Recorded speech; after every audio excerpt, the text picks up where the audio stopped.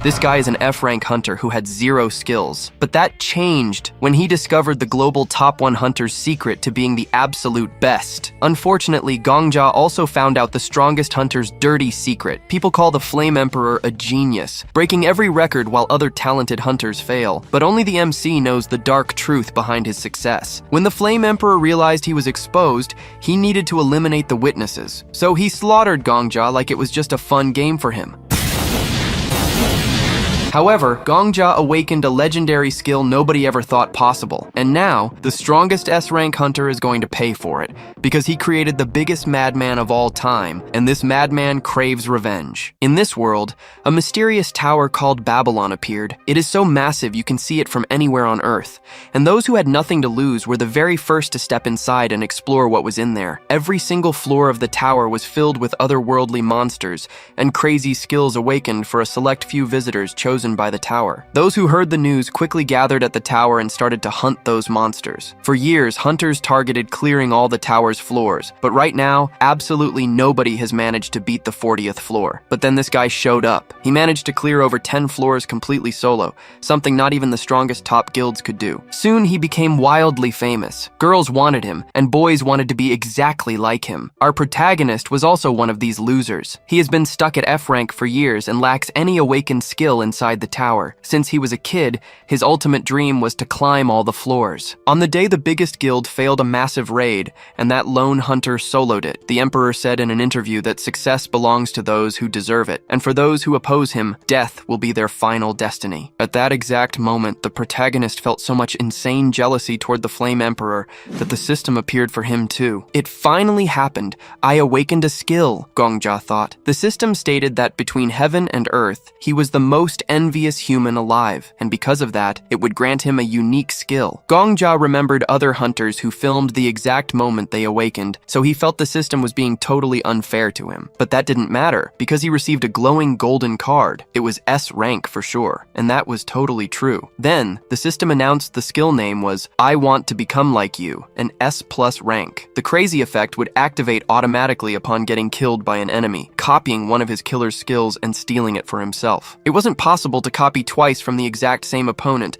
and the stolen skill would be chosen randomly. However, to actually use it, he would have to die. The protagonist yelled, "What the hell is this trash skill? I simply have to die to use it?" His new skill was so ridiculous that the protagonist spent the next few days completely depressed. He didn't even report to the Hunters Association because he was too ashamed to tell anyone his skill was total garbage. After saying that and drinking all night long, he had a brutal hangover and a massive headache. While lying flat on the floor, he heard a voice screaming for help. Then, the protagonist leaned up and listened to the Flame Emperor talking to a silver-haired girl. The Flame Emperor said she was a fantastic actress. Anyone seeing them now would easily assume she was the victim, but he knew the truth. The drink she was about to hand him was basilisk stomach acid, the very poison she planned to use. If not for his ability, things could have gone very wrong. The girl began to claim it was a misunderstanding, insisting she only wanted to join him on a tower hunt as a teammate. The Flame Emperor also said that they had waited for this, but he was mistaken. Gongja, overhearing everything, was in shock, unable to comprehend their conversation. Was it a lover's quarrel or some kind of hunter dispute? Suddenly, the Flame Emperor grabbed the girl by the neck, declaring there was nothing left to discuss. From that moment on, he would ask the questions, and she only needed to nod and answer. If she tried to lie, he possessed a lie detector ability, so it wouldn't be wise for her to try. His first question was, who had ordered her to kill him? Was it the Black Dragon Witch? Hearing those words, the girl had nothing more to say and simply nodded. The Flame Emperor, understanding, stated he had already suspected as much, and thus no longer needed her. He then incinerated her with his flames. The MC, witnessing the entire scene,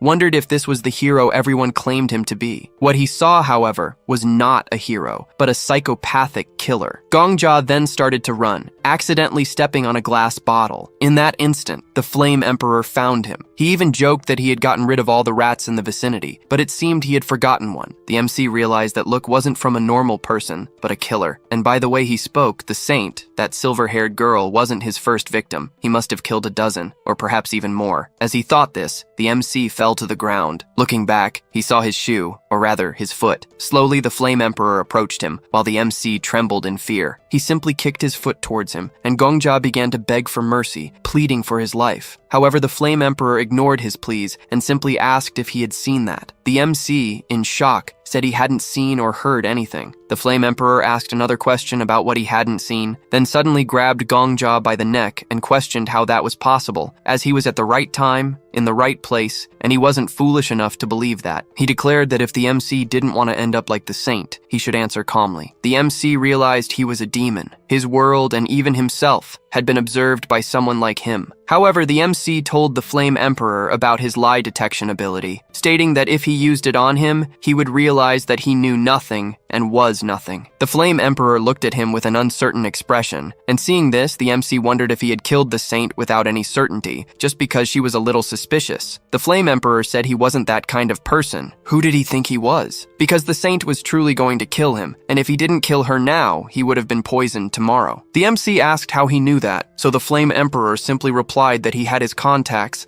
and added that since he was talking about the lie detector, he was indeed innocent. Gongja was relieved, saying he finally believed him. However, the Flame Emperor declared that he had already seen too much, and therefore he would have to die. After his death, the MC began to remember his childhood and recalled that his name was Gongja, a name he accepted from his orphanage director. However, he didn't want to die like this. We see the MC in a kind of empty space with a strange window in front of him, and he begins to wonder why he had to die like this. No, or rather why he had to live like this. The window in front of him stated that the conditions for his ability were met, and because of his death, from now on he would be copying a random ability from his killer. Thus, a new skill card was created. The MC looked up, wishing for the golden card, and declared that he wanted to live a better life. If he received just one more chance, just one more, he would make his life completely different. Gongja suddenly woke up, and in front of him was his computer displaying the news he had already seen. He noticed he was in his room again, and began to question why he was there. However, hearing the voice coming from his computer, he once again noticed the meaning in that news. The MC began to wonder what on earth that was, and was in shock, questioning how he had gotten home. He looked at his phone and saw that it had the same comments as before,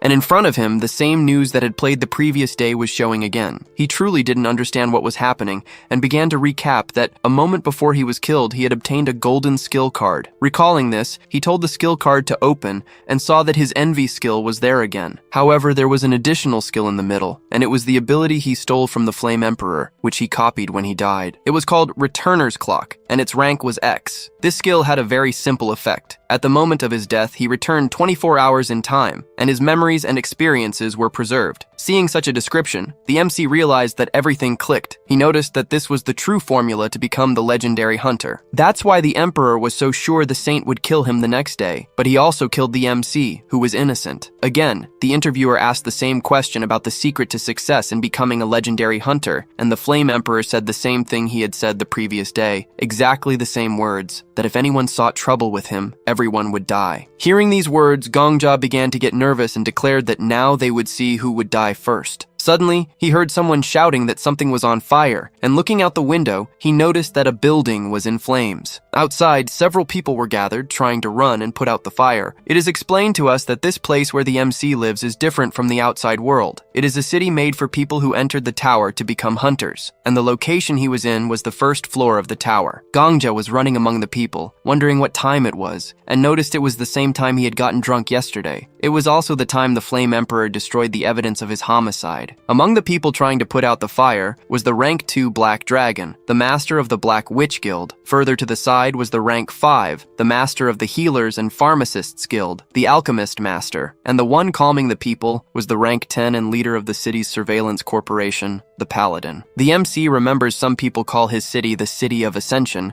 but it was a city you couldn't leave once you entered. Since everyone was a hunter, most were accustomed to extreme situations like this one. As Gongja thought about this, he heard someone comment that they hadn't seen the Saintess at the moment, and she wasn't the type to be absent during emergencies. However, the Paladin replied that perhaps she had a date with her boyfriend, as she had noticed her spending a lot of time with the Flame Emperor. The Alchemist Master said she didn't like him much, as something about him didn't sit right with her. The very instant after she spoke those words, someone arrived. It was the Flame Emperor, joking that someone had played with fire without his permission. However, the MC wouldn't be fooled baffled by that silly face. The paladin thanked him for arriving so quickly and asked if he could put out the fire. He asked what he would gain from it. Hearing that, Gongjia was already getting annoyed, wondering how someone could be so brazen as to ask for a reward to save people when he himself had started the fire. The paladin declared that he was very confident for being the rank 1 who saved the day. However, he said he didn't care what others thought of him, and since he wouldn't gain anything from the service, he would simply leave. However,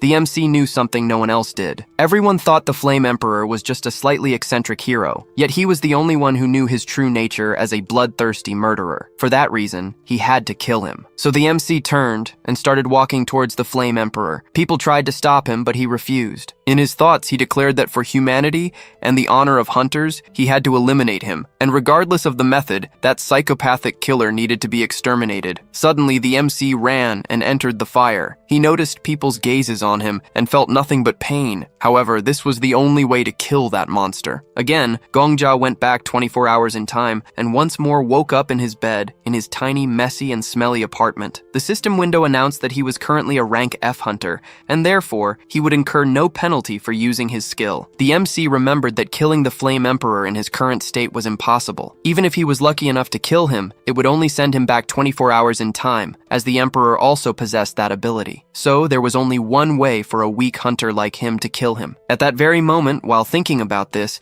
the MC recalled a news report where the Emperor spoke of the day he awakened his ability. It had been exactly 11 years prior. The interviewer joked with him, saying he had an excellent memory to recall it so clearly, but the Flame Emperor replied that it wasn't quite like that, because coincidentally, he awakened on his birthday. More precisely, 11 years ago on June 7th. The MC calculated that it would be exactly 4,050 days ago. If he killed himself 4,050 times, he could go back to before the day the Emperor awakened. Again, Gongjia went back 24 hours in time and once more did the same thing over and over again. Since he was a rank F who had nothing, he would receive no penalty for using the skill. Then, he finally reached the last day and once again woke up in his room. He looked at the clock and realized he had succeeded. All those newspapers he had on his wall about the Flame Emperor had vanished. He had truly returned to the time when the legend of the Flame Emperor had not yet begun. He ended up dying 30 more times than the original plan, which was 4,050 times, including the time it took to kill himself, as well as a few escapes here and there. He had only gone back all this time to prove that the legend of that demon was not eternal. From now on, he would prove to everyone that he would usher in a new era. 11 years prior, on May 6th at 11 a.m., more specifically in the former Flame Emperor's building, he woke up to his alarm clock, having drunk too much the day before. Well, the MC already knew this, as he had relived this day 10 times to plan the perfect strategy, and it was flawless. Every day at 9 a.m., he wakes up in the rank F dormitory and always plans to go to work. Then, at 3 p.m., he collects slimes in the hunting grounds on the second floor, and as always, he was complaining about this life. The MC even realizes that his 21-year-old self is just a common F-rank hunter wishing for a golden card. The Flame Emperor, or rather, Yu Suha, wished for a skill or to win the lottery. Normally,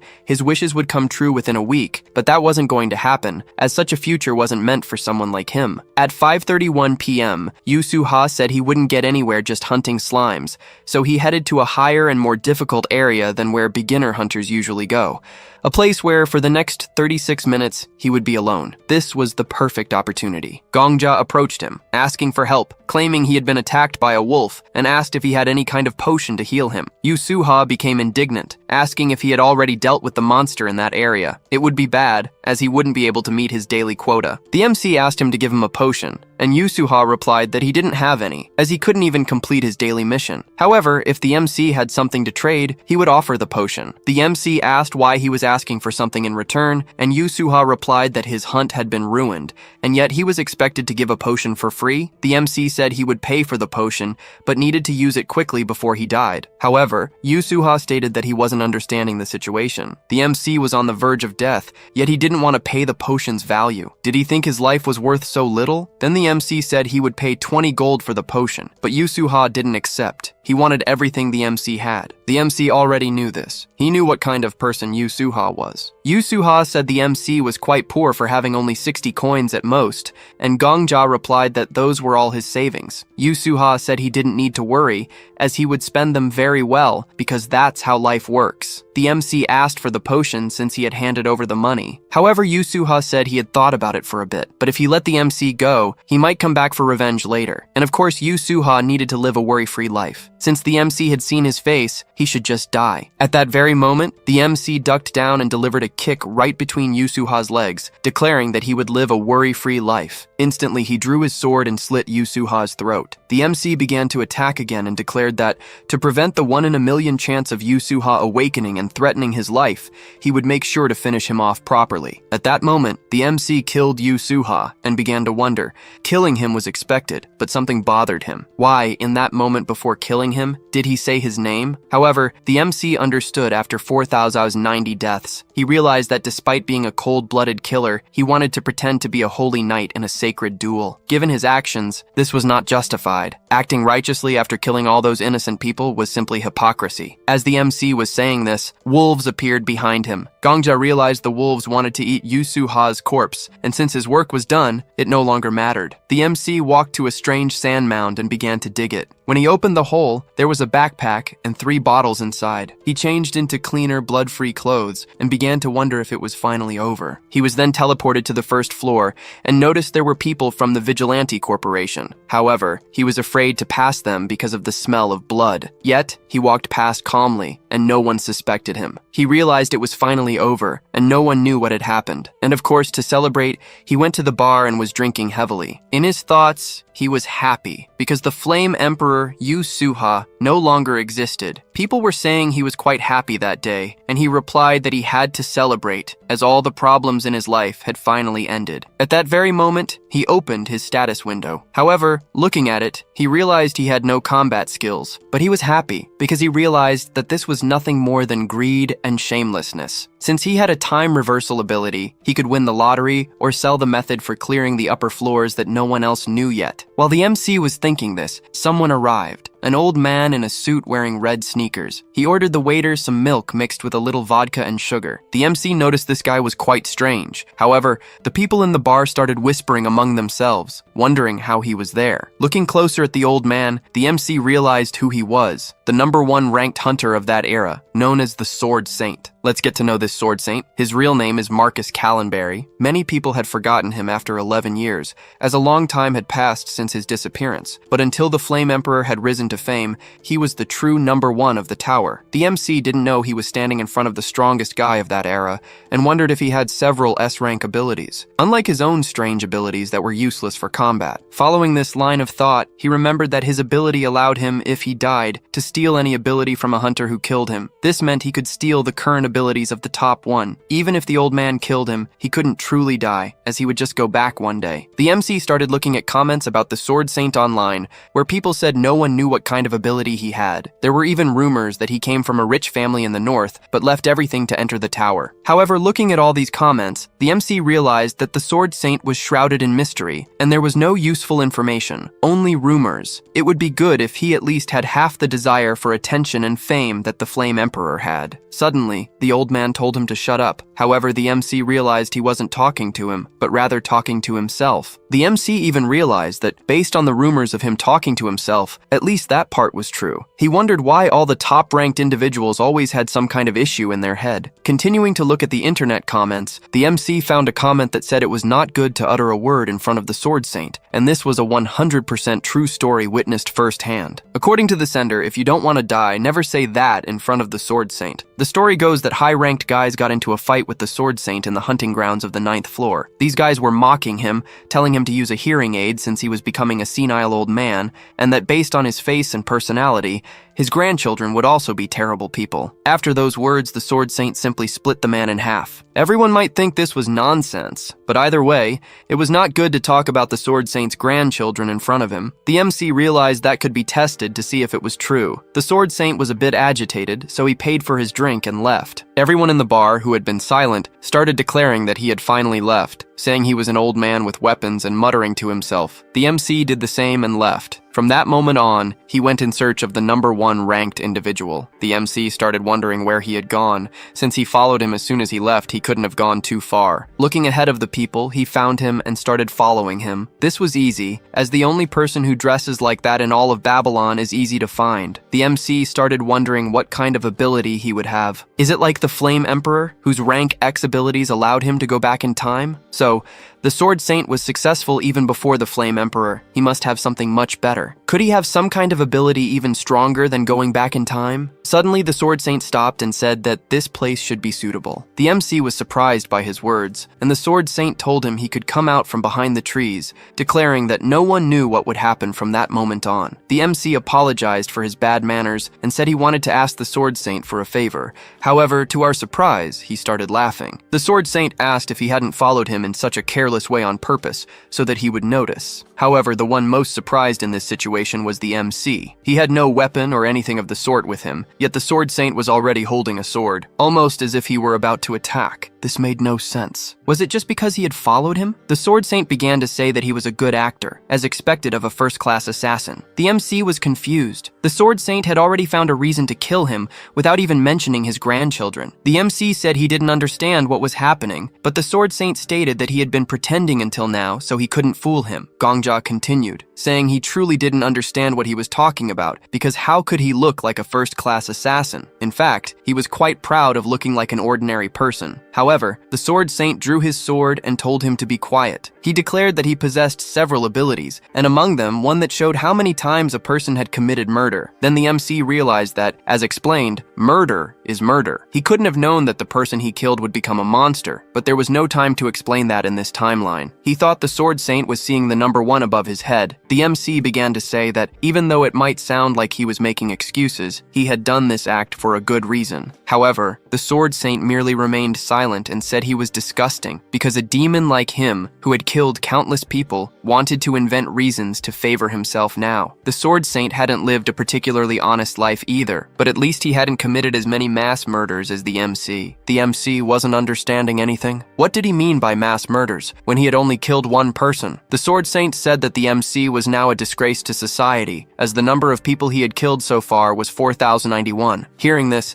the MC realized that he had only killed Yu Suha once, but he had killed himself 4,090 times to reach the past. However, currently, in the eyes of that old man, he was merely a serial killer who had murdered 4,091 people. From that moment on, this was no longer about copying his abilities. As long as the Sword Saint possessed that ability, no matter how many times they met, the Sword Saint would always try to kill him. The Sword Saint tried to attack the MC, but he dodged. However, the Sword Saint was still convinced that the MC was a first-class assassin, and that's why he managed to dodge. Meanwhile, the MC was in trouble. The moment he was focused on dodging the attacks, he tripped on a stone which made him fall to the ground. Obviously, the first time the MC dodged the attack was pure luck, but this time he wouldn't be able to dodge. However, before the Sword Saint delivered his final blow, he told him to shut up. The MC realized that the Sword Saint was talking to himself again, and thought it was some kind of schizophrenic attack right in the middle of the battle. However, this could be one of his abilities, or perhaps even telepathy. He had already heard rumors that such abilities existed, so probably the Sword Saint was talking to someone about the number of deaths displayed above his head. But this was bad, because then he would also be a wanted man, not only by the Hunters Association, but also hunted by the great guilds and top bounty hunters. In the end,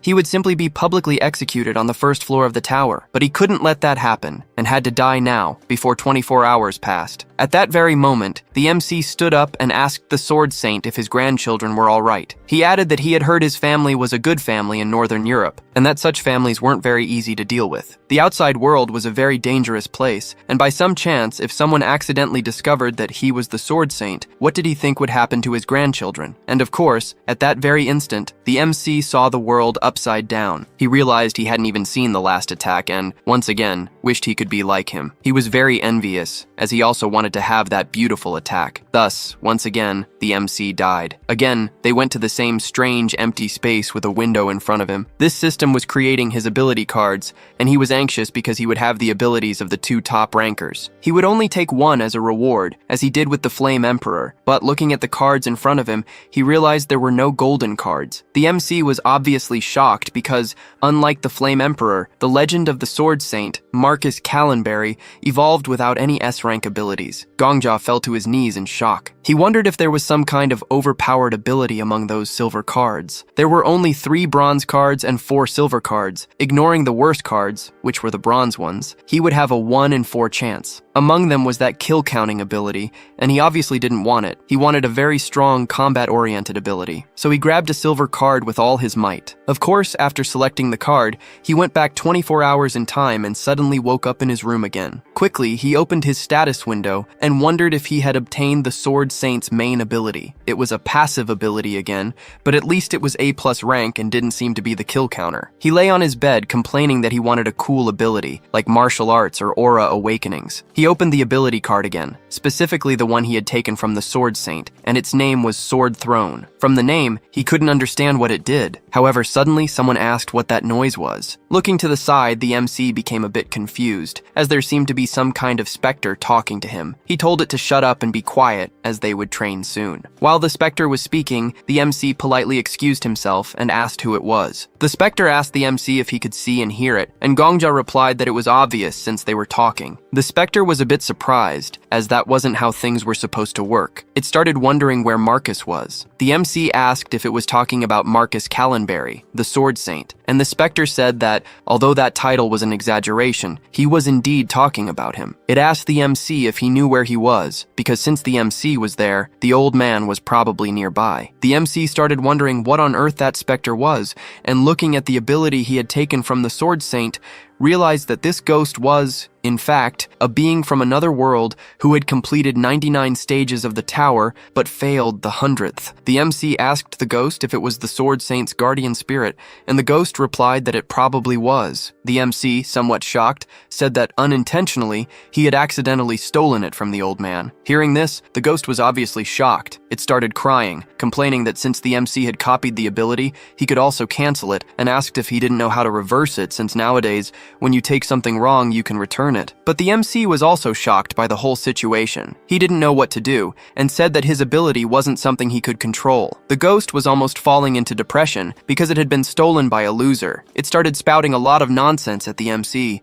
saying it had warned the old man to walk the right path. The MC asked if it could at least live in silence, and the spirit mocking him said there was no way to live in silence since it was dead. The MC, already furious, said that it should die in silence then. The ghost started talking more and more, saying that besides being dead, it had been stolen and was now being mistreated by someone in a bad mood who had no shame. The MC wondered what kind of ghost talks so much like that. However, he remembered the Sword Saint, who was always complaining and suddenly telling people to shut up. The MC was somewhat shocked, because now he not only had to hide from the Sword Saint, but had also acquired a truly annoying ability. The ghost asked why he wanted to hide from the old man, because it might not seem like it, but he was a nice guy, and of course he just couldn't talk about his grandchildren. The MC replied that he already knew that, and that he also had a death counter. The MC reiterated that he knew this and that his number was 4091. The ghost, hearing this, asked the MC if he had gone crazy, because he was a complete amateur among amateurs and didn't even know how to use aura. So how on earth did he manage to kill 4091 people? The MC explained to the ghost that in reality,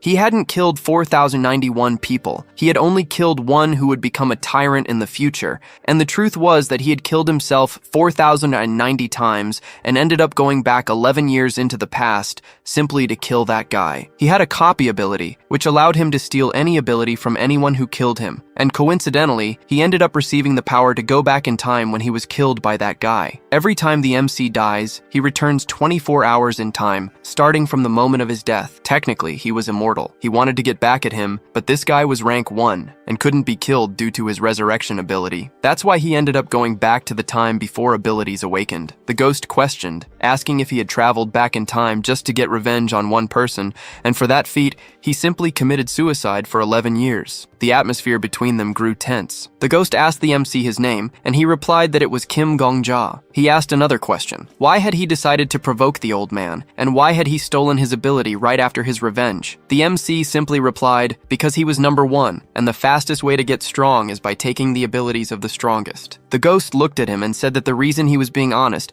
was because no one else could hear the information about the ability he had just spoken of, as no one could sense or see him. The MC simply confirmed his answer. At that moment, the ghost asked him to stand up and began to observe the MC, realizing that his body was quite good and only needed some exercises here and there, and that he was also very ambitious. In the end, he realized the MC wasn't so bad and wanted to make a request. He wanted him to hunt some monsters for him. Transitioning to the tower, the MC asked the ghost if he only wanted him to kill slimes, and the ghost confirmed. At that very instant, the MC cut the slime, but it grew even larger and enveloped Gongja's body. However, he remained very calm and quickly got out of the slime's body. The ghost said that was what he had truly seen. The MC asked what he was talking about, and the ghost began to explain that when he was alive, he was known as the Sword Emperor. He had been born in a different world, and a tower also appeared in his world, which he quickly ascended to the top of. The MC realized that this ghost was truly insane, because the Flame Emperor only reached the 40th floor,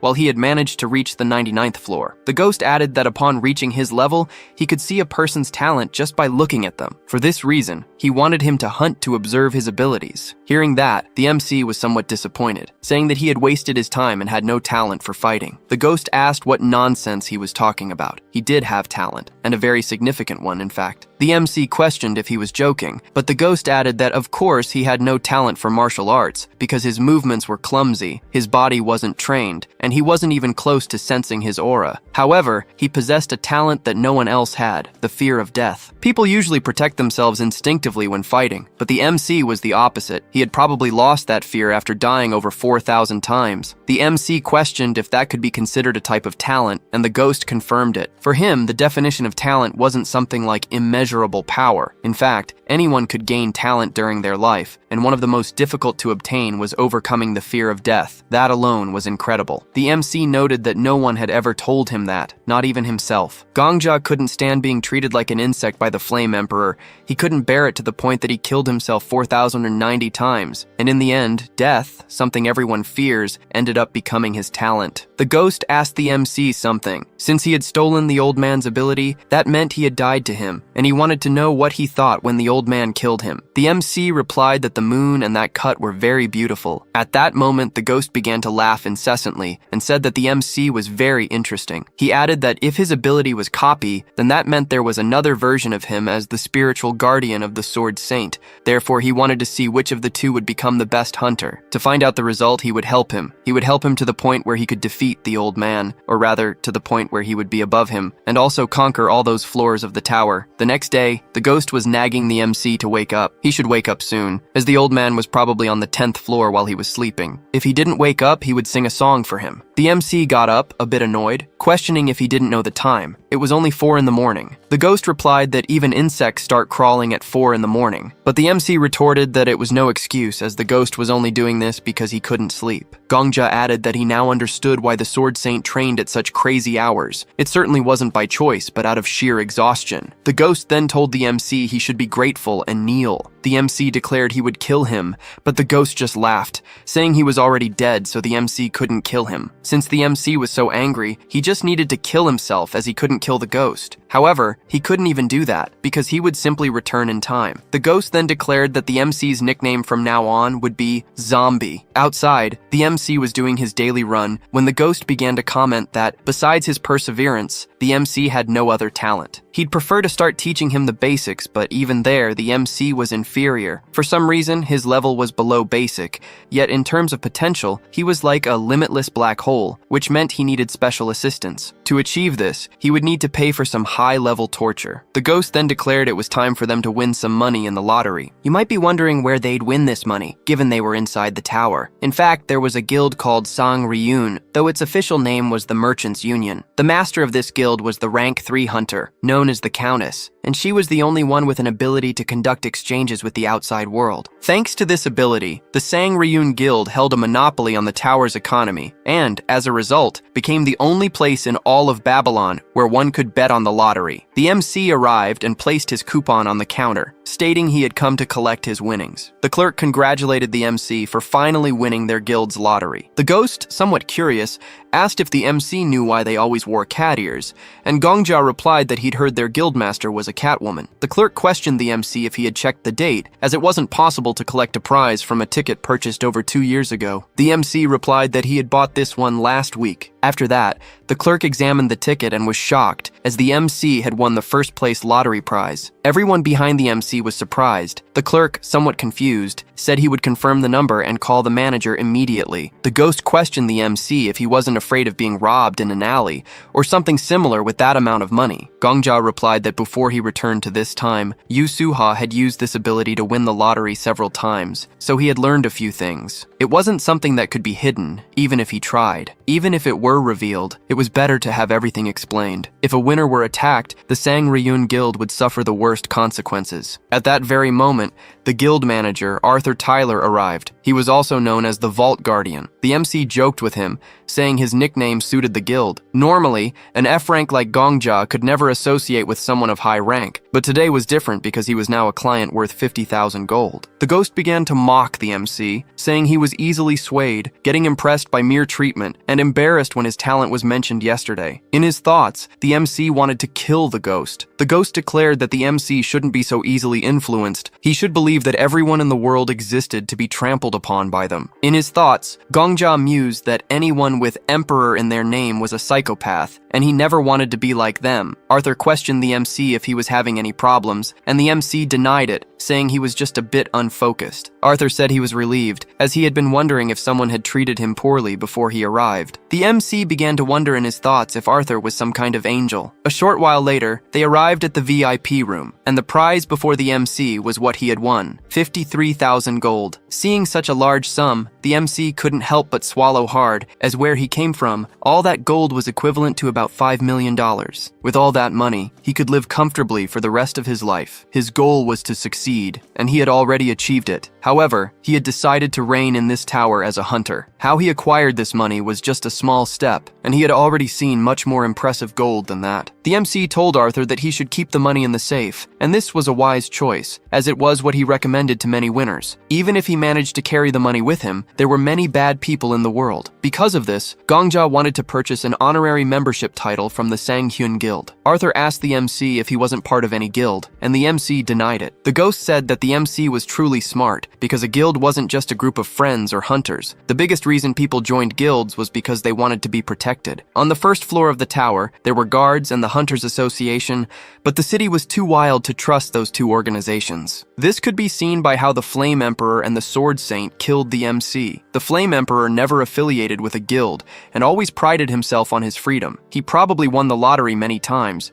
but never paid a protection fee to anyone. Someone at his level refusing to join guilds probably really annoyed others, and that was why he was almost poisoned. The MC told Arthur that he wanted one more thing. He wanted a cheap room for one person. And also, if any newspaper asked who the prize winner was, he could say it was an anonymous honorary member of the Sang-hyun Guild. Arthur remained silent at the MC's words and said that he was well prepared. The MC simply said that the world was a dangerous place, so he had to be ready for what was to come. The ghost said that the MC was doing very well on his own, and he had thought he even needed his diapers changed at first. However, at that moment, he seemed quite happy. The MC said it was obvious, but this was just the beginning. 4,000 deaths, 4,000 days to go back in time. He couldn't savor this before, as he was focused on his revenge. However, now it was time to enjoy all that power. Outside the Merchant Guild, the ghost reminded the MC that hunts were the most important parts of his lessons, and now that he had enough to pay for them, he asked what the next step would be. The MC replied that perhaps he should find a competent teacher. The ghost retorted to the MC, saying that he already had one right in front of him. However, the ghost added that books, scrolls to teach martial arts, or potions to improve physical abilities were needed. However, at the MC's level, he wouldn't be able to learn anything just by reading scrolls. So the only things he could manage to do were potions, and very good ones at that. The MC began to wonder how good they should be,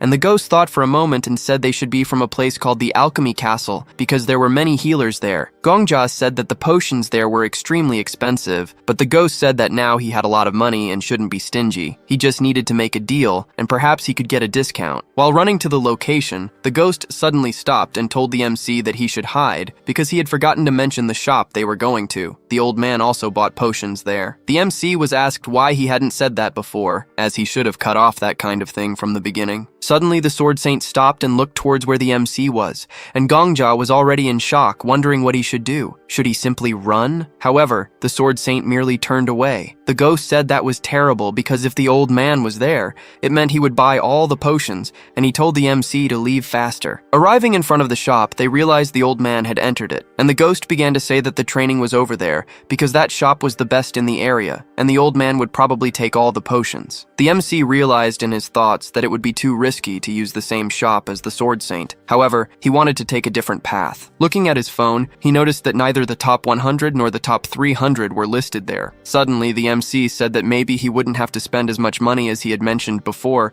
and they could get very good potions for a very cheap price. A short while later, the MC was in a type of slum where everyone was giving him dirty looks. The ghost questioned the MC if there was really a decent alchemist around there. The MC replied that she wasn't just decent, but a genius who only appears once every generation. Obviously, the ghost said the MC was crazy, because how could a genius live in a place like that? While the ghost was speaking, people were again giving the MC dirty looks, but in reality, that wasn't it. They were trying to see if it was worth robbing the MC, but they gave up because they saw him talking to himself, and perhaps thought he was crazy. As they were walking through the slum, they heard the voices of a woman screaming, and the MC said they had probably arrived at the right place. The girl was screaming that if they took her equipment, she simply wouldn't be able to survive. The man told her to take everything they found there, and the girl tried to grab the cart with her belongings, but the man sped up, causing her to fall. The bald man told her it was better for her to work on something else. People were complaining that her potions were too expensive, but the girl retorted that they weren't expensive at all. She barely made any profit from them. She declared that finding potions of the same quality and price throughout all of Babylon was impossible, and therefore, they should be grateful that she had opened that shop in a trashy place like that. However, people simply ignored her and left. She asked if they weren't going to buy any potions since they were there,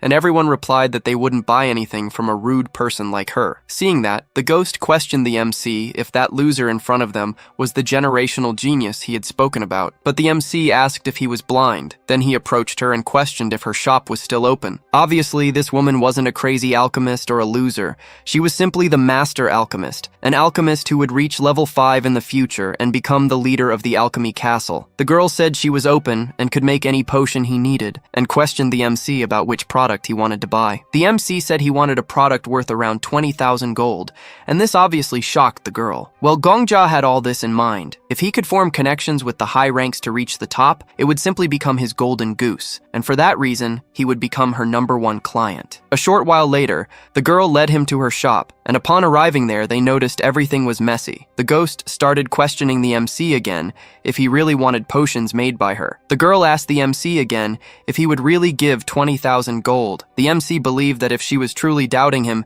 he would pay in advance. The girl said that if possible, an advance payment would be very good. The MC realized she was so broke she couldn't even maintain good manners, and he told her to take the money from his safe. He would notify the Sanghyun Guild. She asked if she could really take as much as she needed, and the MC confirmed yes. However, he didn't want to go too far over the original 20,000 gold budget, as his resources weren't unlimited. The girl said that before making any potion, she wanted to say one thing. If the potion he wanted was an illicit drug, she wouldn't make it. The MC realized that even though her shop had just been closed, she still didn't have the courage to refuse thousands of gold. Despite seeming crazy, she fit the role of master alchemist very well. The MC told her to relax, as he wouldn't ask for any drugs or anything of the sort. The girl then asked what type of potion he wanted to order. The ghost said she didn't seem that skilled yet, but he would provide the recipe. So they told the girl the ingredients one by one, and she wrote them down until the end. When the ghost finished listing the ingredients, the girl said that it would produce a potion to increase reaction time, and that the recipe was of an extremely high level. The ghost was surprised and confirmed that was it. The girl became excited and started rambling about optimism and blah blah blah. The MC and the ghost realized that this type of specialist truly existed. The MC interrupted her, asking how long it would take to make everything, and the girl replied that it would be about 4 days. She started to explain the reason. However, the MC recalled in his thoughts that, in his previous life, getting a potion made by her and her guild would take months or even years to receive. He told the girl that 4 days was nothing. As they were leaving, the ghost said he still didn't approve of the girl, as she might only be good with words and perhaps a swindler. However, the MC didn't mind and asked where he had gotten that recipe. The ghost explained that it was a potion he had created himself, the best recipe he managed to devise after consuming all sorts of potions. The MC started to tease him, saying that she had praised his recipe as extremely high level, and added that even if he didn't trust her now, 10 years from now, she would be the head of the alchemy castle. The ghost didn't believe it, and said she would probably take his money and run away. 4 days later, he was there with all the ingredients and the potions he had ordered. She then handed 3 boxes to the MC, with 30 potions in each. The MC stated that that quantity of potions would be worth 30 days of work, but in his thoughts, he realized this was 15 times more efficient than buying from the shop suggested by the guardian spirit. However,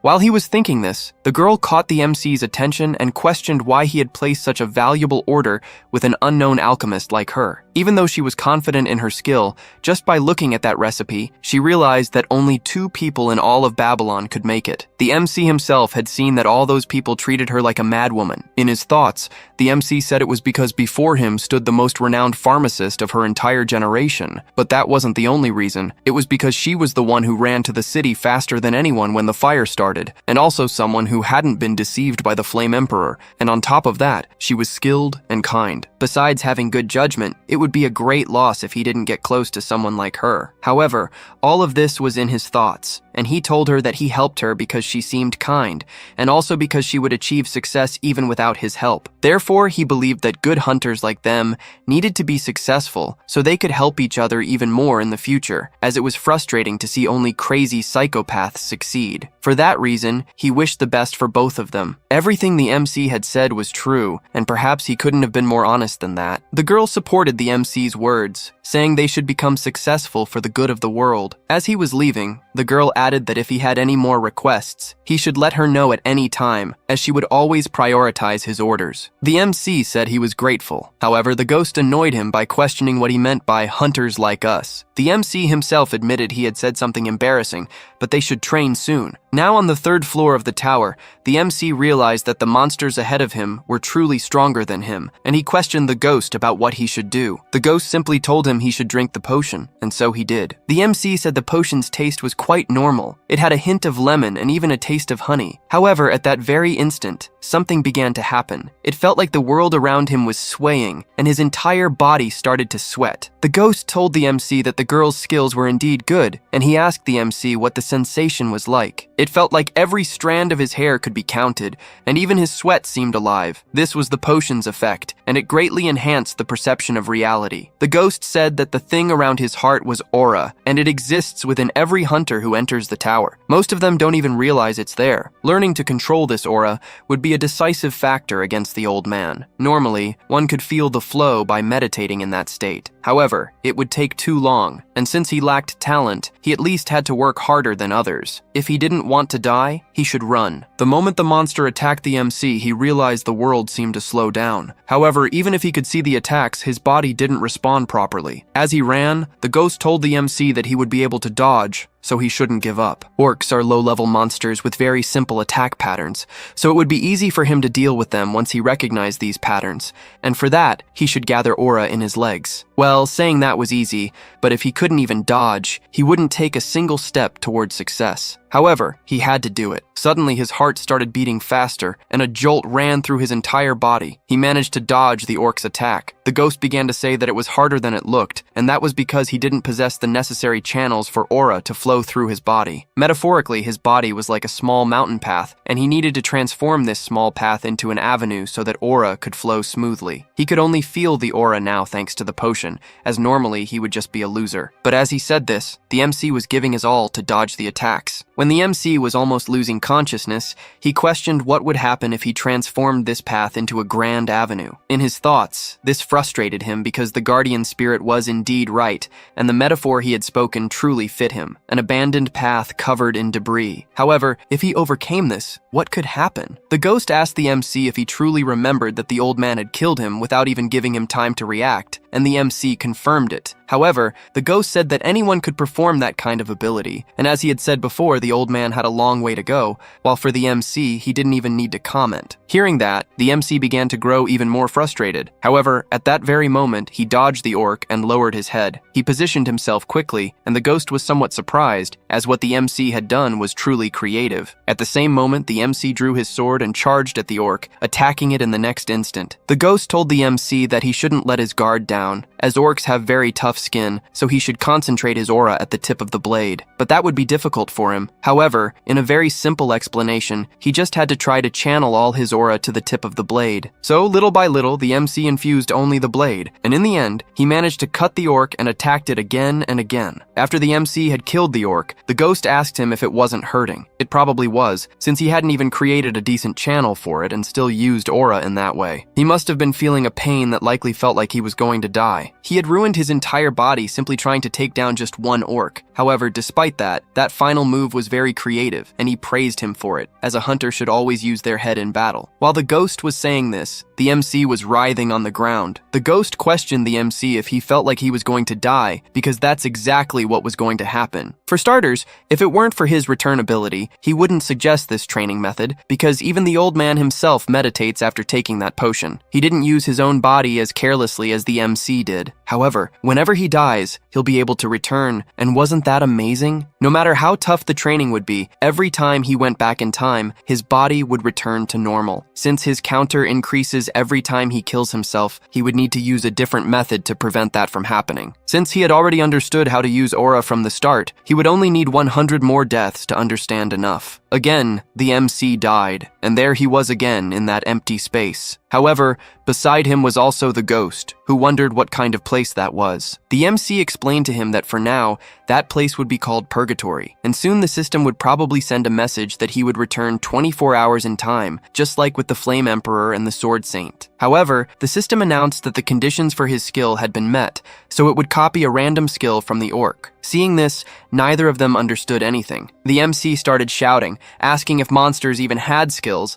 and the ghost said that his skill was incredibly overpowered. The ghost began to say that this broke all hunter standards, but meanwhile, the MC stated he would take any skill since it wasn't worth much anyway. The ghost questioned him, asking if he would really take that skill, and the MC replied that it wasn't very important which skill he chose. Again, the ghost questioned why he didn't pick the best option, but the MC responded that he couldn't choose, and judging by their colors, both were quite bad. The ghost was confused, saying he didn't understand how the MC couldn't see which one was better, and the MC explained that their colors were the same. He could only see their backs, so how could he tell which skill was better? However, the ghost said he could see behind them, and hearing that, the MC became confused because the skill cards always moved so that their backs were facing him, and they remained that way even if he tried to turn his head for a look. However, since the guardian spirit could fly freely, he could see both sides of the card. Realizing this, the MC became very happy and suddenly let out a shout. The MC simply told him to quickly reveal what the two skills were. Card number 1 displayed the Blessing of Reproduction, and card number 2 showed Tweak. Seeing the descriptions of both skills, the MC was shocked. The ghost said the Tweak skill was very cool,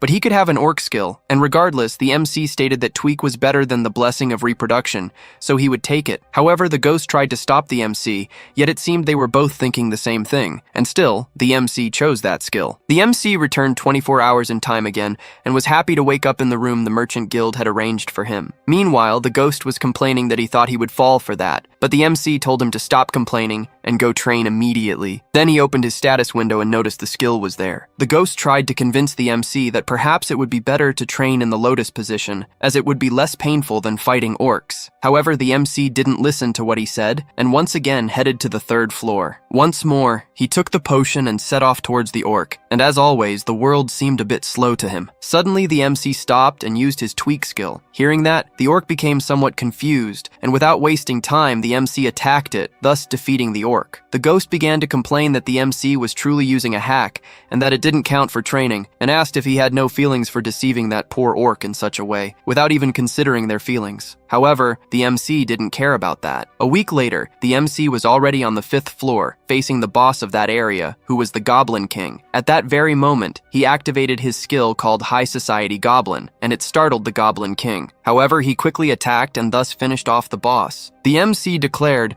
that he had been the strongest enemy he had faced that week and wished him to rest in peace. But the ghost told him to stop lying and stop being so overly emotional about defeating a single monster. The MC said he had managed to defeat this boss after 6 coins. To explain, 1 coin meant 1 life. The ghost added that he was a liar, and that was a proven fact. Furthermore, he couldn't say that battle had been honorable, as he had used the high society goblin skill, which only high-ranking goblins could utilize. However, the MC was surprised that goblins cared about useless things like hierarchy. Suddenly, the MC received a system message stating that his existence was much more defined, and for that reason, he would level up. As a reward, he received 2 more skill slots and became an E-rank hunter. The MC was happy about this. However, the ghost was wondering if those were sparks or drops of blood. The MC asked if that wasn't an effect of leveling up, and the ghost confirmed it was. But it wasn't just to make him look pretty. It was a kind of hint, because it's possible to discover the form of your aura according to the effects that appear when you level up.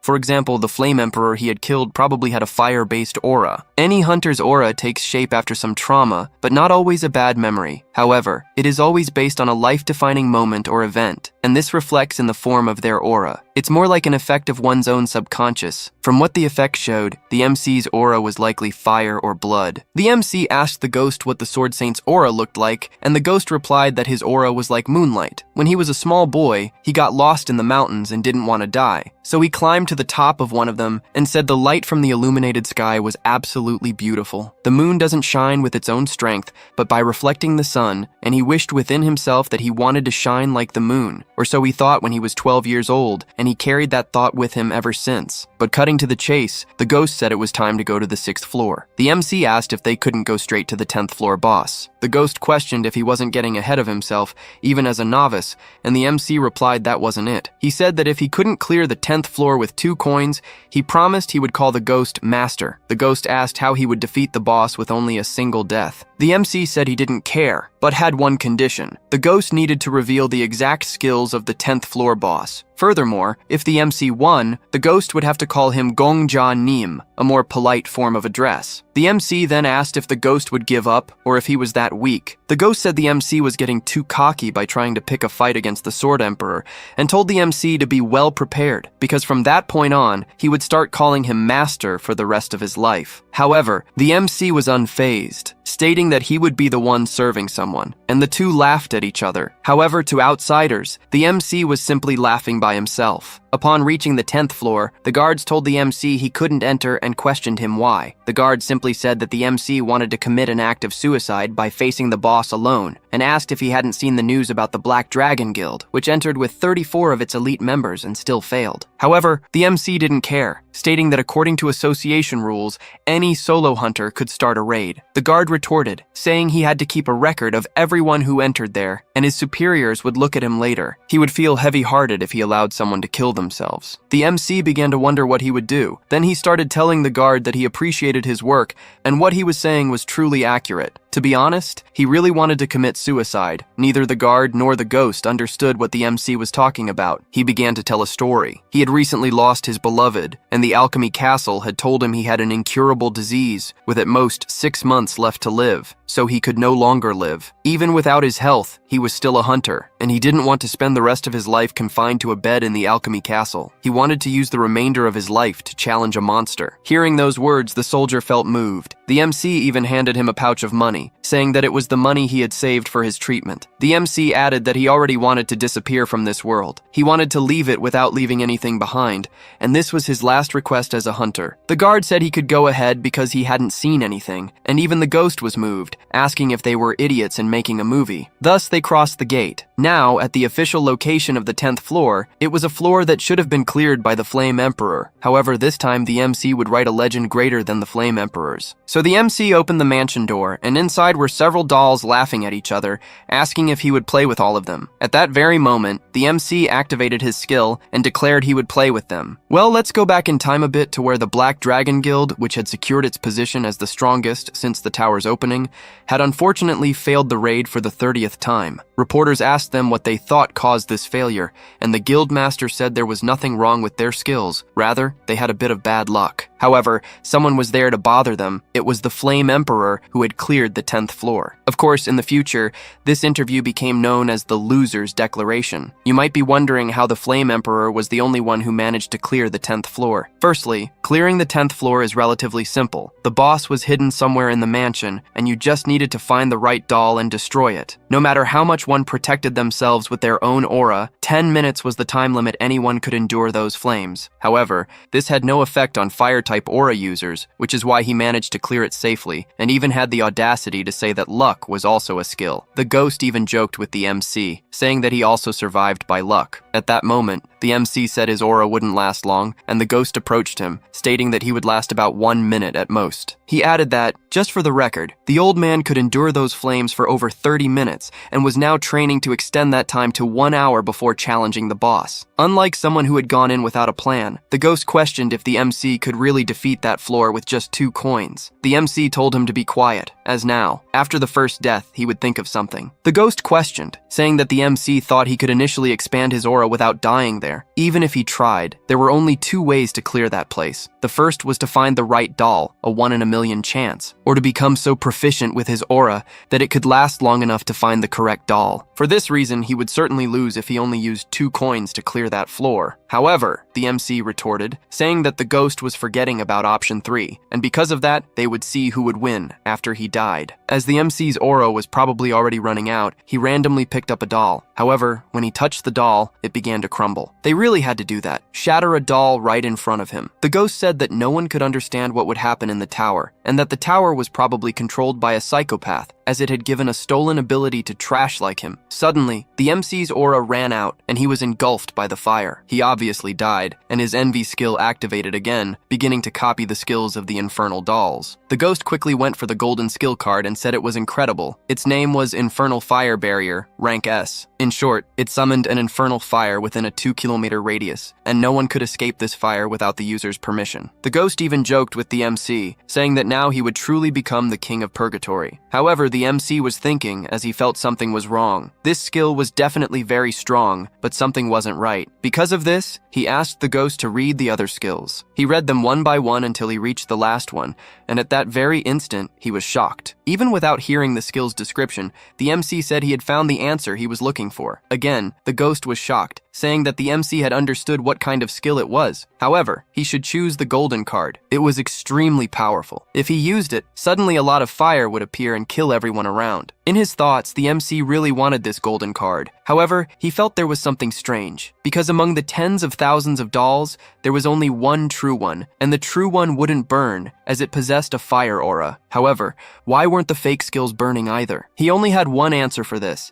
They probably had a skill that would help the summoner select targets so they wouldn't burn themselves. Again, the MC went back 24 hours in time, but currently, he was an E-rank hunter, and because of this, he would receive a penalty for using the skill. He would receive a trauma from the opponent by whom he had been killed, and the trauma of the Infernal Dolls monster was recreated. The trauma began with a small child asking for a piece of bread, even if it was just crumbs. However, people always refused his request. Wherever he went, people always complained about him, and many wondered where so many homeless children like him came from. While walking, he ended up bumping into an old man. He started apologizing, thinking he was going to get hit, but the man merely stroked his head and asked if he had no peace, and that he seemed hungry and suffering, his body appearing to be in pain all over. He asked the child to come with him, saying he was a doctor and had many friends at home for the child to play with. However, that was what the child thought it would be. While inside a kind of cage, the child asked the man when they could go out to play, feeling very hungry. The man simply told the child to have a little more patience, adding that only animals succumb to their own desires. Just because he was born a beast didn't mean he had to be raised like one. He knew very well, orphans like him didn't work, claiming they were too young and spread diseases from village to village. He was a good man who had a duty to get rid of children like them. Suddenly, the scene cut to a type of slave auction, where people took these orphan children and sacrificed them,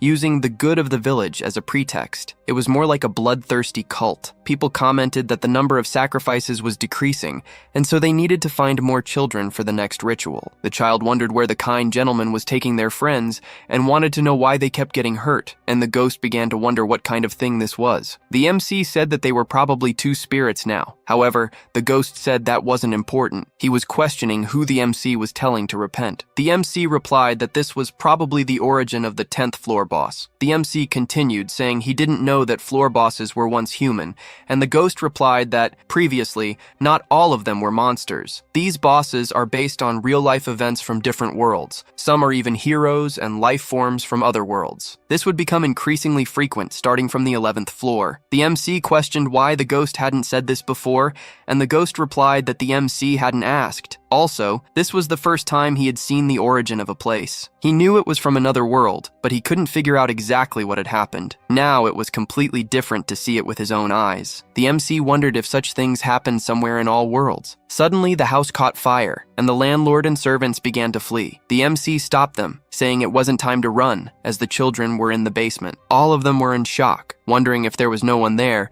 and it was getting very hot. In the end, they still called for help from the kind gentleman. They began to question what they had done wrong. They just didn't want to starve and only wanted to play with their friends. They just wanted to have fun and live a happy life. That's how the trauma of the infernal dolls ended. The ghost fell silent for a moment and said that the situation was truly sad, but they couldn't do anything now. The MC asked if that was the ghost's first thought after seeing that, and the ghost confirmed he had a bad personality. But what could he expect? That's how the real world worked. That boss was just a monster now, and those children from the origin had been dead for a long time. What could the MC do about it? Therefore, he should just find the true doll and kill it, then proceed to the 11th floor, 20th, 30th, 40th, 50th. That's what he should do now if he decided to climb the tower. That was probably how the Flame Emperor had thought as well. The MC said that Yusuha would surely find the true doll and kill it, and he would do the same without hesitation if he had seen their trauma. However, the MC wouldn't be like him. The ghost asked the MC what he was going to do. Act like a child and not clear the floor just to avoid being like him? If he wanted to defeat that floor,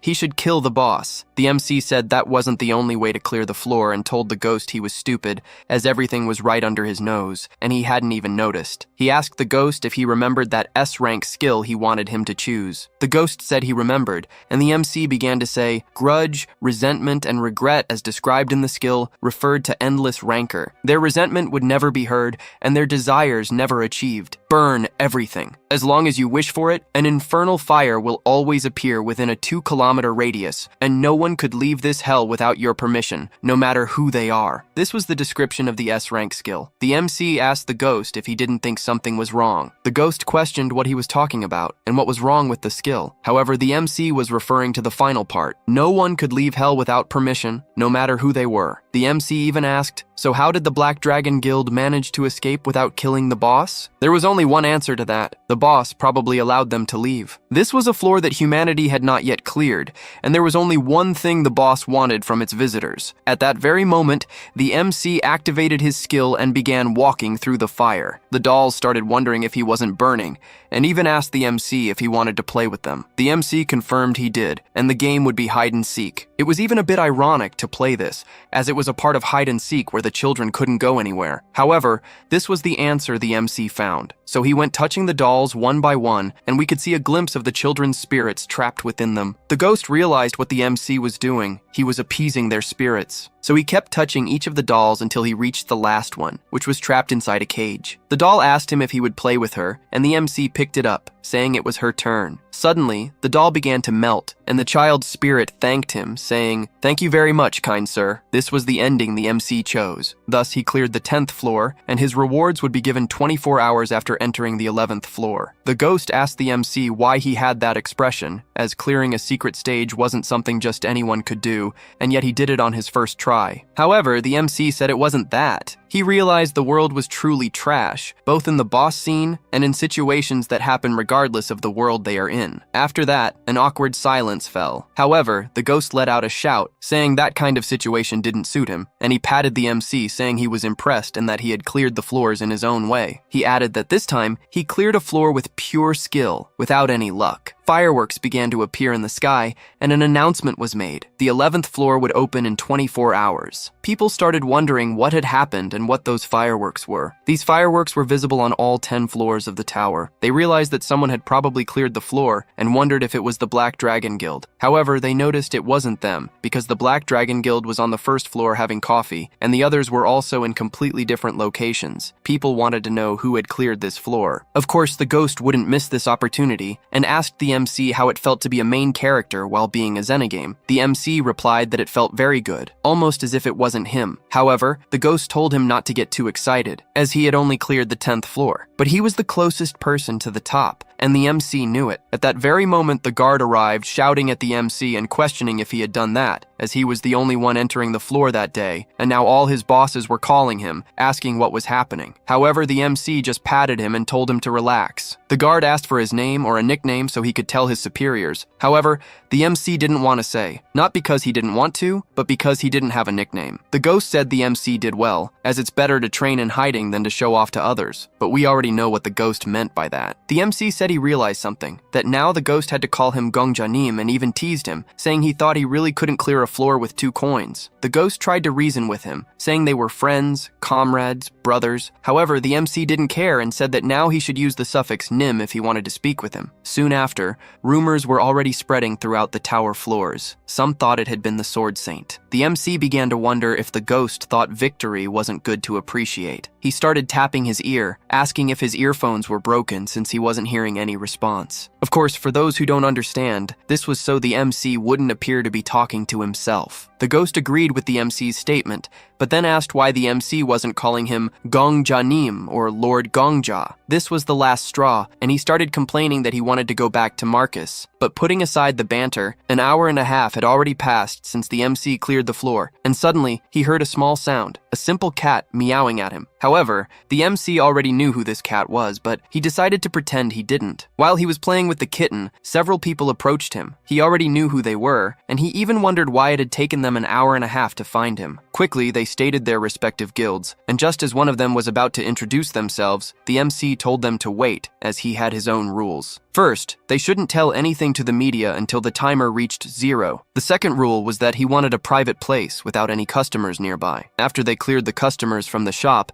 they would begin negotiations. The MC asked them to start giving their offers, and they all began to say the same thing. However, the MC knew the reason for their desperation. The Sword Saint was a lone wolf, an isolated rank 1 who belonged to no guild, an existence that made people question the importance of guilds. If someone of his same caliber appeared, everyone would be desperate to recruit them. Suddenly, at that very moment, the cat spoke, offering 500,000 gold. That cat was none other than the master of the merchant union, rank 3, the Countess. She began by saying that the MC was quite brave for not being surprised by a cat transforming into a woman. However, the MC replied that he had seen many strange things lately, even dead people. An executive tried to assert himself against the Countess, stating that 500,000 gold and the position of vice leader was too risky. Even if the MC had cleared the floor this time, they didn't know his ability. However, the executive yielded to the pressure and said he was done speaking. The Countess said they should speak with their respective leaders, but those leaders would come to make the offers personally, as the current representatives were not on the same level. Quickly, everyone in the cafe disappeared,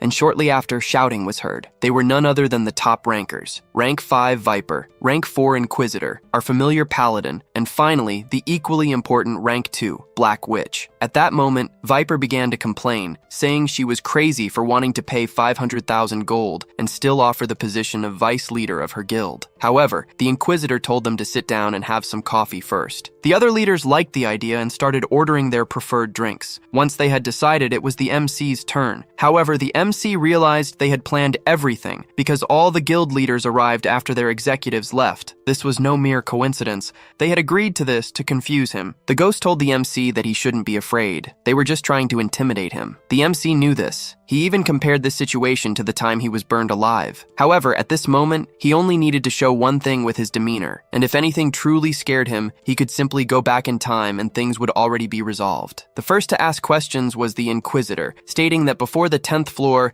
the MC had no achievements. However, the Countess interrupted him, saying that he already had an achievement because he won her guild's lottery. Viper didn't like this situation much and said they should stop the charade and recruit him immediately. The Black Witch agreed with him and added that if he didn't plan to join any guild, he should let them know, as they needed time to prepare the announcement for the media. However, the MC posed a question. What if he did want to join one? She replied that if he wanted to join one, all the guilds would start a bidding war, as they had already lost too much time on the 9th floor. But because of the MC, they had a good reason to inform the rest of the world about the tower's value. a chance to gather people from all parts of the world, and also a motivation for the hunters who were stuck on the first floor. The MC states that bringing all these people from the outside world would deplete the food inside the tower in an instant. The Countess agrees with the MC, saying that even though she has connections to the outside world, it wouldn't be enough for them to produce new products and food. The Black Witch adds that they needed to encourage the hunters towards the new world, motivating them to explore and find new valuable things there, and for that, they needed an icon representing the era of revolution. However, the MC is hesitant because the Black Dragon Guild itself tried to kill this icon in his past life,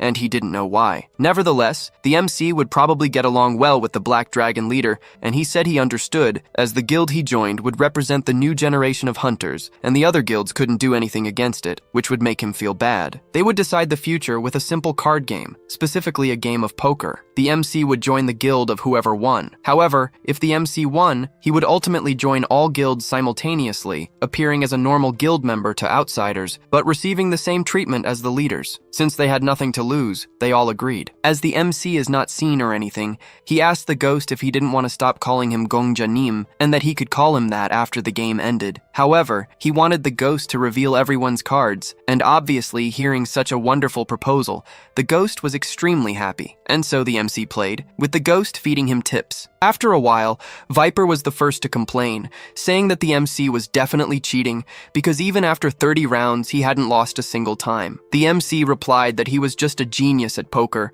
and therefore it wasn't good to accuse him without proof. Viper said that the MC was definitely not rank F. However, the MC stated that he had risen to rank E, so he was no longer rank F, and added that he had also run out of chips, so he lost. Shortly after, the Paladin was the next to lose, and the MC provoked her to try and guess if she was cheating or not, but she merely replied that young people nowadays are very difficult to deal with. As she approached the losers' tables, Viper started shouting that she was giving up too easily, that she should have tried until the end and shouldn't have let that thief win. However, she simply said that he shouldn't call their hero a thief. Regarding them possibly cheating, they all knew from the start, and it would be very strange if they didn't, because how could a rookie challenge them in a game of chance? The MC indirectly implied that he was confident enough to beat them without revealing his abilities, and they ended up accepting the challenge. She also told Viper that he should train his mind a bit more instead of just his muscles, and that they had nothing to lose with this game. Winning would be great, but there was nothing to lose either. However, Viper retorted, saying that they had to protect their pride, because how could they let a rookie of his level defeat them? However, the Paladin simply said that pride wouldn't help them advance in the tower. Returning to the poker game,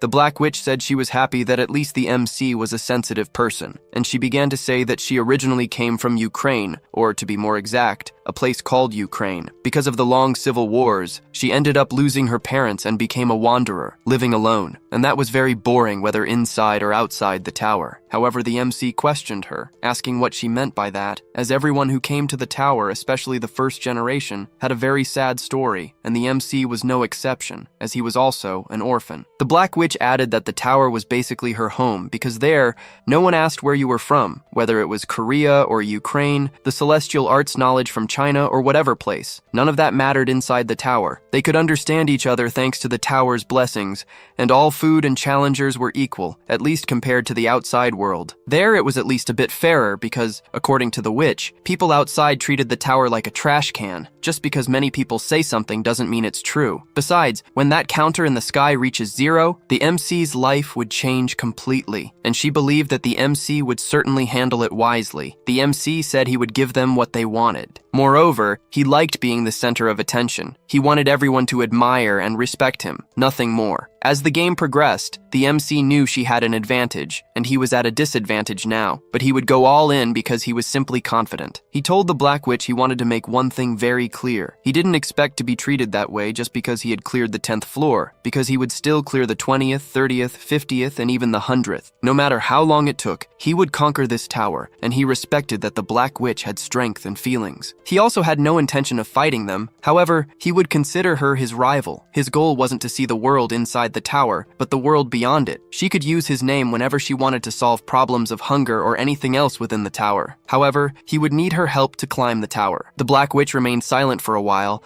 but she realized he was exactly like the Sword Saint. Oh, and about the game. Rest assured that the MC won. Before leaving, the MC said he was looking forward to the equal treatment he had been promised. However, the Black Witch questioned if he could maintain the level of responsibility. But a hunter's responsibility was merely to climb the tower, and regarding that, the MC was very calm. The Black Witch realized the MC was very confident. The MC then began to say that the 11th floor would open soon, so he had to prepare not to be left behind. But the Black Witch questioned how he would be preparing if he didn't even know what was there. He then gave them a hint that the theme of floors 11 to 20 was performance. And of course, he wasn't going to say where he got that information. He merely said he received this extra hint upon clearing the 10th floor. A short time later, the MC was among the people, where they were commenting on who this guy was who had completed the 10th floor. However, they didn't know, as there was no information available online. Then the timer reached 10, and people started counting along with the time. Meanwhile, our MC was looking at his phone, more specifically at the search tab, where he refreshed it, and the information about who had cleared the 10th floor was released. An intense glow appeared in the sky, and an announcement was made that, from that day on, the tutorial would be ending. From that light, a silhouette began to appear. It was a beautiful woman with golden, curly hair. Obviously, seeing such an image, everyone wondered if it was a goddess. However, our ghost comrade replied that it wasn't a goddess. It was just how the tower's system explained the trials. Well, and for the curious, the MC asked how he knew that. However, at that very moment, someone jumped from a building and cut the so-called goddess in half. However, it was just a hologram, and the ghost replied that this was how he had discovered it wasn't a goddess in his previous life, because he had done the same thing. Then, at that very moment, the old man transferred to the 10th floor, and of course, the other top rankers didn't lag behind either. While everyone was transferring to the 11th floor, the hologram in the sky was still speaking, and of course, with such beauty, the MC stared with his mouth agape. The paladin arrived next to the MC, saying it was truly a shame, because the message that hologram was giving was probably from the tower's creators to them. However, no one seemed to care. Normally,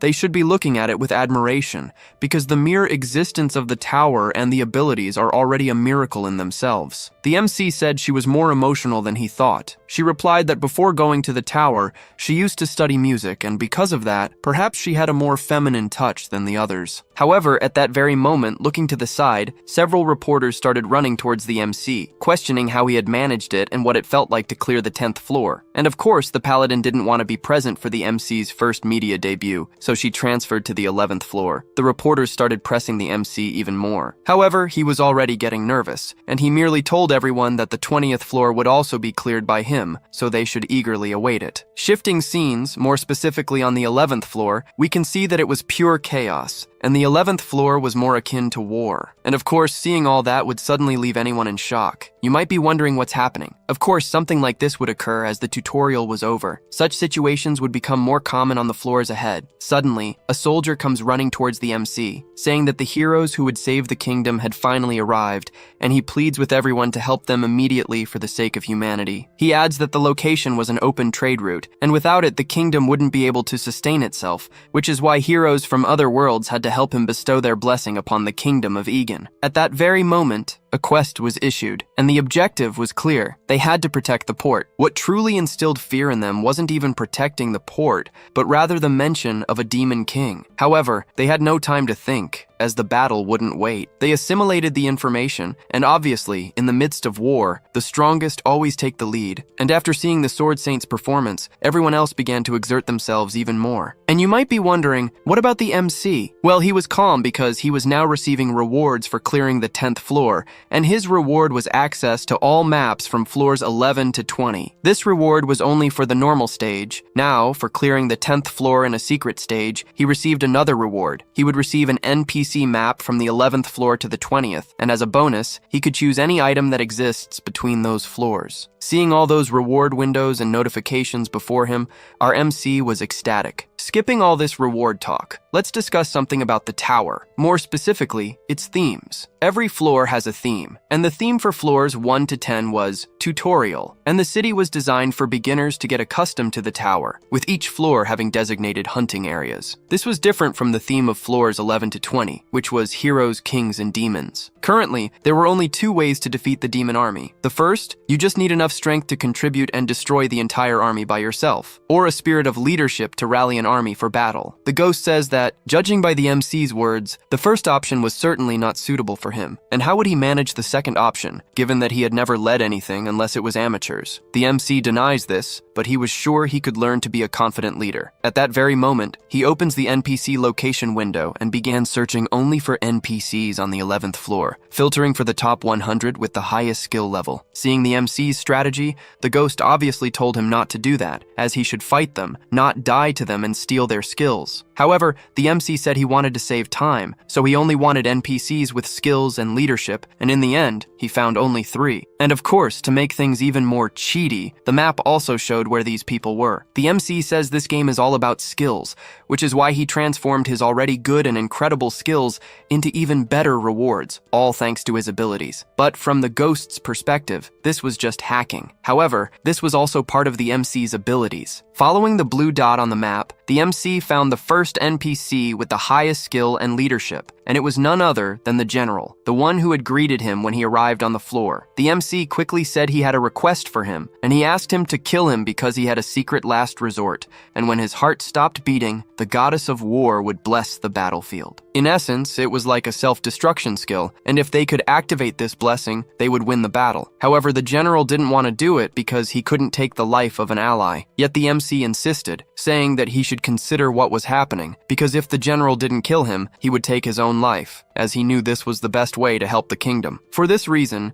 he was asking the general to kill him, because he was responsible for the battle at the port, and instead of dying by his own hands or in the clutches of enemies, he wanted to entrust his life to a general who was risking his life to protect the kingdom. And of course, hearing all these cunning words from the MC, the ghost was dumbfounded, because the general was actually believing him. The general began to lament, regretting that he had to take the life of a hero simply because he couldn't win a war against the demon king, and he would do it quickly and painlessly. He held the MC's name in his heart and declared that the MC was truly a real hero. There's a saying about someone who soars above those who merely run, and another about a hunter who shatters soldiers alongside other hunters, turning them into swords. Obviously, this confusing saying was created by none other than our own MC. Battle knowledge skill. This was the skill the MC created, one that allowed him to pretend to be a military arts expert and gain the general's trust. The MC is super efficient thanks to his mini-map, as well as the knowledge of having lived the same day multiple times. However, in the end, skills aren't everything. That shining sword in the MC's hand was called the Holy Sword of Leah Fanta Agen's Protection. Let's understand a bit about its origin, as it will be important later on. According to legend, a goddess gifted it to the founder of the Egan Empire, and before he became a legend in history, he simply vanished, and the Holy Sword went with him, leaving behind only a prophecy that whoever possessed that Holy Sword should receive the complete trust and absolute support of all the people of the Empire. Obviously, seeing such an inscription, the MC took advantage and picked up this sword. The MC began to tell the ghost that it was worth completing the secret stage to have that view. However, the ghost said that he traded his reward for a trash item like that because the sword was merely shiny and hard, and among the many epic items available, he chose that one. However, the MC said that it had high durability and was shiny, making all NPCs from the 11th to the 20th floor go crazy for it. Also, NPCs aren't just tools to give quests, they are also entities that should be used to complete those very quests that they themselves cannot. While all the soldiers were running under the MC's command, most of the hunters were wondering why he was the army's only general. However, hearing their envious remarks, the MC became even more ecstatic, and the ghost told him to stop being foolish, as he should only be improving his swordsmanship and aura, yet he was simply using his aura to enhance his hearing to listen to what others were saying about him. But cutting to the chase, they realized that the eastern flank of the demon army had been annihilated, and the MC gave the order to continue advancing towards their main forces. The more they pressured them, the more likely they were to win. They killed so many goblins along the way that they ended up encountering their leader, who was the boss of the 11th floor, the Emperor. Of course, to top it all off, the MC was going to make a grand scene, finishing off the boss himself. After the boss had fallen to the ground, the entire army began to shout that they had finally defeated the evil army, and of course, seeing their leader's defeat, the goblins began to retreat. As they were merely retreating and everyone was afraid, most of the hunters became very disheartened and quickly charged at them, thus finishing off all remaining monsters and clearing the floor. The tower began to tally each participant's points. However, there were too many people, so it only managed the top 10 contributors to the raid. Looking at the scoreboard, everyone realized that the MC was in first place. Looking at the name on the screen, they realized it was the same person who had completed the 10th floor and began to question among themselves. Could it be some kind of secret master? However, the ghost said that he was no master at all. He was just a trickster abusing hacks. The MC questioned if he had finally admitted that it was just a game of skills. However, he refused, and the MC noted that the ghost truly valued technique above skills. For this reason, the MC promised to practice his swordsmanship before reaching the 90th floor, and for that reason the ghost should stop grumbling that the MC only relied on hacks. He further added that he didn't want to miss the opportunity to learn from the Sword Emperor, and in fact, the ghost should be begging him to teach swordsmanship techniques. Hearing these words, the ghost became very excited. However, interrupting their conversation, the general approached the MC, thanking him because they had achieved victory thanks to him. The MC said it was nothing, and thanks to everyone's hard work. However, the general commented that his worries had been for nothing. For a long time, there had been a prophecy that one day the demonic army would reach them, but they shouldn't fear, as heroes from another world would also be summoned. Regarding this prophecy, he had been somewhat skeptical. Would these heroes truly fight with all their might for a world that wasn't even theirs? But seeing how dedicated everyone was, it seemed his worries were unfounded, and that's why he wanted to thank them properly. Well, even though they were from different worlds, the act of shaking hands still held the same meaning. Was it because regardless of which world they were in, humans still had two hands, and so the two shook hands. The system finished analyzing the floor rewards. The first reward was for the raid's top contributors. All 10 contributors would have early access to the 12th floor, and until all 10 received their rewards, everyone else would be prohibited from accessing the floor. In the last scene before the MC ascended to the 12th floor, the general said he was leaving the Empire's fate in his hands. While being transported to the 12th floor, the ghost asked the MC if he would be alright with the Sword Saint being there with him. The MC told him not to worry, as the worst that could happen was him getting killed. Thus, the MC arrived on the 12th floor, more specifically, at the palace of the Egan Empire. Suddenly, the Inquisitor approached the MC and praised him for his performance on the 11th floor. The Inquisitor asked if the sword he used was the reward from the 11th floor, and the MC confirmed that it was. The Inquisitor added that he was impressed by the efficiency with which the MC used the things at his disposal,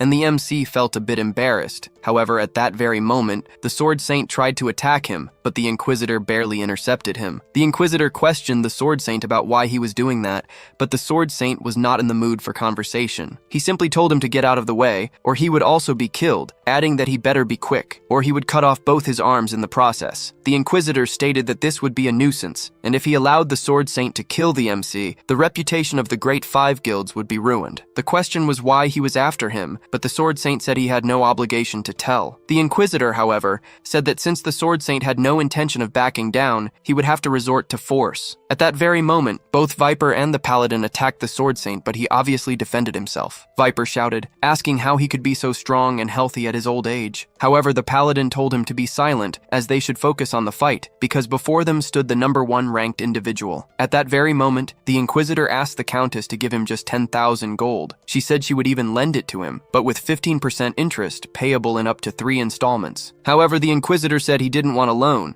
He was asking her to give him the money. She questioned if he thought her money was for some kind of charity, but the Inquisitor merely retorted that her money was dirty, and if she donated it to the temple, she could happily go to paradise. She didn't want to argue against that, and a bag of coins began to fall on the Inquisitor. Then he activated his ability, more specifically a buff, and all the coins around him had already vanished. The Inquisitor declared that both Viper and the Paladin would be completely different, and even if the Sword Saint was number 1, he would still have difficulty against the 3 of them. However, there were 4, as the Black Witch would also join them. This was because the day before, the MC had made an official agreement with all 5 great guilds. Currently, the hunter Kim Gongja had joined all 5 guilds, with a status equivalent to that of a master. Therefore, if the Sword Saint pointed his sword at him, it would be the same as pointing his sword at all of them. But the MC already knew this from the start, and in fact, he had already planned it. He asked the ghost if he didn't remember the words he had said before, that there were 2 ways to fight a strong opponent. One was to have enough strength to defeat an entire army alone, and the other was to raise and command one's own army. An isolated hunter was useless against a hunter in a powerful alliance.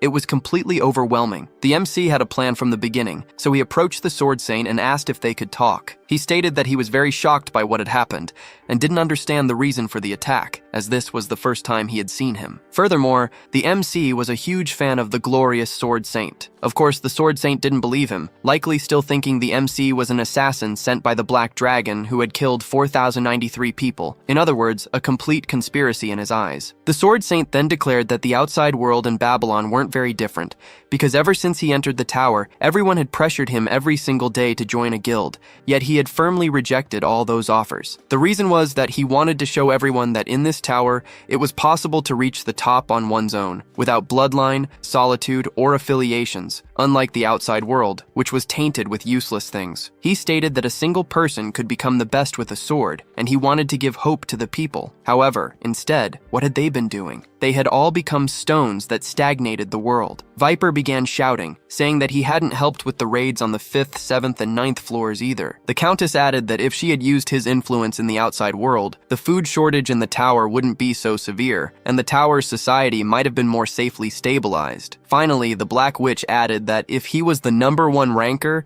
then he should take on his responsibilities as the #1 ranker. However, the Sword Saint told them to shut up and questioned if they were adults, as they were constantly crying, and if by any chance he was their grandfather. If they had so much nonsense to say, they should talk to their swords. Hearing these words, the MC began to question them, as they were still fighting even with only 10 people around, because even the NPCs on the 11th floor had gathered to save their own country. But as hunters, they should focus on clearing the 10th floor instead of pointing fingers at each other and holding grudges. Wouldn't it be better for them to focus on their objectives? If this continued, they would be worse than the NPCs themselves. All of them were asking for their help. Even if he was perhaps just a hologram created by the tower, they still said their nation was on the verge of collapse. How could they, as summoned heroes, put the Empire second? Because if you solve problems others can't, then you are a hero. For this reason, they should focus on clearing the rest of the floors, just as they did with the 11th. The Paladin was the first to sheath her weapon, agreeing with the MC's words, and even if she didn't understand why the Sword Saint attacked, it was clear that this wasn't the time for them to be fighting each other, and so she would make a small sacrifice. She then showed everyone that she possessed a lie detection ability,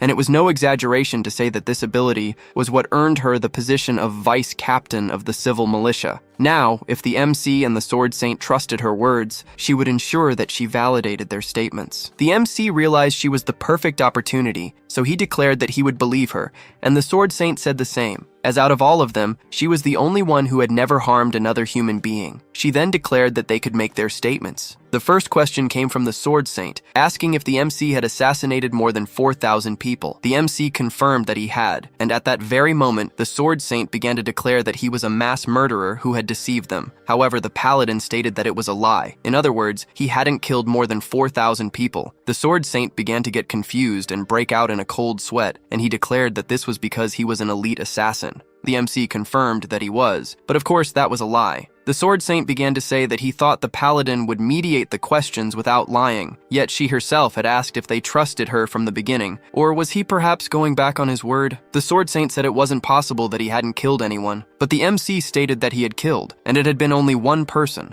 and because that person had deserved it, and if he hadn't killed the person he did, he would have become a serial killer. After all these declarations, everything the MC had said was true. Even the ghost was embarrassed, saying that he had told the old man not to rely solely on things like abilities. Then the MC approached the Sword Saint, saying that it seemed there had been a great misunderstanding, and of course he was happy that it had been a simple misunderstanding. However, if the guild leaders hadn't protected him, he probably would have died. The MC thought he needed something from the Sword Saint, perhaps an apology. The Paladin agreed with the MC's statement, as the Sword Saint was completely wrong. The Sword Saint began to stammer. How would he act? Despite her reputation as a pure person, the Paladin was still part of the 5 great guilds. Would he lie, or reveal his ability to explain his actions? He could silence the MC by killing him, just as the Flame Emperor had done. Sometimes when people are in the wrong, they blame or distrust others, much like the Flame Emperor revealed his evil nature by trying to silence the MC. For this reason, the Sword Saint's true character would be decided by his choice. He then apologized, admitting he was wrong. He had thought carelessly, leading to presumptuous actions that almost caused him to kill someone for no reason. Until now, he had always based someone's death on his own judgment, believing that anyone who deserved to leave the world should die as soon as possible. The MC noted that instead of doubting the paladin, making excuses with his ability, or even killing the MC to silence him, the Sword Saint chose to accept his guilt, and for that, he unhesitatingly begged a rookie hunter for forgiveness. And the phrases that came to the MC's mind were, "I'm sorry for being wrong. From now on, I would never kill anyone because of my ability. I want to live. Please forgive me." And all of it was true. Seeing such sincerity from the Sword Saint, the MC said one thing. He asked if the Sword Saint could teach him the art of swordsmanship. To be more precise, he needed a sparring partner. He had a teacher, but no one to duel against, and he wished the Sword Saint could be his partner. However, he corrected himself. In truth, he wanted to forgive him without receiving anything in return, but he would feel embarrassed, as it would make him seem superior, when in fact he wasn't even that impressive. For the MC, having the Sword Saint as a sparring partner would be enough. Since their swords had already crossed, he felt somewhat awkward having to apologize to someone as if he were superior. For this reason, he wanted the Sword Saint to teach him his best swordsmanship technique. Hearing everything the MC had declared, the paladin affirmed that everything he said was true. Witnessing all of this, the Inquisitor was the first to rejoice, exclaiming that he had never seen such a sincere apology in his entire life, calling it almost a divine miracle. But the Countess immediately began to complain, asking them not to ruin the happy ending, even though her money didn't mean it was all in vain. However, no one paid attention to her. The Sword Saint began to declare how he could have judged such a kind person so wrongly. He said that if the MC wanted a sparring partner, it would be his pleasure. He would be ready whenever the MC wished. He even said the MC could call him Grandpa Marcus, and started spouting a lot of nonsense, saying he wanted the MC to meet his granddaughter, or perhaps even marry her. However, the MC remained calm. The Sword Saint's expression quickly changed, asking if the MC wasn't interested in his granddaughter. Gongjia corrected himself, saying it wasn't that. He simply wasn't interested in dating anyone. A commotion of shouts erupted, and the ghost began to say that, as he had mentioned before, the old man was very annoying. So annoying that he never listened to others, and it wouldn't be surprising if he ended up earning a title called God of Annoyance. The MC declared in his thoughts that he wished he hadn't discovered that. But at that very moment, the system announced that the MC had finished the 11th floor in first place, and from now on, he would receive the completion rewards. Since he had finished first, the reward would be delivered to him first. They had already heard about the completion conditions for floors 12 to 20 before returning,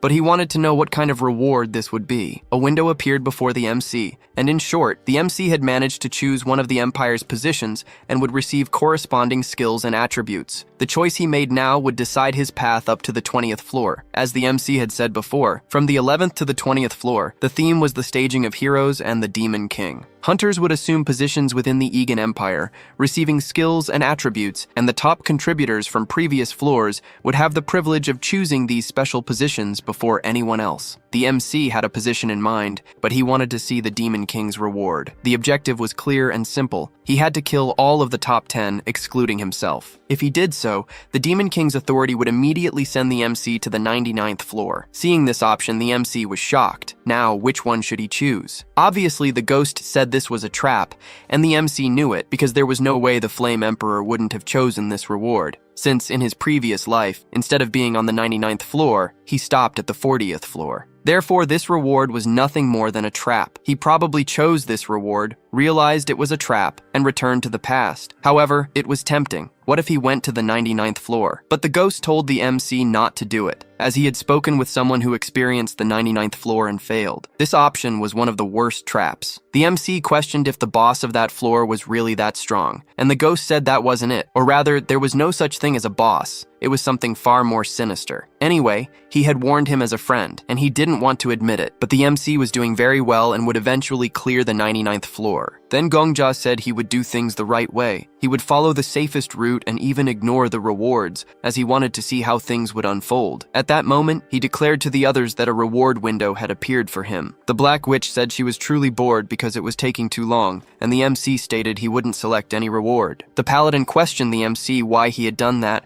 but at the same moment, The Sword Saint said he understood why the MC had made that choice. However, he questioned if it was truly necessary to ignore the rewards. Nevertheless, the MC simply said he regretted nothing. Then the Sword Saint chose the goddess's reward, and his position would be that of Chief of the Egan Empire Knights. Immediately, several knights appeared. The next to receive a reward was the Inquisitor, and he said it seemed like a game of cops and robbers, but for everyone to understand what he was talking about, he would show them. Everyone was surprised. It truly was a game of cops and robbers. The Inquisitor said they should call the goddess's allies cops, and those who sided with the Demon King robbers. It seemed that siding with the robbers would certainly have disadvantages, as the Paladin would quickly discover them. He added that the MC's choice wasn't all that great, but he would respond, so he chose the position of Grand General of the Empire. Viper ended up choosing the position of Chief of the Royal Bodyguard, the Paladin chose Minister of Foreign Affairs, and the Black Witch chose the position of Chancellor. Lastly, the Countess chose Minister of Finance. Thus, everyone chose their respective positions. At that moment, the system began to report who had claimed the rewards. One person had not claimed a reward. 8 people received the goddess's reward, and 1 received the Demon King's. Obviously, after seeing such a notification, chaos ensued. Then the Black Witch declared that, as the master of the Black Dragon Guild, whoever chose the Demon King's reward would suffer the most painful death of all, and asked the Paladin to begin interrogating everyone present. The first person she interrogated was the least likely. She questioned if the MC had chosen the Demon King's reward, but he denied it, and of course that was true. So she interrogated them one by one, leader by leader, until she reached the last of them, who was the Black Witch, and it wasn't her either. They began to wonder, how could this be? If it wasn't any of the 10, then who was it? And the Paladin told them not to panic. The Inquisitor, at that moment, said that it took them over 10 years to become the 5 great guilds and cooperate with each other. In other words, it was difficult to trust anyone not from the 5 great guilds, and they didn't have 10 years to build trust with the others present. The Paladin tried to stop the Inquisitor, saying that efficiency wasn't what mattered now. However, he had already activated his skill, and Viper was advancing alongside them, so they killed them one by one to get to the last of them, who was obviously also killed. The system itself warned that none of the 3 were agents of the Demon King. The Inquisitor declared that they were now in a very bad situation, as their 10-year connection was about to be destroyed. The Paladin declared that she had warned him to wait, but just as the Inquisitor was about to speak, his arm was cut off, or rather, caught in the crossfire between the Sword Saint and Viper. The Paladin then said she would trust the MC's judgment, because since he was the only person who refused the rewards, he was certainly the only one who couldn't be the traitor. Seeing that madness before him, the MC wanted to ask the ghost if all the people he attracts are psychopaths. However, the ghost merely said that the MC hadn't given up the reward just knowing this would happen. However, the MC said there was tension among the top rankers, and he presumed a fight would start if there was a traitor. For this reason, he gave up the rewards, but he didn't imagine it would be this bad. So the MC approached the Paladin and asked if she could tell him a little about the Inquisitor. She replied that he had always been like that. More specifically, when they entered the tower, religion was a big problem, and the various religions were always fighting each other. It was at that point, when the Inquisitor appeared, that he killed everyone. The MC remembered that, in his past life, the religious groups had indeed reached a peaceful agreement, but it was probably the media covering them. The Inquisitor said he regretted his judgment and knew that what was happening was because of his actions, but to stop all that fighting, he needed the MC to ask the Sword Saint to stop the battle. The MC tried to get the Sword Saint's attention, saying they should resolve this fight through dialogue. He was asking in the name of his granddaughter, and if she ever entered the tower, he would surely meet her, so he couldn't ignore the words of his future great-grandson. The Sword Saint said he still hadn't forgiven them and wouldn't stop this fight just because he heard the MC. However, he realized that when they crossed swords, he could kill them at any moment, so once they found the traitor, he would certainly kill him immediately. The MC continued, saying he could kill him later. Then he began to say that they should calm down, because as long as they didn't know who the traitor might be, they might never find him. However, this wasn't the most important thing, as they could resolve this crisis without finding the traitor. The Paladin questioned the MC about how this would happen, since whoever chose the Demon King's reward aimed to kill all of them. However, the MC told them to look more closely at what was written in the quest. According to him, the Demon King's core was on the 20th floor, and that's why they shouldn't focus on the traitor. He would probably be covered in fear, or perhaps the system itself had forcibly created a traitor to achieve its objectives. If they got rid of him, the rewards would also disappear. So it was a very simple and easy problem to solve. They should climb the tower and break the Demon King's core. When the MC opened the door, a sound of rain was heard. But it wasn't normal rain. It seemed to be similar to blood. The soldiers, seeing that rain, began to fall into despair, and no one understood what was happening. However, the MC calmly walked among them and broke the glass. That rain was the result of the Demon King having manifested at that instant. He began to speak, questioning if the Empire really thought they could defeat him by sending people from another world against him. They could even send more if they wanted, but they were still humans, therefore flawed beings. And those who don't see humans as humans shall be swallowed by their own wickedness. The system gave them the mission, and in summary, they had to stop the Demon King or make him retreat, taking advantage of his weakened form. Now I ask you, how on earth was that weakened? Obviously, seeing the mission objective and such a monster before them, they began to wonder if it was truly possible to complete that mission. The MC said they should calm down, because the tower didn't give missions they couldn't complete, and they weren't mere hunters either. For example, Viper was the chief of the Royal Guard, so he should trust them, because this stage couldn't be completed with just the hunter's powers. That's why he had to treat the NPCs as if they were real people and guide them into battle. As commanders, they had to act like commanders. Since the Paladin was the Minister of Foreign Affairs, they needed to find the Emperor, because an army without its leader nearby would have its morale crushed. As for the Inquisitor, the MC didn't like him much, but it wasn't the time for conflict. Unlike the MC, the Inquisitor said he liked him much more now. However, the MC simply stated that the soldiers were in front of the castle walls, so the Inquisitor should control them on his own, and no matter what happened, he had to defend the castle walls, because if their defenses fell, the stage would be over. The Inquisitor declared that he would protect them with his own life. Thus, everyone went to their respective positions, and since the top 10 had already received their rewards, the other hunters were able to enter the floor. Cutting to another scene, the Black Witch approached the MC, and he questioned how she had reached him so quickly. She replied that it was her unique skill, called teleportation, which allowed her to teleport anywhere within her field of vision. Obviously, such an overpowered skill had to be copied, and even the ghost agreed that the MC could use his hack to steal this ability. However, continuing the conversation, the MC questioned what she was doing there instead of going to the castle walls. She replied that she obviously came to take him with her, because the MC possessed a sword that made all the NPCs on the 11th floor admire him. Like it or not, they needed to boost the morale of this army. That's why the person the soldiers needed now wasn't her, but the MC. Suddenly, she extended her hand to the MC and said that he needed to verbally consent to teleport with her, as this was the restriction of her skill. The MC asked if it was alright for her to reveal her skill's restriction, as it could be a trump card. But she simply replied that she was currently the Chancellor of the Empire, and there was nothing strange about a Chancellor using her trump cards to protect her nation. So the MC consented, and they were thus teleported to the castle wall. Seeing the state of the soldiers, the MC realized something. NPCs were different beings from real people, and even if they were illusions, their fear was still real. The Black Witch told the MC to pay attention to what she was about to do, as she couldn't simply retreat after only showing her evil side, nor had she become the master of the Black Dragon Guild for nothing. At that very moment, she called the soldiers' attention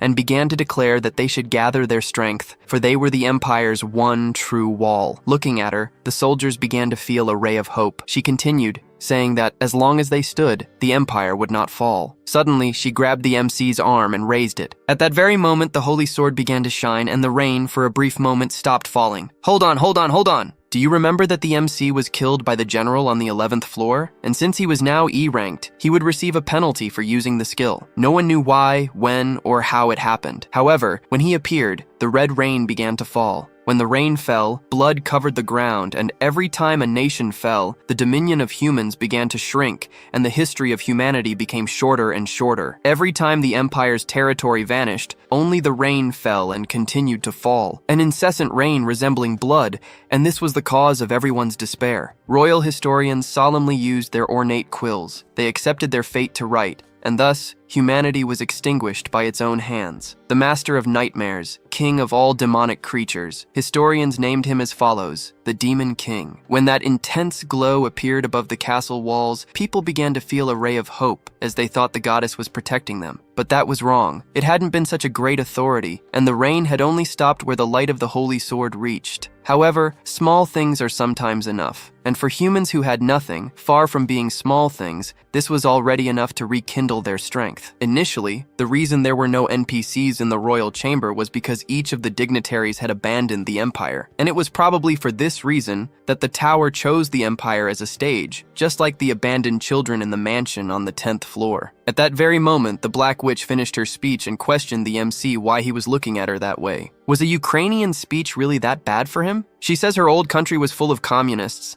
and while she didn't like them much, they were great at making speeches, so she picked up a few things here and there. The MC didn't understand what she meant by that, but it was probably a joke. She asked the MC what he was going to do now, as they needed to protect the castle walls. Well, the Black Witch's S-rank ability was called teleportation, so he could simply teleport near the Demon King immediately, but they would instantly be surrounded by monsters. So the MC told her they needed to create a situation where he would be in isolated combat against the Demon King, and therefore, while the NPCs were resisting, they should gather the hunters, because at least with their help, they shouldn't be massacred. Returning to the previous topic, he asked her to transport him directly to the Demon King. She questioned if he was perhaps trying to commit suicide. Well, it was fair for her to justify herself and have those doubts, however. The MC planned to win, as he also had an ace up his sleeve. The Black Witch merely said she hoped his sword was sharp enough to pierce the boss. At that moment, the Demon King began to speak, saying that the goddess enjoyed fun games, but wasn't it pathetic to be called a final combat? Light? What good would it be for those who wouldn't even live to see tomorrow? Since he wanted so much to show his own light, he would give them a taste of his light. In that instant, the Demon King attacked, defeating several soldiers instantly, while others were gravely wounded. Amidst this attack, one of them ended up being killed. The Black Witch remembered that both the Sword Saint, the Inquisitor, and Viper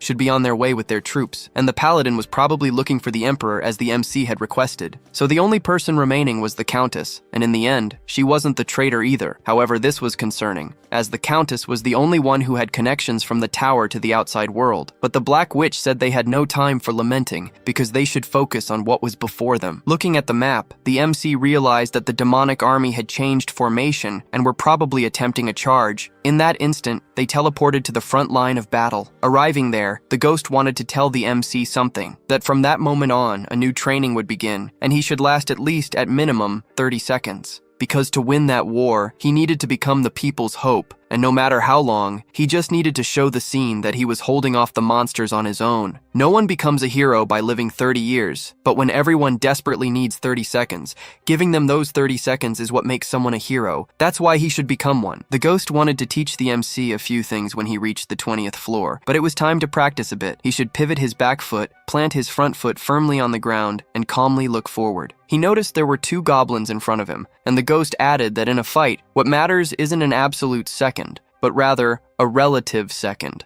That's why he should use his sword to blind them and steal that 1 second from them. At that moment, the MC's sword became faster than his 1 second, and in that instant, what everyone needed was a true hero. So the MC killed one after another, and he was so fast that before one goblin's head fell, he was already killing the next. That was the symphony of the sword, and his movements were like music, a low note preparing the ground for a high note, and he was connecting one with the other. His sword was flowing continuously, and since the MC was a novice, he should have that 1 second no matter what. That's why he shouldn't lose control of time. After killing one, he had to find the next. He should live every second to the fullest, and he wouldn't truly be living if he just let time flow, because one only truly lives when dedicating something to time. All this killing he had done had only lasted 10 seconds. In that instant, the MC began to question something. Why did the tower give an X-rank ability to someone like him? It wouldn't be a problem if it were given to a great saint, or perhaps a normal person, but among all people, why was it given to a psychopath? Or perhaps the tower thought it was unchallengeable for anyone other than the Flame Emperor. Did one need to become like him to reach the top? But the MC wouldn't accept that. He would clear the 20th floor in place of the Flame Emperor, the 30th, the 50th, and even the 100th. He would show everyone that he wasn't wrong to kill him. At that moment, the MC leveled up to rank D. As he advanced towards the monsters, the Sword Saint moved alongside him and decapitated all the goblins in front of them. He said something to the MC, but it was unintelligible. However, he stopped and repeated himself, declaring that the attack had been fantastic. He stated his name was Marcus Callenberry. This was the second time a rank 1 hunter had told the MC their name. However, they were different names and different people. This is why he could now do what he could never have done in the past: proudly state his own name to people. Thus, the rank 1 hunter, Sword Saint, chief of the Egan Empire Knights, re-entered the battle. At that moment, more people arrived. They were the knights led by the Inquisitor, and another one of them joined the battle. But the MC noticed that everything around him was silent, and only one thought crossed his mind: to move forward. He was focused on the battle and nothing else. Even Viper, who was following him, noticed his complete concentration. Then, the only thing he said was that his name was Liao Fan, and he declared that he would protect the MC, as he was the rising star. At that very moment, the Demon King began to speak, asking if they thought they had any time. The goddess was very weak, and now, who would they rely on? Perhaps their own existence, and if so, He wanted to see it with his own eyes. When he attacked, the Black Witch stepped forward and repelled his attacks with her mirror, diminishing their force, and Viper and the Sword Saint managed to stop the assault. At that moment, the Black Witch called out to the MC,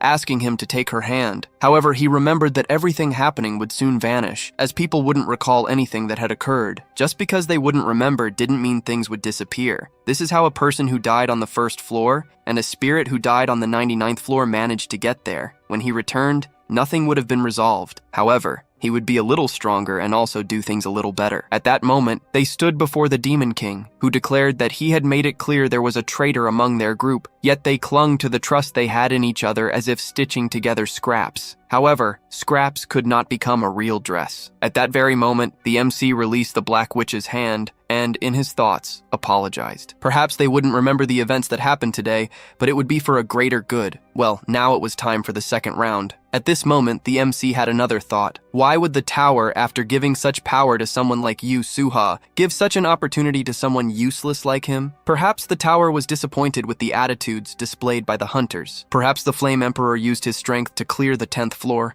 and perhaps the tower didn't consider that a disgrace. Each floor had a secret mission, and the 12th floor was certainly no exception. The Demon King had 3 abilities that caught the MC's attention, but he already knew which one he would take. The ghost questioned if he was really going to take that one, and the MC replied that it would at least be useful until the 20th floor. The ghost didn't understand, but the MC probably had a plan. Then the MC asked the ghost if he could answer one thing, if he knew what the old man did every day. The ghost replied yes, he plans the entire day, from the moment he wakes up until the moment he goes to sleep. The MC told him to explain his routine, as he would need it for something. After choosing the skill card, and now that he was rank D, he ended up seeing the Demon King's trauma. However, let's talk about that nightmare another time. The MC went back 24 hours in time, reliving everything again. Well, the 11th floor wouldn't be a problem, but on the 12th, where the Demon King appears, they would all have a fight. The Black Witch questioned if the MC was all right, as he seemed strange. However, he simply replied that he was a bit emotional after thinking about being with incredible people like them. Then he declared that he knew the situation of the 11th floor, and not only that, he also knew its mission. Hearing this, they asked if he could share that information with them. The MC said it was possible. However, there was a condition. There would be a moment when he would ask them for a favor, and they should listen to that request. He couldn't say what it was yet,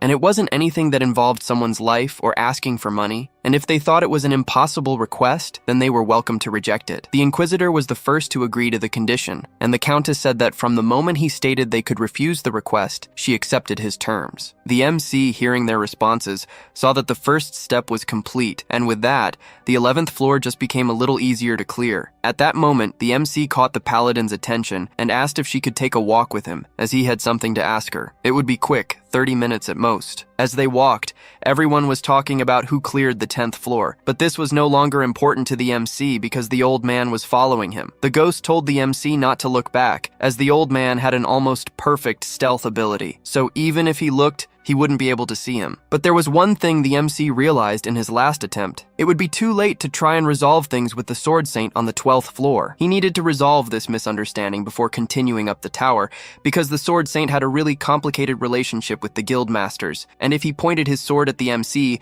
he would automatically become an enemy of all guild masters, and adding a traitor to the mix. How would that turn out? The Paladin questioned the MC about where they were going, and he simply replied that he had a shop he wanted to show her. But, in reality, what the MC had been doing so far was provoking the Sword Saint. He had been deliberately luring him, using the information he had received from the ghost, and the Sword Saint started following him as soon as he saw him. Of course, the Paladin knew nothing of this. The MC began talking about the shop he was taking her to, managed by an unknown but very skilled pharmacist, who would probably become famous in the future if she received some recognition. That's why he wanted her help with the business. She questioned if this was true, and the MC realized she had activated her ability. He simply said he was trying to get her help and was sure that this was probably perceived as true by her ability. A little later, they arrived at the shop, and the girl asked who the person next to the MC was. He simply said she was the vice captain of the civil militia, or perhaps better known as the Paladin. The girl immediately became desperate, as the MC had brought someone very important to a humble shop like hers, and quickly knelt, thinking it was some kind of drug bust. She immediately declared that she had never once touched any kind of drug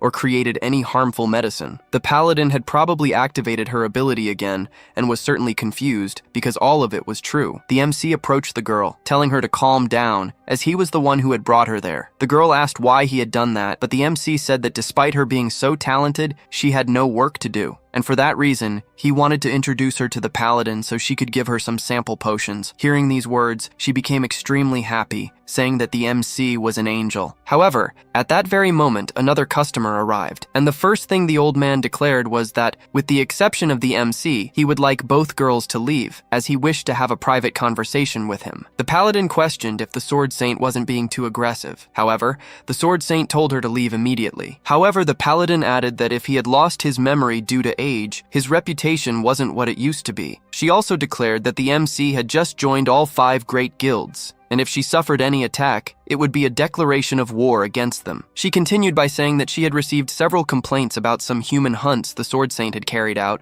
and the civil militia hadn't had time to intervene in his personal execution of justice. However, the story changes if it happened right in front of her. The old man questioned if she really thought she could stop him, and she replied that she couldn't, but she would fight nonetheless, and would even die if it came to that. If she died by his hands, he would end up becoming the murderer who killed an innocent person. Well, this was a weakness MC Gongja discovered in his past life. The sword saint was vulnerable to innocent people. That's why the MC brought the only guild leader who hadn't killed anyone, and by the sword saint's moral standards, the paladin's kill count almost made her a saint. There was also another person there, and with both of them present, it was like a cheat code. Because even though they lacked the strength to face the sword saint, good people like them were the only ones who could stop him. At that very moment, the sword saint sheathed his sword, and thus the second step was complete. Then, the MC called out to the sword saint, saying he wanted to meet him in the northern field. He would go alone, and if the old man wanted to know what kind of person he was, he should go there tomorrow. The girl asked the paladin if the sword saint was known as a demonic assassin, and she explained that it wasn't common knowledge. However,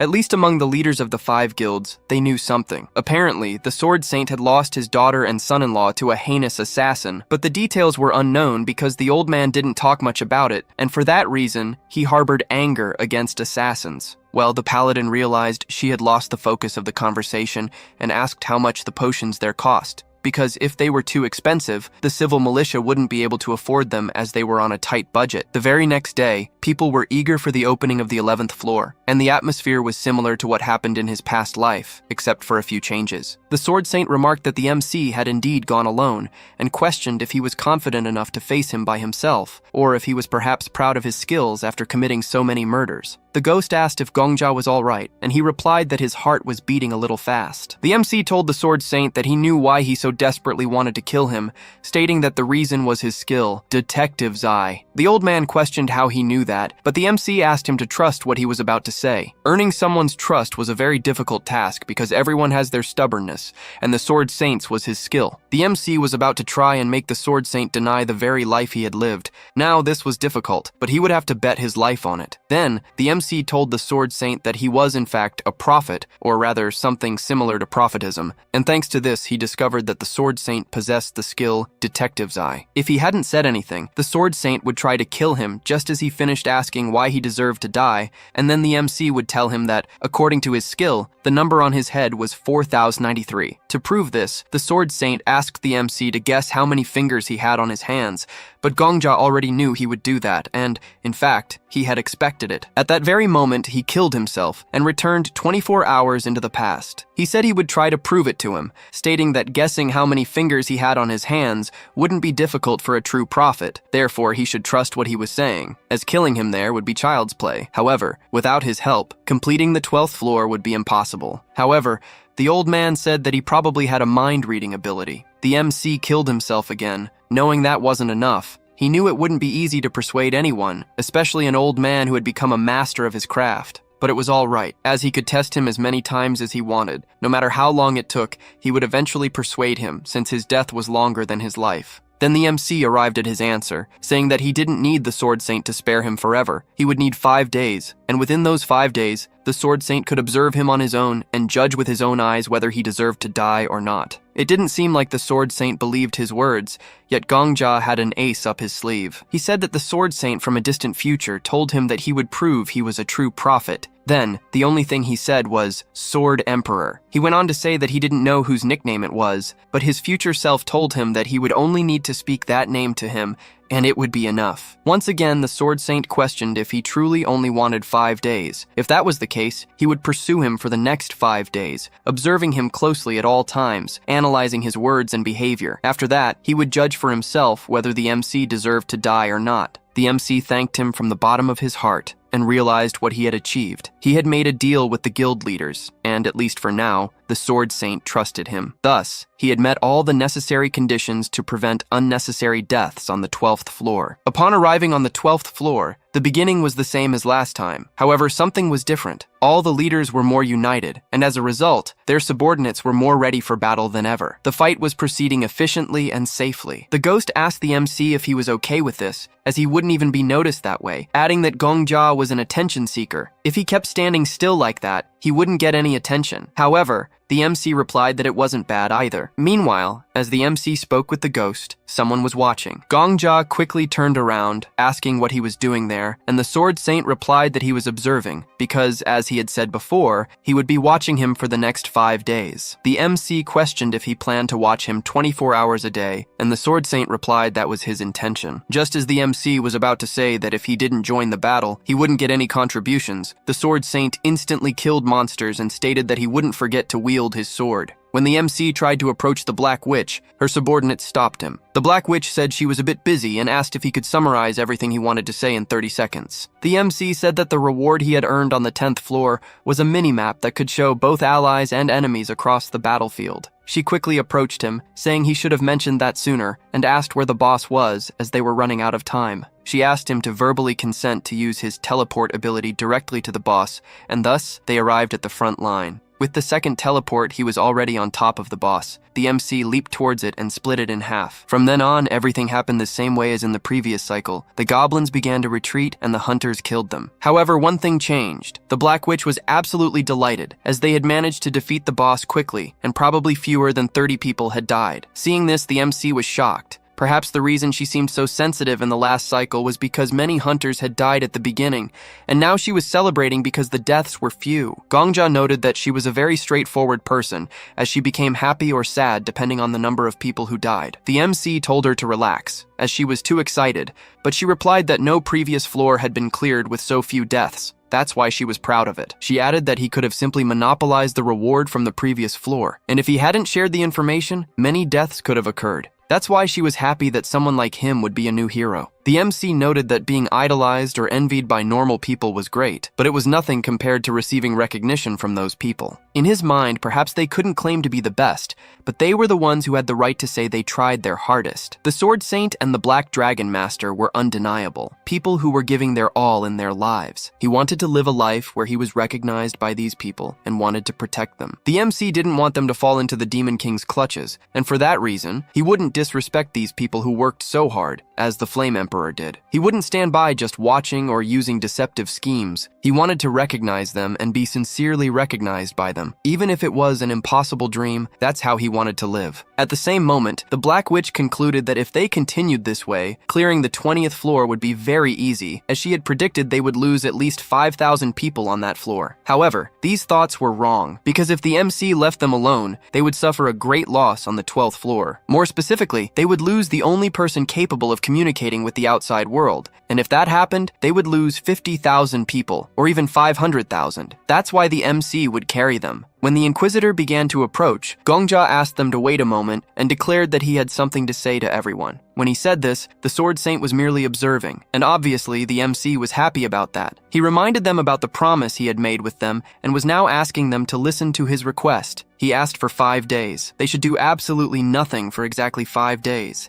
and if they did, he promised to clear all floors from the 11th to the 20th within 5 days. The Black Witch questioned the MC. "What do you mean wait 5 days?" The MC said that was exactly what she had heard, but she stated that it was impossible and added that they hadn't really taken long to clear the 11th floor. He had also cleared the 10th floor alone, but wasn't he being too overconfident? But the MC pleaded and said that he had indeed cleared the 10th floor alone, yet he had shared the rewards and benefits he had received from information about the 11th floor to the boss's location. This was a benefit not only for him but for everyone. Because of this, he earned the right to ask for a favor. The favor he was asking was for them to wait 5 days, regardless of whether he would clear the 20th floor or not. That was the only thing he asked of them. Meanwhile, the MC was in an internal struggle between himself and the Demon King, as he realized the boss was somewhat desperate because the hunters weren't fighting among themselves. The Demon King kept insisting that he wanted to give the MC a reward, and if he didn't want it, he could refuse. However, the Inquisitor stated that it was a very simple problem, as the MC had shared information on how to clear the 11th floor, and the only thing he asked in return was for them to listen to his requests and agree to them, as long as it wasn't impossible. Staying there for 5 days doing nothing wasn't that simple, considering the media would cause an uproar, but it was definitely not an impossible request. For that reason, he approved. The Black Witch said it truly wasn't impossible, and the Inquisitor added that a promise was a promise, so they should keep it. The Black Witch conceded, and after that, the other leaders also agreed. Now,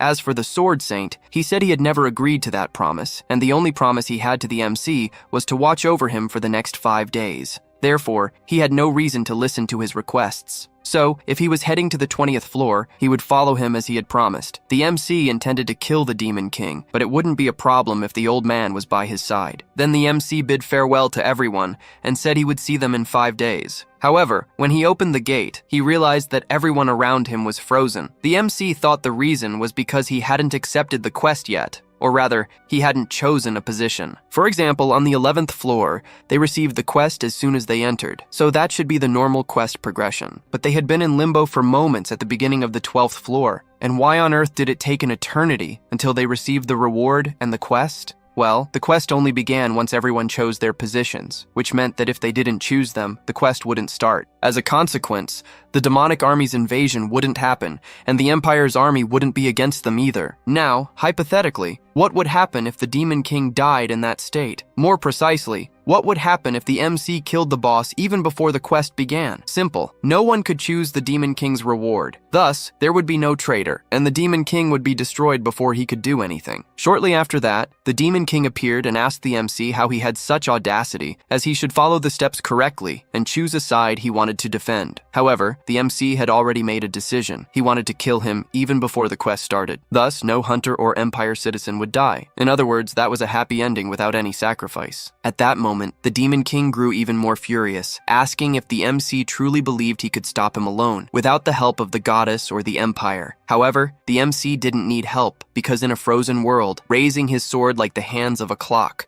the 5 days he had mentioned would stretch into eternity. Now for the curious among you, let's delve a bit into the Demon King's trauma. It was a rainy day when it first opened its eyes, and the first thing it did was attack a simple frog and take its body for itself. The rain fell that day, but that entity simply wanted to live a little longer. But let's return to the battle, my little grasshoppers. Gongja ended up being killed, so he marked his hand with every death that occurred. The ghost declared that the Demon King's sword skills were nothing special. He merely swung his sword forcefully back and forth. This meant the MC could dodge the attack as long as he knew its trajectory, but he was still too weak. The MC was trapped in a temporal prison. Even if he managed to dodge the first attack in the next cycle, he would inevitably die from the subsequent one. The MC began to wonder, if he had progressed through the mission normally, how many soldiers would have died on the chaotic battlefield? For every soldier who died, at least 20 years of life would be unlived and lost. When 10 of them died, that was 200 years. When 100 died, 2,000 years. To reclaim all that lost time, the MC decided not to choose any position. To complete this mission, he had to prepare himself to be trapped in eternity. For some, that might be extremely exhausting and perhaps even considered hell. But as the MC said,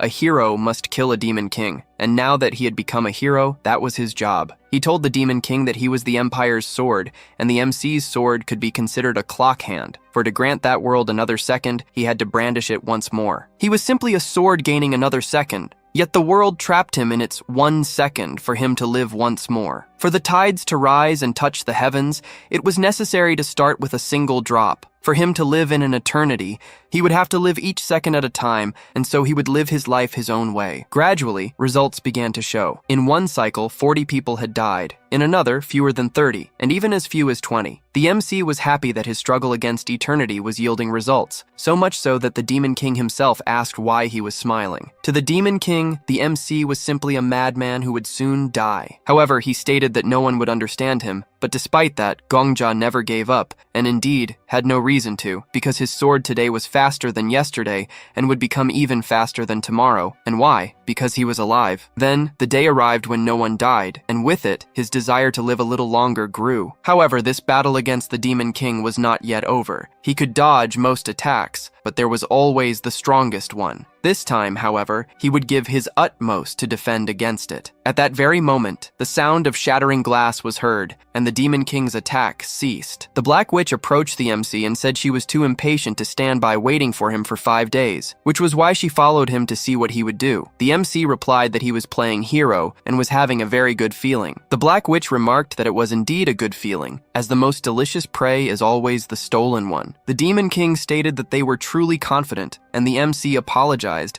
as he had said he would face him alone. But upon reflecting on tradition, heroes always team up to defeat the villain, so he was merely following tradition. At that very moment, the Demon King activated his subunit, and numerous monsters began to resurface. The Black Witch asked the Sword Saint to help them, as he had been standing there watching them battle, but they probably wouldn't be able to defeat so many monsters, so they should get out of there. However, the MC said that everything was fine, and at that very instant, he activated the Demon King's very same ability. Let's go back a bit to the Demon King's trauma. He was growing larger and larger, and each time he gained a new body, he also gained a new joy, the joy of slaughter. Obviously, he went after the girl with an incessant bloodlust, wondering where that aroma, that scent, was coming from. Every time he devoured his prey, it was as if he had possessed them. He swallowed them whole, even their memories, and they seemed to become his own. At that very moment, the girl's father arrived, calling her name Stelly, telling her she shouldn't be running around because her body was weak, and the doctor had said she was sick and shouldn't go out. However, the girl said she thought she was cured. That was the Demon King's first name. Turning back to the MC, he had activated his skill, and several skeletons began to appear. The MC began to explain that, at first, when he died to the Demon King, other skills he possessed caught his attention. For example, a technique to strengthen his aura would be great, or if he could summon lightning like the Demon King. But after thinking for a bit, he realized it had to be a little different. A skill that summons those he had killed as monsters. Now comes the question, how many people has the MC killed? The ghost began to say that, counting the Flame Emperor and himself, it would be 2. Well, that would be a good thought. However, why does the Sword Saint's kill count show as if he had killed 4,000 people? In other words, there's another way to calculate the number of kills in the tower, and now knowing that, how many people do you think the MC has killed? Or rather, those skulls standing before him were actually him. The Black Witch was surprised by the MC's skill, and said she understood why he had cleared the 10th floor alone, and asked them for that favor. However, the one most surprised by the situation was the Demon King, as he was seeing his own skill used against himself. The MC stated he wasn't keen on explaining how he achieved this. Hearing these words, the Demon King became furious. At that very moment, the MC called the Sword Saint's attention and told him he should fight alongside the skeletons, because that way, they wouldn't lose. With the Black Witch's help, she could stop his attacks, even if only for an instant. Then the MC ordered his skeletons to advance, and he was engaged in a fierce battle. It could be considered a battle of death because apart from the Demon King, the Sword Saint, the MC, and the Black Witch, everyone there was already dead, even if they lost their heads in battle. Seeing such a scene, the Demon King began to question how this was possible. A person from another world was using the same skill as him, and being another person who hadn't lived there and had no malicious intent of hatred for that world, why did he intend to block his path? However, the MC said it didn't matter where he came from, but the most important thing now was that he was there. Even if he didn't think that was enough qualification, the boss shouldn't mess with him, because the tower recognized his qualifications. From now on, his nickname would be the King of Death. And here we are again to understand a little more about this Demon King. He didn't age, and his beauty was maintained day after day. An intoxicating aroma emanated from her body, leaving people intoxicated. They began to call her the Saint of the Frontier, and said she was capable of curing any disease. People had complete faith in her and were desperate to receive her blessing. Of course, people trusted her words, but even living for a long time within a human body, she was still attracted by the pleasant scent of human beings. Even if it was just a baby wrapped in rags, it smelled very good to her. Happiness was a joy in that world. As she swallowed the baby's flesh and bones, she received the child's memories. Of course, to her, she was saving the children. And the worst part was that even the parents themselves weren't understanding what was happening and thanked her from the bottom of their hearts. Or rather, they thanked the saint of the frontier. Many people said she performed miracles and was the savior of the sick and their true deliverer. However, this began to lead to something. Farmers and agricultural workers from other lands, who were constantly abused, ended up fleeing to the frontiers in search of the Saint of Salvation. These nobles sent all their soldiers, claiming she was a witch who was taking their men, and therefore they would burn her village. Seeing everything before her eyes, she was shocked. The soldiers were killing everyone she had saved. At that instant, she declared that humans who failed to see each other as humans deserved to be consumed by their own evil. Returning to the battle, the MC still couldn't dodge the final attack. He always died to it. The MC's time reversal clock ability specified that the user retained their memories and skills when going back in time, and these skills were also part of what was preserved. This is why the Sword Emperor, or Ghost, was able to share his memories with the MC even after returning in time. This was because abilities were maintained exactly as they were at the moment of death, so even cooldowns were preserved. He spent day after day reviving and dying, constantly fighting the same monsters. Every time he reached the Demon King's final attack, the MC almost died. But this time, having already died more than 7 times, he managed to activate his 100 Ghosts ability again, giving him a slight advantage in battle. However, even if the MC attacked directly, the Demon King was incredibly resilient. The Ghost said the MC was truly impressive, as he could repeat the summoning as many times as he wished. So he told the MC to hide somewhere for a week and then kill himself to return in time again. He added that since the MC had several skeleton monsters considered zombies, instead of being called the King of Death, he was more like the Zombie King. After all that talk, the MC ended up dying, and there he was again, facing the Demon King. But in this cycle, the Black Witch activated her strongest ability and attacked the Demon King with all her might. Of course, it caused significant damage. However, the battle wasn't over yet, and since the MC knew the Demon King's movements, he was commanding both the Sword Saint and the Black Witch. The battle was unfolding perfectly and safely, almost like a premonition. Once again, the Demon King received a full-force attack at point-blank range. However, this attack revealed a bit of human skin, and the boss felt endangered. So the Demon King decided to retreat, and of course, seeing that was disappointing. The MC was in shock because after so many deaths, the only thing he managed to do was make him retreat. However, the system created a secret quest. And it wasn't just one. It had recreated all quests from the 11th floor to the 20th. The secret quest the MC had received was called Warrior of the Still World, and its objective was simple. He would have to create a world without any victims. These people wouldn't know what he did, so he wouldn't receive recognition from those he saved. The system asked if he wanted to accept that quest. Since everything aligned for him, he obviously accepted. The system began searching for the Demon King's existence on the 12th floor, but he was no longer there. This caused an alteration in the timeline. That was the first time the MC had seen something like that, and even the Ghost replied that he had never witnessed it either. However, looking back, they noticed the castle walls had changed, as the Empire's flags were gone. To get a better look, they went to the castle walls. The city, which had been shrouded in chaos and morbidity, suddenly seemed to burst with life. Then the MC understood what that timeline alteration meant. It meant history had changed. If originally the Empire had been attacked by the Demon King, and whether they won or lost, the fact that they had been attacked didn't matter. In this world, the Demon King's attack itself ceased to exist. Without anyone knowing, while no one was paying attention, history had changed because of the MC. The city that once had blood-like rain was now illuminated by the joyful sunrise. Of course, this was incredibly gratifying. At that very moment, someone shouted, asking what the MC and the Black Witch were doing up there, questioning if they were enemies. The person shouting was the same general who had received the MC on the 11th floor. The MC stated that he knew him and his name, yet the general didn't recognize the MC. So the fact that he was shouting at him as if speaking to a stranger meant he remembered nothing of what had happened. At that very moment, the MC began to laugh. He laughed loudly, like a psychopath. Then he infused his voice with aura and declared that he had protected the Empire and kept his promise without any shame. For hundreds of days, MC held the conviction that he didn't want to see any victims, and after hundreds of days, he had finally defeated the Demon King and was proud of it. In the past, he lived like trash, envied others, laughed at them all, and spent his days drinking to seem cool.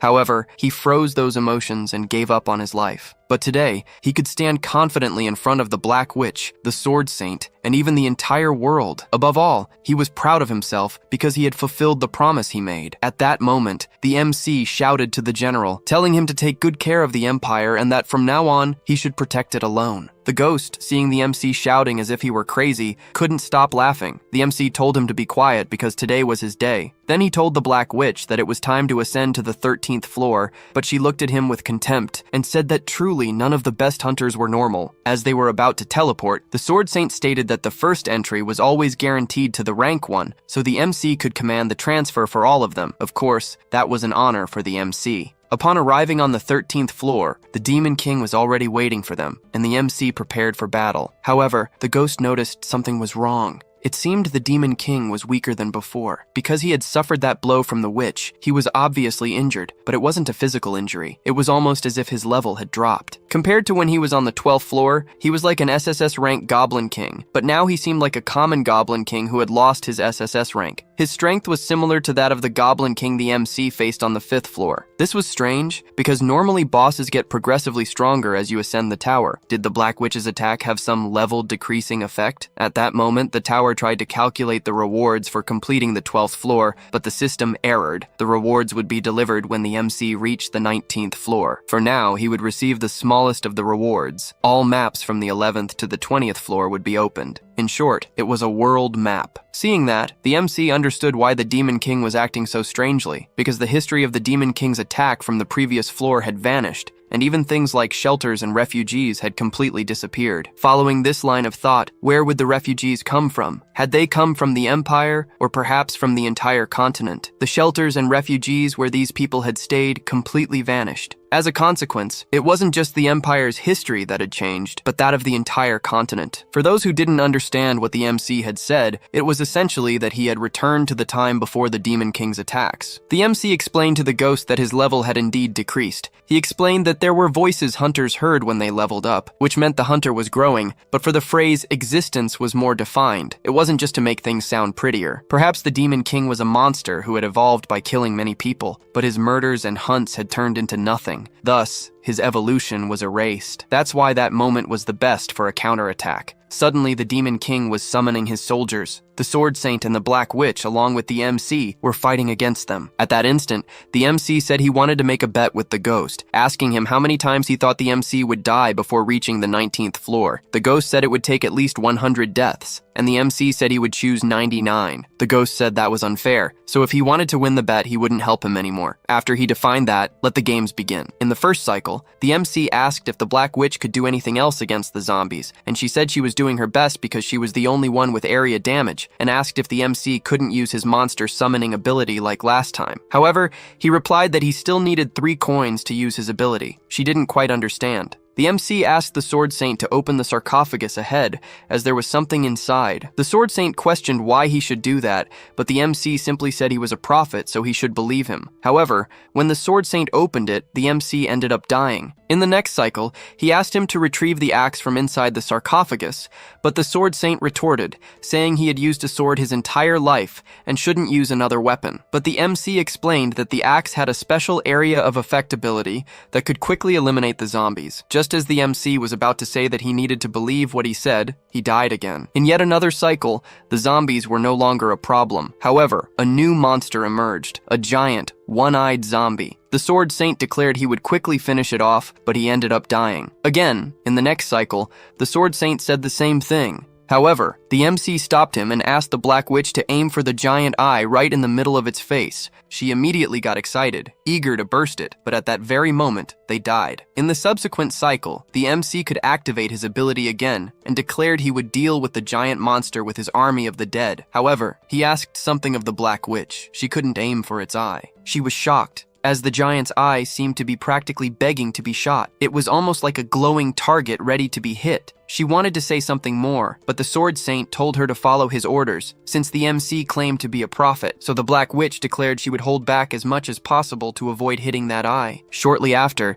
they defeated the giant zombie, causing the Demon King to retreat to the 14th floor. Just like before, the story began to change. Now it was time to clear the upper floors, and to avoid the tedious hit and rewind loop, they did the same things floor by floor, 15th, 16th, 17th, and thus, the Demon King's story was regressing. It reached a point where he could barely be considered a Demon King. Then the MC approached him, saying he could finally see his eyes because, after so long, he could truly see deep within him. The Demon King and the warrior fighting him couldn't make eye contact before a tragedy. Therefore, this time, he should fight with all his might. If he ran away again, how much weaker would he become next time? With all the strength he now possessed, the Demon King wouldn't be able to win. The Demon King began to question what he was talking about, as he knew nothing of what had happened. At that very moment, the MC called him by his first name, which was Stelly. The MC had warned him that he should fight with everything he had, otherwise his time would be longer than his story. Well, let's finally conclude what the Demon King's trauma was about. People screamed that they had to burn the witch's nest, and everyone she had cared for would be treated as cursed monsters. For that reason, no one would leave alive. And why now? Because humans were burning each other. They said their majesties had ordered them killed. Had they sought an excuse to kill people? Even beings of other races supported this. But who were they? What gave them the right to burn other people? What had they done? They only wanted to care for their children and families and live a peaceful life. All those people who had treated her kindly were killed in the process. Those sick people who received her help were not spared. Why on earth did this happen? At that very moment, Stelly began to eat their ashes. Then she began to declare that they were all born as humans and knew the beauty of life. Why, even knowing the pain of shedding a tear, did they still do that? Seeing such a situation, how could she not call humans monsters? Just because of their judgment, they would be human, while those she saved would be considered monsters. Were they the only ones who deserved to live in that world? If that were the case, they should prove it to her. She cursed them all, because their wickedness made her this way. Thus, the rain fell so that no more villages could ever be burned. At that moment, the ghost tells the MC to wake up because this isn't his hell. Returning to the battle on the 19th floor, the MC was continuously fighting against the Demon King, forcing him to retreat. His body was getting smaller and smaller, the water clinging to him was separating, and even blood was starting to seep out. Then the MC tells him to retreat. He should return to the 20th floor, to his base, which was the Demon King's castle, as this was his destiny. Since the Demon King couldn't dispute this, he retreated, and thus the battle on the 19th floor ended. The MC humbly asks them if he could personally finish off the Demon King. The Black Witch agrees, as she had broken her promise to wait 5 days. The Sword Saint also agrees, as it had been 5 days since he started observing him. Once he completed the 20th floor, he should meet him. The MC thanked both of them and went to the 20th floor. Upon arriving, there was only a small body in front of him. At that moment, the system was calculating the reward Gongja would receive, and his powers were being readjusted. As a reward, he received the limited powers of an apostle. With this, he could strengthen any of his abilities that were not rank X. It was unknown why or who built the tower. However,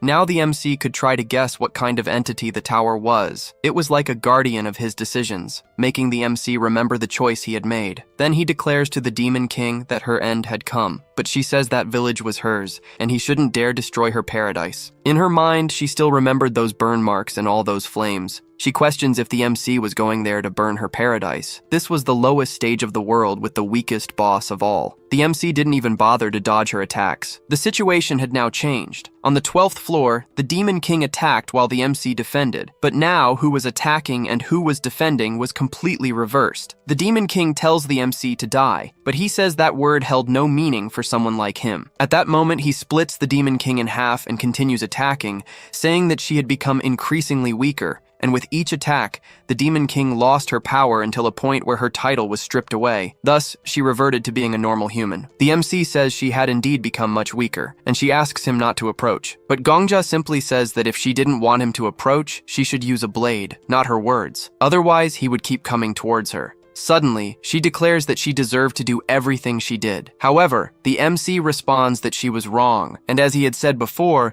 the MC was a foreigner from another world. The king, the emperor, and the military forces had united to burn her village, and none on that continent were free from that responsibility. But the MC was not responsible for it. He was a complete outsider. As a hunter, he was free from that responsibility. Now she was saying she had done nothing wrong. Estelle was probably as scared as she was. She screamed for her father and asked for help. And what did he do to a child like her? He swallowed her and pretended to be a savior to everyone, which is why people trusted her. She had hidden the truth, swallowed a child, and taken Estelle's form, remaining silent because she would feel misunderstood and was afraid of being treated as a monster. However, she screams that she didn't know, saying she had no memory or knowledge of humans and therefore didn't understand what that meant. The MC asks if she was saying she did it because she didn't know, and she confirms it, because if she had known, she would never have done it. But the MC says that this is how humans acted. The kings she killed when she was the Demon King should have given her the same excuse. Of course, some of them probably lied to try and get away with it. And how could she be sure that all of them were the same? Did the soldiers really go on their own to attack the village? And couldn't the people who had left after losing their territory use the same "I didn't know" excuse? In this world, the only justice the MC knew was retribution.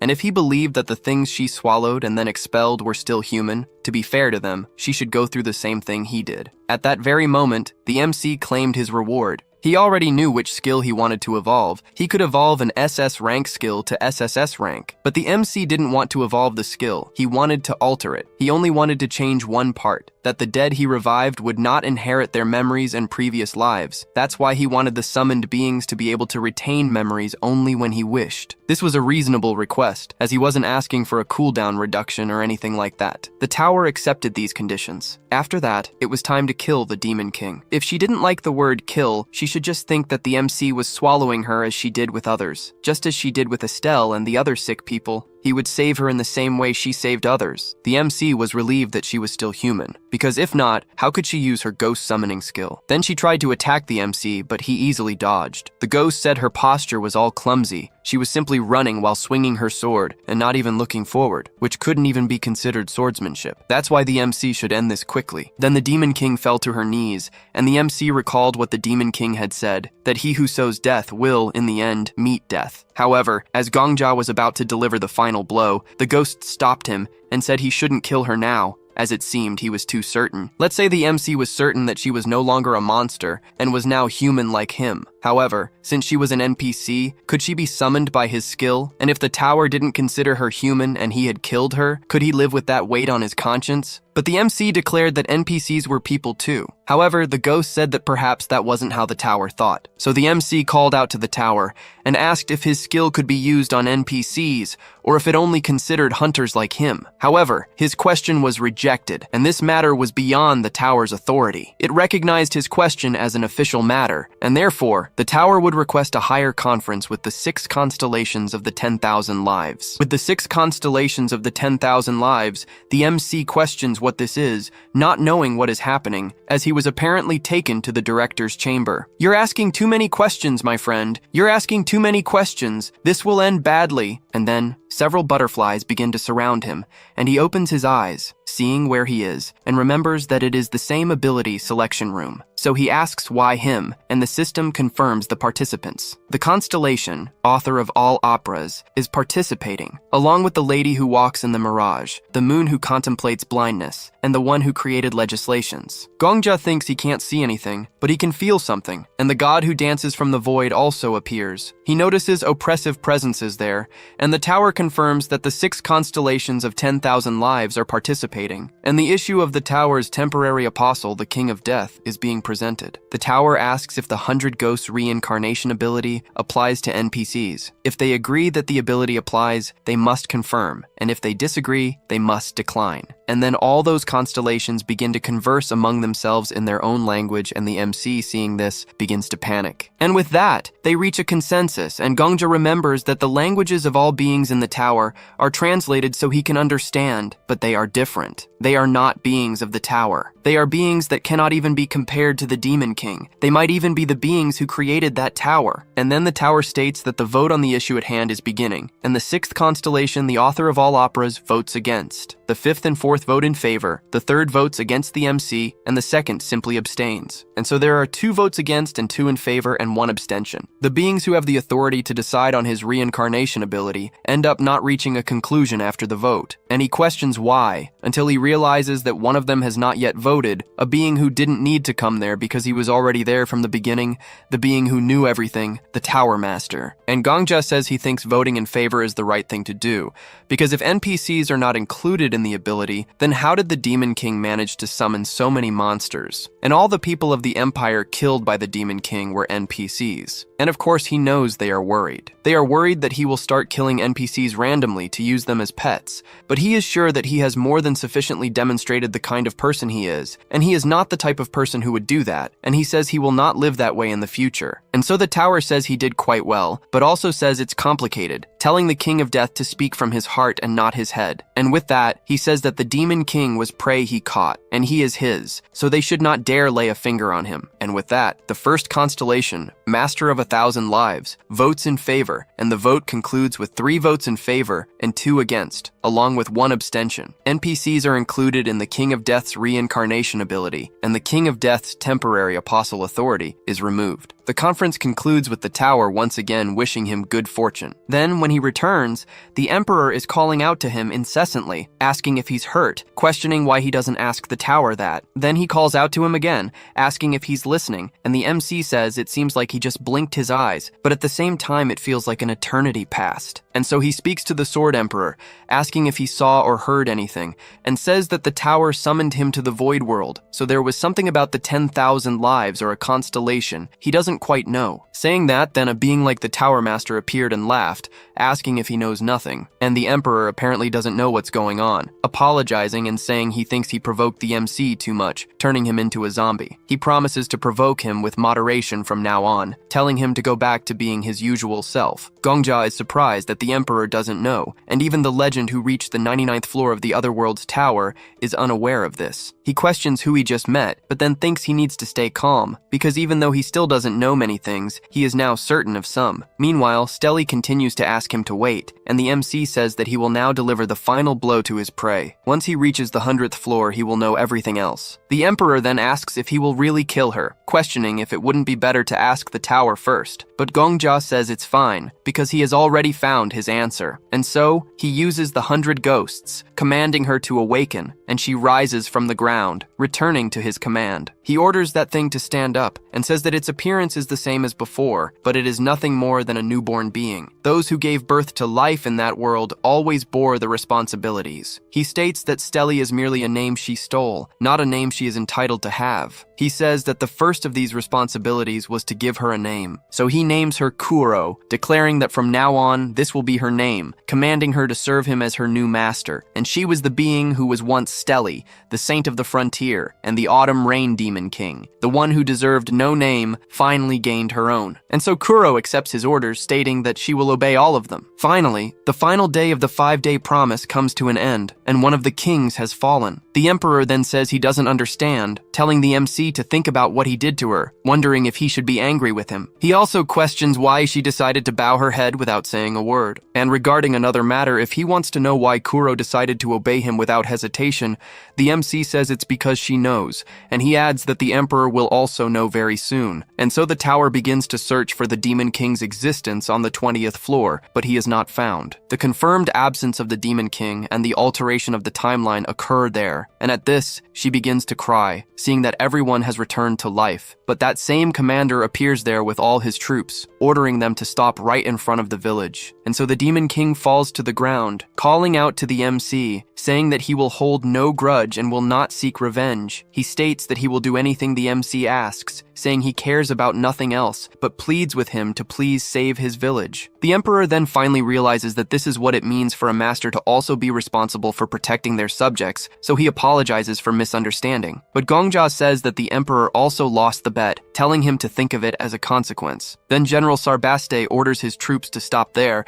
asking who dares to block his path. The MC replies that he is actually the one who wants to ask, questioning what they came to do in a place like this. Sarbaste states that it is the will of His Majesty, the Emperor, and he heard that a witch has been harming the good citizens of this part of the continent. Even some monsters fell into the witch's trap and succumbed to darkness, so how could they stand idly by? But Gongja questions, so what? Sarbaste then says that everything will be purified with sacred fire, and the MC states that he knows who these people are. Then another man says that His Holiness ordered them to punish the heretics who dared to use a saint's name in vain, and the Lord of the Forest requested their presence, and the jewel was given to them by the Sage of the Mermaids. Gongja then realizes that these are the Temple Paladins, saved on the 13th floor, along with the Forest Elves, saved on the 14th floor, and the Waterfall Mages, saved on the 15th floor, along with the Volcano Warriors, saved on the 16th floor, and the Armed Merchant Company from the 17th floor, and the Nomads from the 18th, along with the soldiers from small countries from the 19th. All the people he saved are here now, Sarbaste asks again, demanding to know who dares interfere with his mission. The MC recalls the secret mission of the hero from his frozen world, thinking of those heroes, as it was said that the continent's humans wouldn't notice their justice and devotion, but justice is still justice, and devotion is still devotion. The mission asked if he would choose to continue being a hero, even in a frozen world. The MC speaks to General Sarbaste, asking if he just said he came due to an imperial decree. But Sarbaste doesn't like the way Gongja speaks to him at all. After all, he is acting under an imperial decree. But the MC then states that Sarbaste is a ridiculous person, because he clings to the imperial mandate, presuming no one else would understand the emperor's decreed situation as well as he does. Sarbaste says he doesn't know what the boy is talking about, questioning how he dares to say something so insolent, and asks if he was sent by the witch who lives there. However, Gongja says that Sarbaste is a person who wants to defeat the already decided first prince to make the third prince ascend to the highest position. And as for insolence, Sarbaste can indeed call him insolent, but the MC says that's what he discovered when he saw the general's trauma. Sarbaste doesn't know this, but the MC still has a lot of information, and he says Sarbaste shouldn't live like this, telling him to think of all the grace His Majesty granted him, and the possibility of someone who would likely spend his entire life pulling nets at the port becoming an imperial guard, and then a general. Then tells him to see with his own eyes, raising that sword shining in front of everyone. The MC says that the emissary sent by the powerful founder Liafanta Agim stands before all of them. The MC speaks to Sarbaste, saying that he is aware of the chaos in the imperial family, recognizes the evil conduct of the terrible first prince, and also knows that Sarbaste sided with the third prince purely out of loyalty to the empire, and the reason he said Sarbaste had gone mad with power was merely to test his nature. The MC asks if Sarbaste was saddened by this. Sarbaste questions how he could have been sad, as he did all this to test his loyalty, but he says he was a fool and couldn't overcome his anticipation, asking how he could commit such a sin. The MC continues to string along the NPC, saying there's nothing to be sad about in this, asking why he is still looking down while the MC stares at him from atop his horse. Sarbaste then jumps down, kneeling in front of Gongja, saying he is deeply honored. Everyone there begins to bow to the MC, hailing the founder's emissary, and all of them idolize Gongja. Then the emperor says he thought the MC was only good at talking nonsense, and apparently, he also has a talent for lies. The MC questions if he only realized that now. Then the MC says he will give him some advice, because when he is using his sword, it's not just his true skills that matter. Faith, trust, and self-confidence are particularly important, and it's the same as lying. If he wants to deceive his opponent, he needs to deceive himself first, telling him to remember that, because a good liar is a very confident person. And while Gongja is showing that sword, the people of the empire are mesmerized, but the others are somewhat skeptical, and the MC thinks that, as expected, the holy sword's effect is limited to the Egan Empire. At this, Sarbaste continues speaking to the MC with polished respect, asking if he may ask a question, and Gongja tells him to go ahead. Sarbaste says they came there to subdue the witch, but questions how the emissary ended up there, and the MC thinks he must remember, because a good liar is a very confident person. He then tells the men that he has already defeated the witch, telling them to look, and they see Estelle. They note that she is the witch of the frontier, saying they've seen that woman before,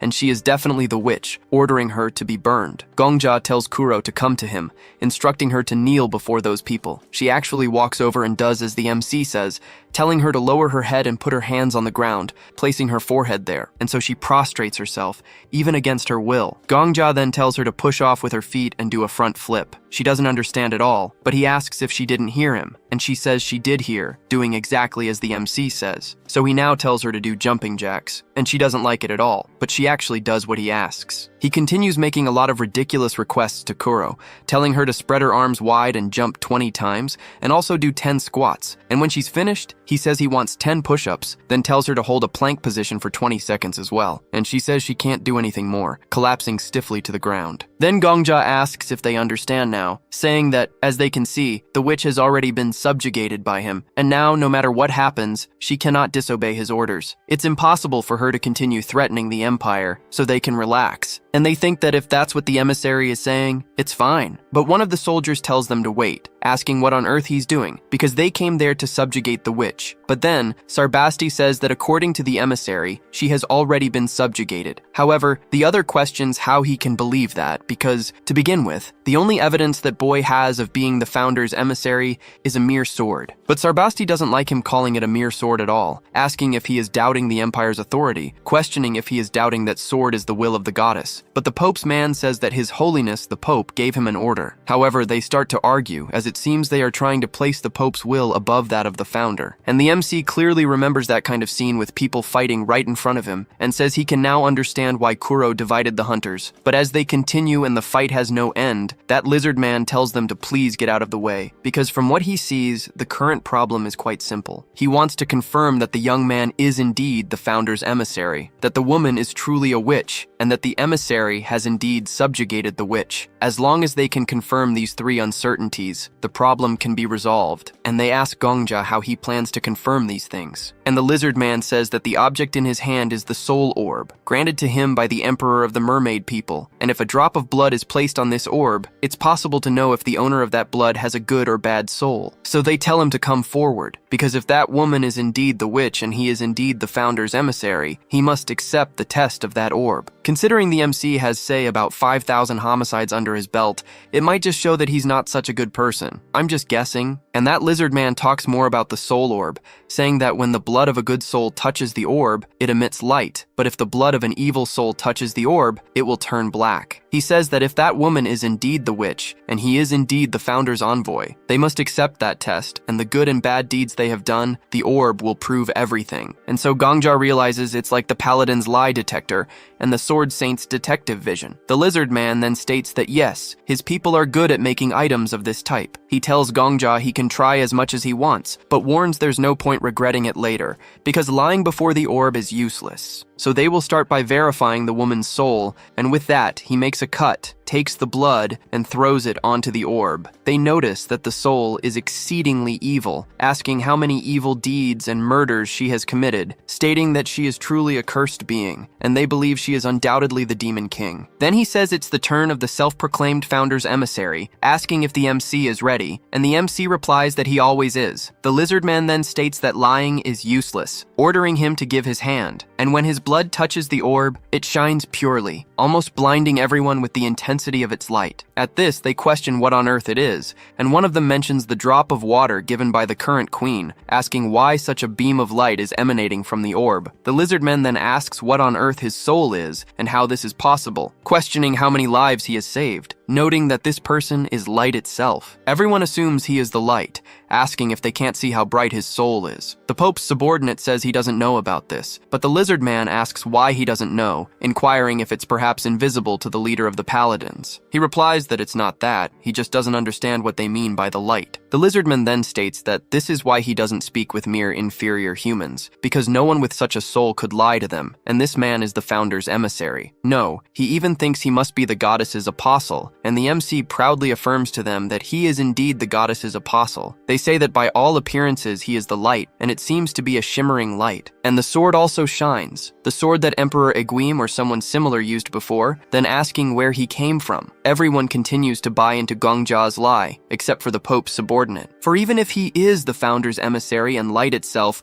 why was he blocking their path, asking if they had already forgotten, stating that they must burn that place, and that His Holiness the Pope was not only concerned with the witch, but also with the heretics who followed her. They cannot let them escape divine punishment. The Demon King then begins to call the MC's attention, asking him to do something, and that guy says that if he is truly an apostle of the goddess, he must lead their way to apply divine punishment. Gongja then ponders these words, for the best lies are formed by 90% truth, and 10% falsehood. The MC then tells the temple's holy knights to be careful with their words, saying that it is not for them to decide how divine punishment should be applied, and that he is the one who decides it. He has already gathered all evil, and divine punishment has already been applied, stating that he will show them. He then summons a multitude of skeletons, and they scream that these are demons, asking what these horrible things are. He states that this is his duty, asking how this witch could be the only evil in this world, saying that each of these phantoms he has gathered are evil doers, with actions as wicked as the witches. They are surprised that all these monsters are what he has gathered. He says that the goddess gave an order to punish all evil that corrupted the world in her name, and his mission is to subjugate all evil in the world and lead all demons to hell, and what they are seeing now is his hell. The lizard man is completely moved, because the goddess's apostle was doing all this alone without them knowing, and Gongja agrees with him. He thinks that no one even recognized the apostle, asking how he, being a mere human, managed to go through this hell alone. The MC simply says that this is his duty, stating that there is no longer any need for them to punish the witch or her minions. They will suffer forever in his shadow, and he is their hell. And they all swallow the lie that the apostle had been saving them all this time without their knowledge, even if it's not entirely a lie, and Gongja agrees. The emperor says he has nothing more to teach him, telling him to go ahead, stating that his instructor there is nothing more than a child, and cannot deal with a scoundrel like him. The MC thinks that's quite modest of him, saying he doesn't have much to learn from his evil personality. He then says he is sure everyone can see now, and this is the goddess's will, her divine retribution, assuming they certainly do not intend to defy the strict will imposed by the goddess. But then the Pope's Knight asks him again if those atrocious demons are truly imprisoned, and says that what he means is that if those demons were to escape back into the world, the damage would be immense. And MC is asked if he wants to confirm that he personally imprisoned those creatures, calling one of them forward, and he asks MC what he intends to do with that skeleton. MC replies that he wants to clear their doubts, ordering the skeleton to retrieve its memories. Then, the former Flame Emperor appears, speaking to MC, cursing him and asking what kind of problem MC has with him to turn him into something like this. He declares that he wouldn't be satisfied even if MC burned in boiling water, vowing to kill him, calling him every name, asking how he dared to do this, and stating that no matter what, he will truly wipe out MC's lineage. MC then states that, as they can see, this man is a wrongdoer as evil as the witch. But he goes further, saying that he is arguably an even worse monster than the witch. For the witch was born a monster, but this man committed atrocious crimes despite being human. They are utterly surprised as the Flame Emperor continues to curse everyone around, asking if they've lost their minds. Then MC simply orders him to dance, and the Emperor actually complies with everything he asks. Everyone is astonished by MC giving them orders like this. MC states that the demons can never defy his orders, asking if they are still worried. With that, the leader of the Pope's Knights kneels before MC, asking if they can at least have the honor of knowing his name. MC introduces himself to all of them, and they agree to do as he commanded. Thus, he completes the normal stage, the secret mission Hero of the Frozen World, and also the boss stage. MC simply gained an even more overpowered ability, acquired a servant, and gained the ability to constantly mess with the idiotic Flame Emperor, all through sheer manipulation. He manipulated everyone the entire time, used hacks, but still, he delivered on his promise. The system announces that the completing party consisted of only one individual, the King of Death. The reward calculation is complete, and rewards will be distributed within 24 hours of his entry into the 21st floor. The Emperor thinks it's insane that MC would complete the boss stage this way and then just chat. MC thinks that it doesn't matter if he's crazy or not. He completed all floors up to the 20th exactly as he wished. No hunter died, no one from the empire or continent perished, and he even managed to save that little girl. The 20th floor would likely have been completed on its own, even if he had done nothing, because the fire and the disappearance of the village also constituted a form of conclusion. As long as there is an appropriate conclusion, the tower doesn't care if it's a happy ending or not. Otherwise, Yosoha wouldn't have been able to clear up to the 40th floor. Therefore, this isn't the world predetermined by the tower,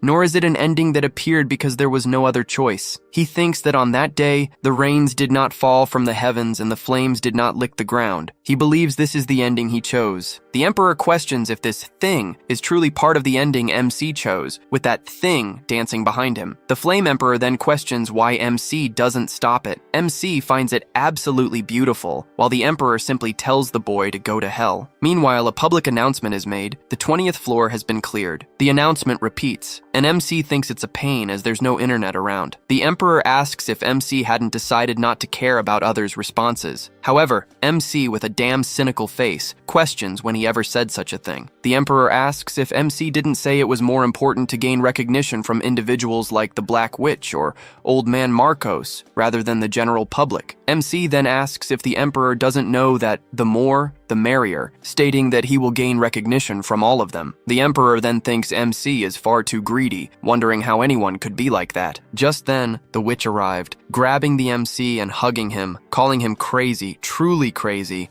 a disturbed individual who isn't even 20 yet, saying he's absolutely insane. The MC told the witch that it hurt, while Marcos watched their interaction. She was even more surprised, realizing he had indeed cleared the 20th floor in just 5 days, calling him crazy, and saying he probably didn't know how many people were going insane in the tower, telling him to look. She mentioned she quickly went to the first floor and took pictures of those, and now had several news articles about everything he had done on her phone. She said there were so many articles she couldn't even photograph them all, but stressed that he needed to understand. It wasn't just the tower like this, but the outside world too. The headlines might vary, but they were all about him, where he was from, what kind of life he lived, and how he instantly became a ranker. But then, the MC asked her to wait a moment, asking if she took all those photos herself, to which she replied, of course. So he asked if that meant, just to show him the articles she was writing, she had teleported to the first floor, then searched through all those articles one by one, and took screenshots of each one, and she confirmed that, when put that way, yes, she did. And this person, being the second-ranked hunter and the highest authority figure, did all that, making the MC wonder if she was an angel. She then said, just to be safe,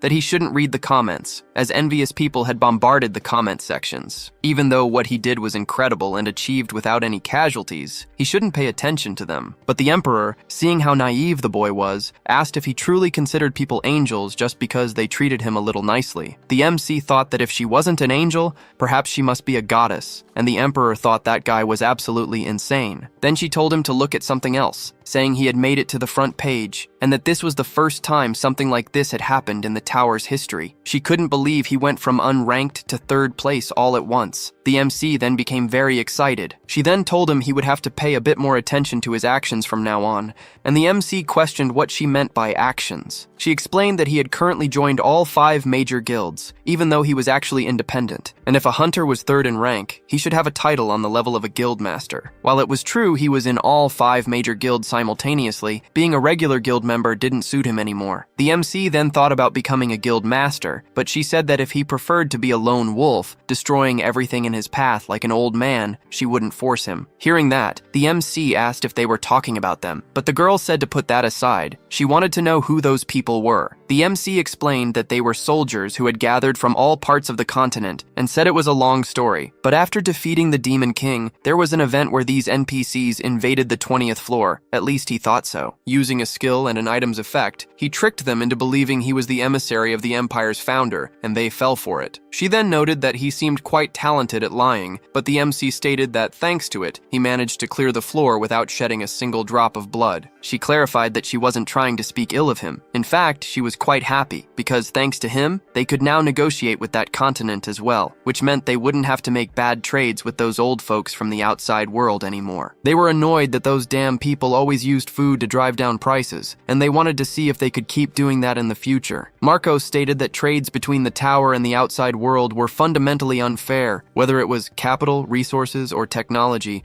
as the outside world had greater abundance than the tower. So, she thought, food was always the problem. And the MC says that when he first met her, he thought she was an unfriendly person, and this must mean they've grown closer. Then he speaks to the Black Witch, asking if she's saying that the hunters will start negotiating with that continent, and she replies that naturally that's the case. So the MC says he will lend her his name. In this world, he is the founder's emissary and the goddess's apostle, and if he makes them believe that they are all apostles of the goddess too, it will be easier to conduct business. She expresses great gratitude for the offer, but then asks if he truly expects to lend his name for free, inquiring what he desires in return. The MC then speaks about the 20th floor, and she questions if he's referring to the entire floor. He confirms it, stating that to be more precise, he would like all the land on the 20th floor to be under his possession. In exchange, he won't take anything for having cleared floors 11 through 19, and they can divide the profits from negotiations with the continent, just like the other hunters. She thinks this is an extraordinary offer, but it's not something she can decide on her own authority. They'll have to discuss it with the other guild masters, but she asks if he truly wants this place, as it obviously doesn't seem to hold much value. It's small and doesn't appear to be very good for agriculture. But she remembers to ask something she's wanted to for a long time,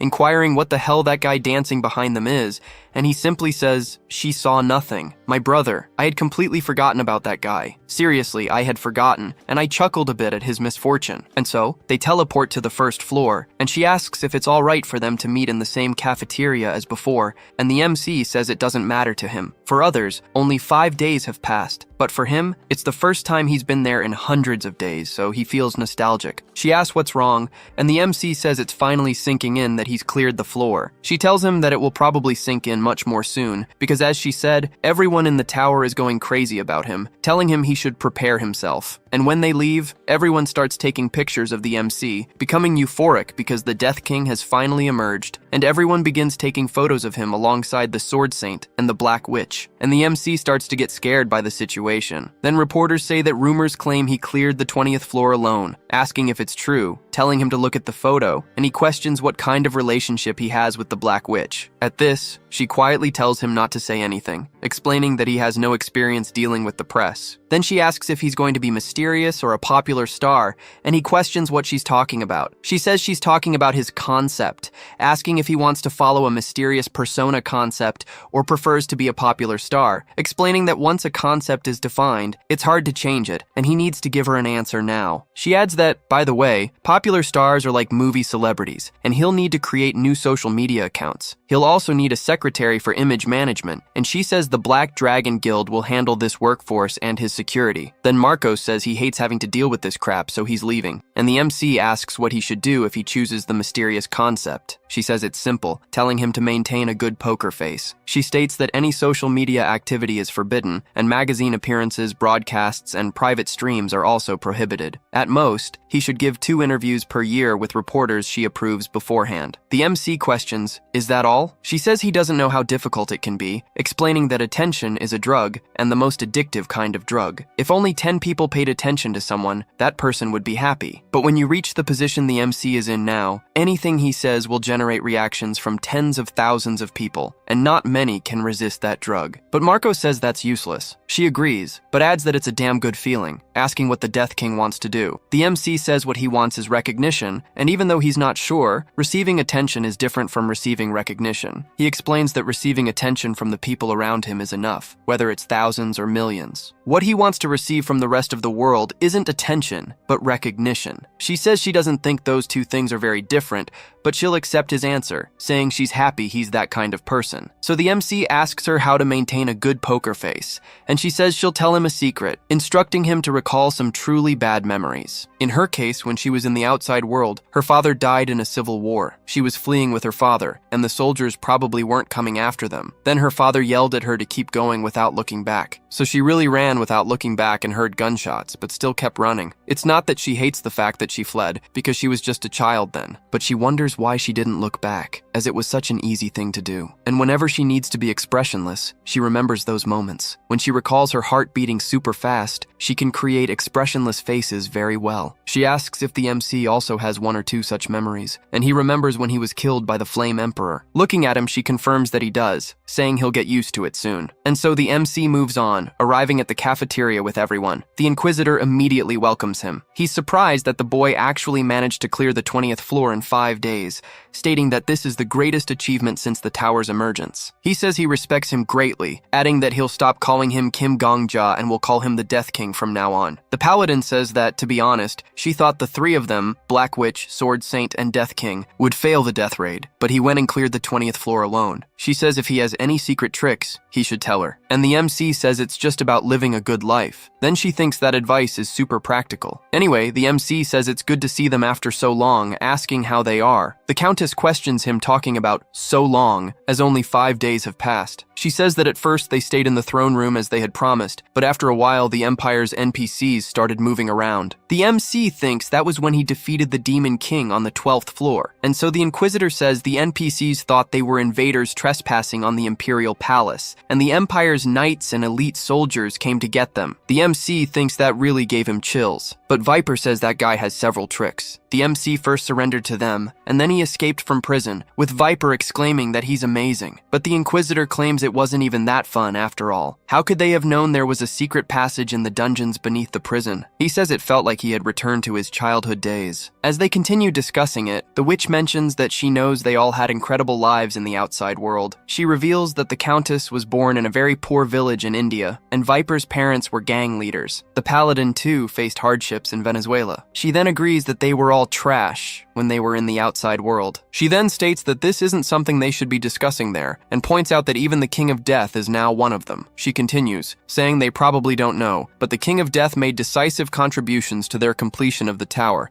and they didn't lose a single hunter in that raid. Even on the 11th floor, where numerous hunters fought together, they managed to emerge without any casualties. She declares that she wants to transform this man into the hero who will represent their tower. She explains that the Countess has revealed too much of her wealth, the Inquisitor has killed too many people, and the Paladin hates receiving public attention. As for Viper, she simply states that he is too ugly. The MC is left speechless, thinking, man, oh my god, what's happening? She just roasted the guy out of nowhere. As for the Sword Saint, as they all know, he's an old man obsessed with the sword. And as for herself, she often has to operate behind the scenes, so it can't be her either. On the other hand, the public still has no established impression of the King of Death. The Inquisitor admits that it's true they are already established, older personalities, so their presence has indeed lost its initial impact. They continue to print magazines with updates on hunters' activities, but sales in the outside world are significantly declining. He then approaches the MC, remarking that Gongja is a bit short, but assures him it's fine. He adds that, as they can see from his own example, photos can easily cover such details. He states he's just asking to be sure, but questions if the MC is currently dating anyone. The MC replies no. He then says this means the MC doesn't have to worry about scandals, which is even better. He explains that he's been analyzing them closely, and the King of Death has a very mystical aura when he smiles. Therefore, he'll choose the mysterious concept. However,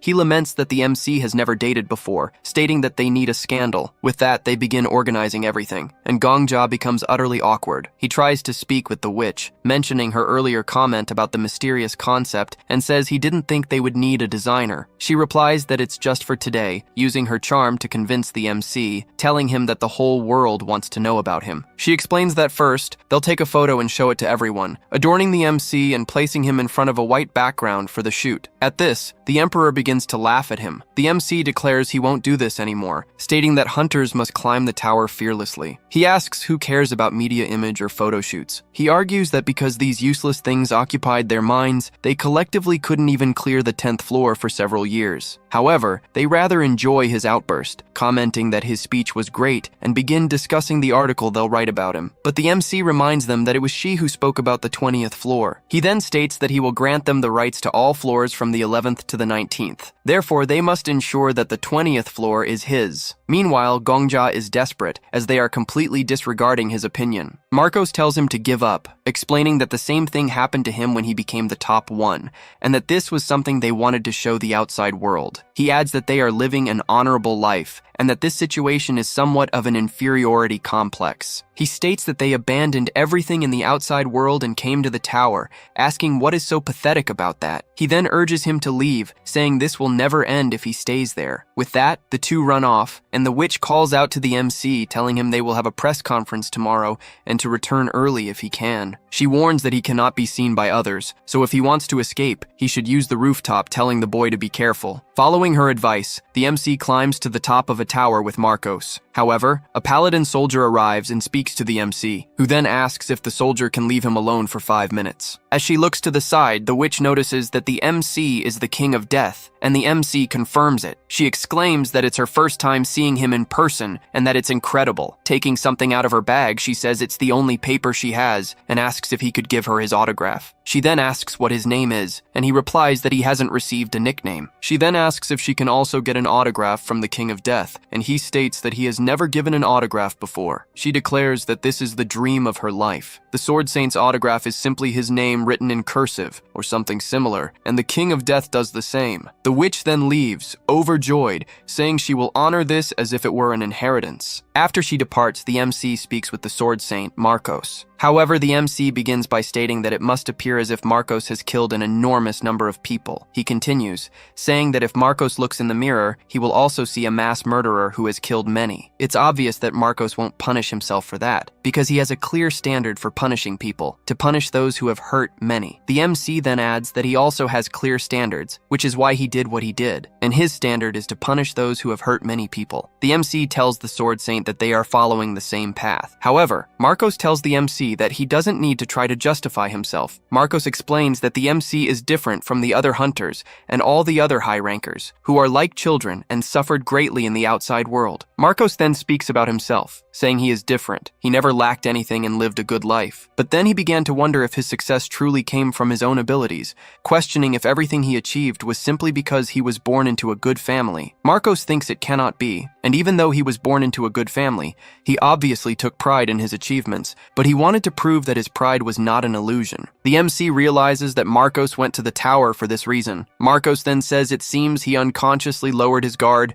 and a skill card is shown to the MC. Marcos admits he was a fool. He had decided to trust his eyes and his hands, but before he realized it, he was relying on things called skills. Marcos then says he will ask the MC one last time if he has ever killed an innocent life. The MC replies that this is why he said Marcos didn't need to try to justify himself, stating that lies only serve to deceive the mind. He then reminds Marcos of the tower, telling him to answer with his heart and not with his mind. Marcos then says no, affirming that he has never done that, and he will not do so in the future. With that, Marcos completely denies his own skill, stating that he believes in his eyes. He says he fought hard over the last 5 days, thanking the MC for enduring the stubbornness of that old man, referring to himself. He adds that it might be late to say it, but it was a very pleasant experience to be with the MC from the 12th to the 19th floor. Marcos then tells the MC to rest well today, because as soon as the press conference ends tomorrow, the 21st floor will open, and he looks forward to seeing him on the next floor. With that, Marcos leaves. The MC wonders if the Sword Saint just recognized him, and the Emperor confirms that it seems so. The MC then collapses to the ground from all the pressure, thinking it's truly over. He is happy that the 21st floor is now also his, and the guildmasters will handle the press. He thinks everything is finally over, but then the Emperor asks, "What do you mean?" As if he'd cleared the 50th floor or something. But then the Goddess of Protection speaks to the boy, saying she's impressed by his achievements, and she recognizes all of them, deeming him worthy enough to be considered her apostle, and Gongja questions what that means. And so she allows him to use her name in the future, and he continues to question, still not understanding anything. Then the Goddess of Protection asks him to look down, requesting he look a little more to the left, and he sees the sword, remembering when it was said that the Goddess of Protection exerted her last power, and he realizes that the goddess was a sword, and she confirms his question. Then, after some time, in a news report, the presenter says that what they are watching now is an incredible video, and he calls on viewers to take a good look at the footage they just received from the broadcaster, asking if they are seeing the Black Witch holding hands with that other hunter, presuming that to be the King of Death. Then the MC kills that 11th floor boss with a single attack, and he says that if that video wasn't faked,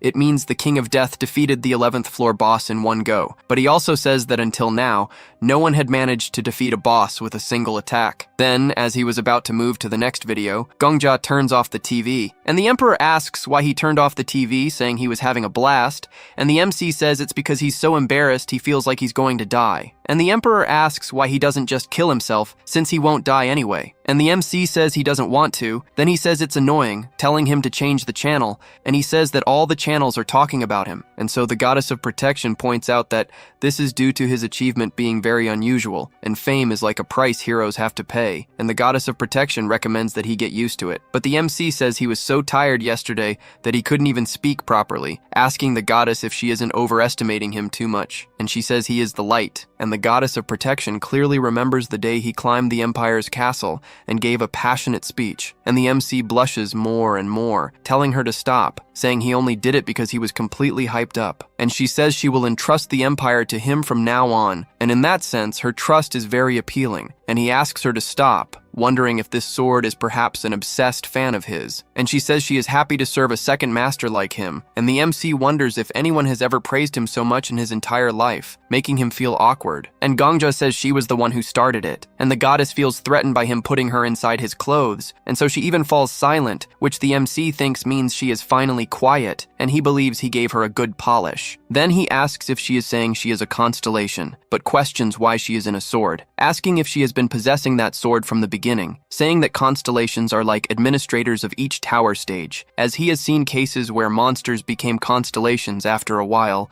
but an item turning into a constellation is too much. But she simply shakes her head, saying it's really convenient to understand that a constellation is something that represents the world, and she says that originally she was a holy spirit revered as a god. However, the founder of the empire, Leofanta Igim, divided her into 5 swords and sealed her. And the MC is the wielder of the first holy sword, Idol, and he is surprised that is the sword's name. The first is idol, the second is piety, the third is prayer, the fourth is sacrifice, and the fifth is salvation. She says that if the MC gathers all 5 sister swords, she can regain her original powers. The MC thinks that in short, she is just a fragment of the sword, meaning she needs to obtain the other 4 to receive her full powers. He finds this interesting and asks where the other sister swords are, but she says nothing, so the MC asks again, stating he's questioning where her sisters are, but she remains silent. The MC then wonders if she doesn't know, and she exercises her right to remain silent, leading him to realize she truly doesn't know. She argues that she can sense the presence of the others if they are nearby, but the MC then says he's not in a hurry to find them. Anyway, she possesses 1/5 of these original powers, so the MC asks what she can do. She replies that she can gain absolute support from the citizens of the Aegim Empire. The MC says he knows that better than anyone, asking if there's anything else, and so she shines, boasting that she's confident in emitting light. The MC says he's seen enough to know that very well, his eyes tearing up from the flashbang right in his face, asking what else she can do besides gaining people's support and shining. She says she's very confident in manipulating monsters, adding that she's also confident in manipulating humans, but that's not as productive. Suddenly someone knocks on the door, asking about all the noise and if something is happening. The MC says everything is fine. Then the witch asks if he's sure. She says the press conference starts in 5 minutes, and once it's over, the 21st floor will be opened. After they properly answer the reporters, they will proceed there, and the MC agrees. She thinks his response was quite lively and asks him not to be late. As the MC leaves, he speaks to the sword again, scolding it for doing nothing useful besides shining. She says she's protesting against his unfair opinions, and the MC says that from now on, he'll call her Sparkle, stating she doesn't deserve names like Goddess of Protection or Holy Sword. The sword, even though it's a sword, is shocked by this. The MC says that, for starters,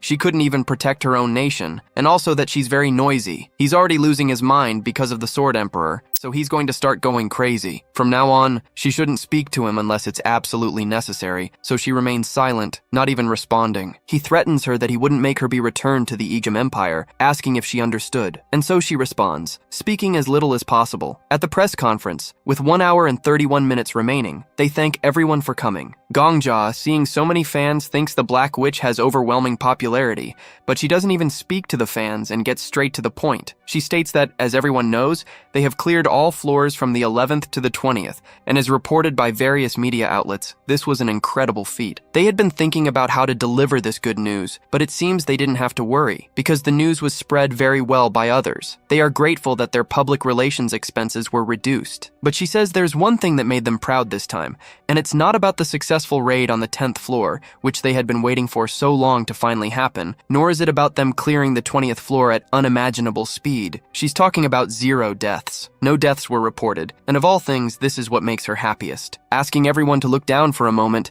she tells them to look at the ground of Babylon Square where they are standing, as they can see a name engraved on each stone. These are the names of the warriors who have perished so far, the names of veterans who dedicated their lives to clearing the tower. When they attacked the 2nd and 3rd floors, many names were engraved on that ground. She is truly happy to be able to say this in front of all those people, because on this day, no new name will be engraved in this square, and everyone applauds the Black Witch. and she announces that they will now begin the Q&A session with reporters, with 1 minute allocated for each question. The MC thinks he doesn't need to get involved in this, believing that staying aligned with the right people is crucial. As she continues to answer all the questions, the MC just wants the interview to end so he can head to the 21st floor. Then, reporter John Evans from the Babylon Daily states he has a direct question for the King of Death, the new top 3 ranked hunter. Gongja is shocked to realize the question is directed at him. Evans explains that there's been much discussion about the King of Death's rapid ascent in the rankings, and a particular rumor has been gaining traction. It suggests that Elisir, the prodigious rookie whom the major guilds have been training for a long time, is involved. If this is true, it would mean the King of Death is a hero intentionally created by the major guilds. Specifically, he's heard that the King of Death will receive absolute rights over the 20th floor. There's also concern that the major guilds might be uniting to monopolize floors 11 through 20. The witch tells the MC that Evans is trying to provoke him, assuring him not to worry as she will handle it. But the MC declines, stating that such individuals will always appear, and he needs to assert his position once and for all. She attempts to counter-argue, but he insists it's fine, claiming he has a way to put an end to it. The MC is clearly stepping up to the challenge. She agrees, but cautions him not to lose control and blurt out anything reckless. While most mistakes can be covered, if he speaks too much nonsense, even she won't be able to contain the media. He states that no one in this world is as humble as he is, reminding her that she knows he is, after all, a prophet. He then greets everyone, introducing himself as the hunter nicknamed the King of Death, and expresses his pleasure in meeting them, before asking about Evans. But as Evans responds, Gongja finds his gaze unsettling, realizing there's only one way to address such an expression. He states that, in his opinion, these are merely concerns stemming from Evans's own shortcomings, and he believes he will definitely be different from the Flame Emperor. He reiterates that, in his opinion, these are simply concerns originating from Evans's own shortcomings. He admits he doesn't possess the same charisma or experience as the Black Witch, but he knows one thing others don't: how to conduct interviews with the world's most reckless hunter. He recalls the Flame Emperor cursing everyone, claiming they only managed to clear the 20th floor due to his greatness. The Emperor had exerted himself immensely to conquer the tower, asserting that everything he acquired there was naturally his. If he didn't claim the items for himself, then who would? He even asked if they should go to the reporter's father. The MC explains that this was the infamous reporter's father incident from back then. Even though the Black Witch had attempted to intervene and whisper, a fire had already been ignited that couldn't be extinguished. All sorts of insults were hurled at him, and the recording of that scene spread across every TV station. The MC realizes that to be the best, one simply needs to do the opposite of what the worst did. So he states that while he's aware public opinion is ecstatic because of him, he finds it all a bit exaggerated. He explains that if it weren't for the help of the Black Witch and the Sword Saint, he would never have been able to clear the 20th floor alone. He adds that of course he also did his best to complete it without any casualties, but he doesn't believe that can be considered his sacrifice. He simply feels it was the right thing to do, both as a hunter and as a human. Therefore, he has no intention of claiming those rights. That's why he delegated all floors from the 11th to the 19th to the guild leaders. The 20th floor, he declares, will become a sort of green belt, a sanctuary where the tower residents who previously resided there can live. He would simply be content with the role of administrator for that floor. He then tells Evans that this concludes his statement, asking if he has any further questions. Evans, completely frustrated, simply replies no and sits down. The MC continues to recall all the rude actions the Flame Emperor committed. He then thanks everyone, stating that if anyone else has questions, he will answer them shortly. Everyone immediately starts asking questions, and Gongja speaks about the lessons he learned from his strategies, calling them incredible, and stating that the MC will always be his compass. So he starts with the newspaper and continues, but time is running out. The witch states that she understands they are eager to know more about their new hero, but unfortunately, time is short. They will conclude their break for the day there to refocus on completing the tower, asking everyone to continue following with immense interest and support. And this time, they also did their best to complete the raid with 0 deaths. However, another person speaks to the witch, saying they have one last question. What is the relationship between her and the Death King? She then looks with a mysterious gaze and speaks about their relationship, stating it's more than friendship like battle companions. But then they ask if they are more than friends, yet she reiterates that it's a more than friendship like battle companions type of relationship, hoping it won't be misunderstood. The press conference ends there, with another thank you for the interest and support of everyone who attended. They continue asking questions, but then she calls the MC to leave quickly. The press questions if they are really leaving after such a hot topic has emerged. She replies that she's a girl who enjoys watching K-dramas, and ultimately, one needs to ignite some flames to leave a deep impression. The MC notes that she truly is the guild leader who reigns over the tower. Backstage, she tells him he was perfect, grabbing his hand and saying his humble attitude was truly an incredible bonus factor. People like heroes, but they like heroes who bow their heads in humility even more. The balance of his actions was perfect, and she didn't know he had such a talent for dealing with the press, asking what on earth he had been doing all this time to only appear now. Well, it's complicated, isn't it? Just doing the opposite of what that guy did is an example of what not to do. She then tells him that if there's anything else he wants, he just needs to tell her. Money, fame, powers, a lover. She will give him anything he desires in the tower. The MC says it's fine, but asks what she meant by more than friends and battle companions, as she surprised him. She replies that it was nothing, and she just intentionally created a smokescreen, so the media will be looking for a scandal that doesn't even exist. It's safer to keep their attention focused on the two of them. The MC asks if that's true, and she tells him not to worry, as she has been dealing with the press for years, and he can completely trust her on this matter. At that moment, the countdown begins, until once again, that hologram appears, stating that those who wish to ascend must say yes. The Emperor then tells the zombie not to lower its guard. The MC wonders if this wasn't supposed to be a time for celebration, with everyone in a festive mood, as the 21st floor will be a completely different stage. The angel states that they could have stayed on the first floor of the tower forever, as it is a refuge for those who fled, and in exchange for giving up on the challenges, they could have chosen to live a simple life. But all of them decided to complete floors 10 to 20 and witness the end of this tower. In that case, the correct thing to do is to fulfill their will, and they begin to be teleported. Everyone wonders what is happening, as they didn't even say transfer or anything. They then realize this is a forced transfer, and she states that those who are determined to climb the tower, those who are willing to receive a new name and become tower warriors, from now on, only the chosen warriors will carry the noble duty. They are then transported to a library, where a young boy welcomes the tower climbing warriors, saying he has been patiently waiting for a day that felt like 3 years ago, welcoming them to the great library of all things. He states that life begins and ends with meetings and partings, questioning if the meaning of life isn't about meeting new people, as waiting is like a spice that sweetens life. Gongja looks at him and sees that it is the librarian Bengu Seoki, who welcomes everyone. The librarian says that once again, he wants to express his respect, welcoming them to the great library of all things, and everyone wonders what kind of place this is. Meanwhile, a guy appears, having been taking a bath, completely naked. Bengu comments that it seems the librarian, referring to himself,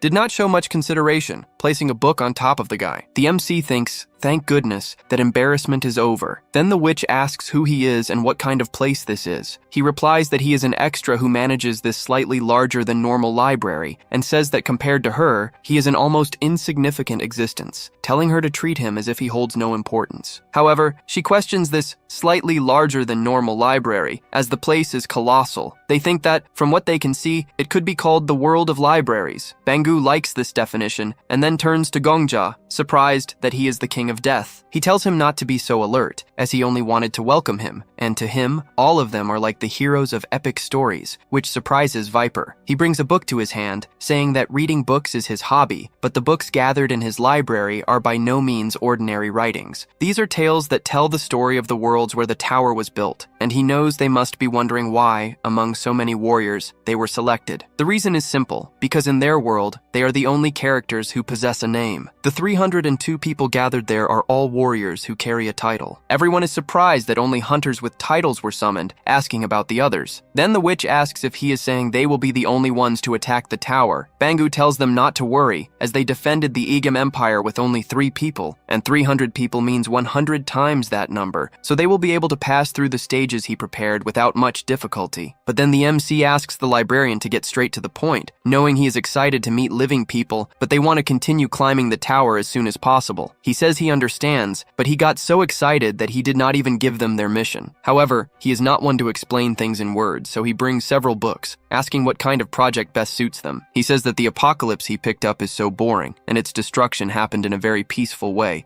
suggesting another one is better. He says he will warn them in advance, and this is just a preview of what is to come, so they should not be too surprised. And so they are taken to a different world, and Bengu says that, as he also mentioned, the archives gathered in his library are not common books or novels, and their scale is a bit larger than normal. The Great Library of All Things, as its name suggests, is a library that contains records from various worlds. And this is the world they attacked, and that other one is the world where they will stay. These books are given various names. Some call them epic stories, others call them chronicles, and some call them annals or sagas. However, there is yet another expression he prefers: apocalypse. Their apocalypse is still being serialized, and after a long prologue, one could say that is where the fun of reading begins. But not all apocalypses are being serialized like their world, and so that world begins to go extinct. And Bangu says there are still some apocalypses that were cancelled, and this is not the only world. He says there are several others, and if the cause of that apocalypse's cancellation was stones,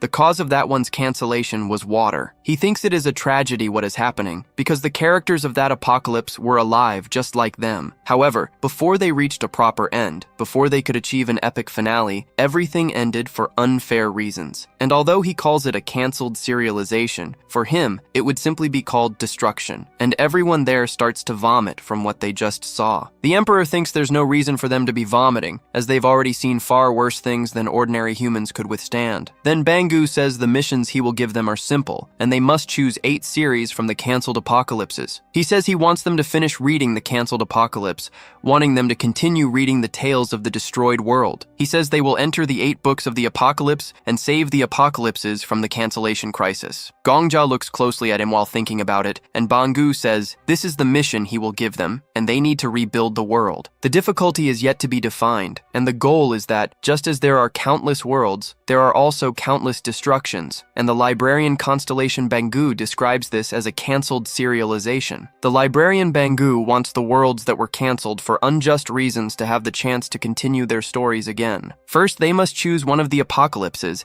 and if they succeed in saving the world, it will be registered as their 22nd floor. However, if the mission fails, the 22nd floor will not be opened. At this, Bangu becomes excited for them to begin their choice. And after the trial begins, everyone starts to feel sick, and Bangu tells them to clean up their own vomit, asking if that isn't basic education, because the library's hygiene can only be maintained if all of them work hard. And so he calls forth several bookmarks, and everyone finds that strange. Bangu says these are the servant bookmarks, and they will take care of them until they have completed the 30th floor. At this, the witch asks if they are monsters, and Bangu says she can think that way if she wants, because they need to know a few things while they are there. First, they must never touch any book without his permission, and all those books are the fruit of his efforts, blood, and sweat, and these are the only apocalypses in the universe. But then, someone tells him to screw off, saying he only talks nonsense, and warns, "Look, that's the final boss there," asking if they are ready to attack Bangu. Then he tells everyone, ordering them to grab their weapons, because he just has to kill that guy to reach the 30th floor. But Bangu looks at him in a very funny way, and that guy says that if even the King of Death cleared the 20th floor alone, then all of them can defeat that little guy there. Then everyone looks at the MC, questioning if there's anything they can't do. Then that guy starts talking to the 5 great guilds, telling them they'd better chill out, saying he didn't like the fact that they monopolized the raids and floors from the 11th onwards, and then dragged the rookie along with them to make it seem like he was the great hero of everything,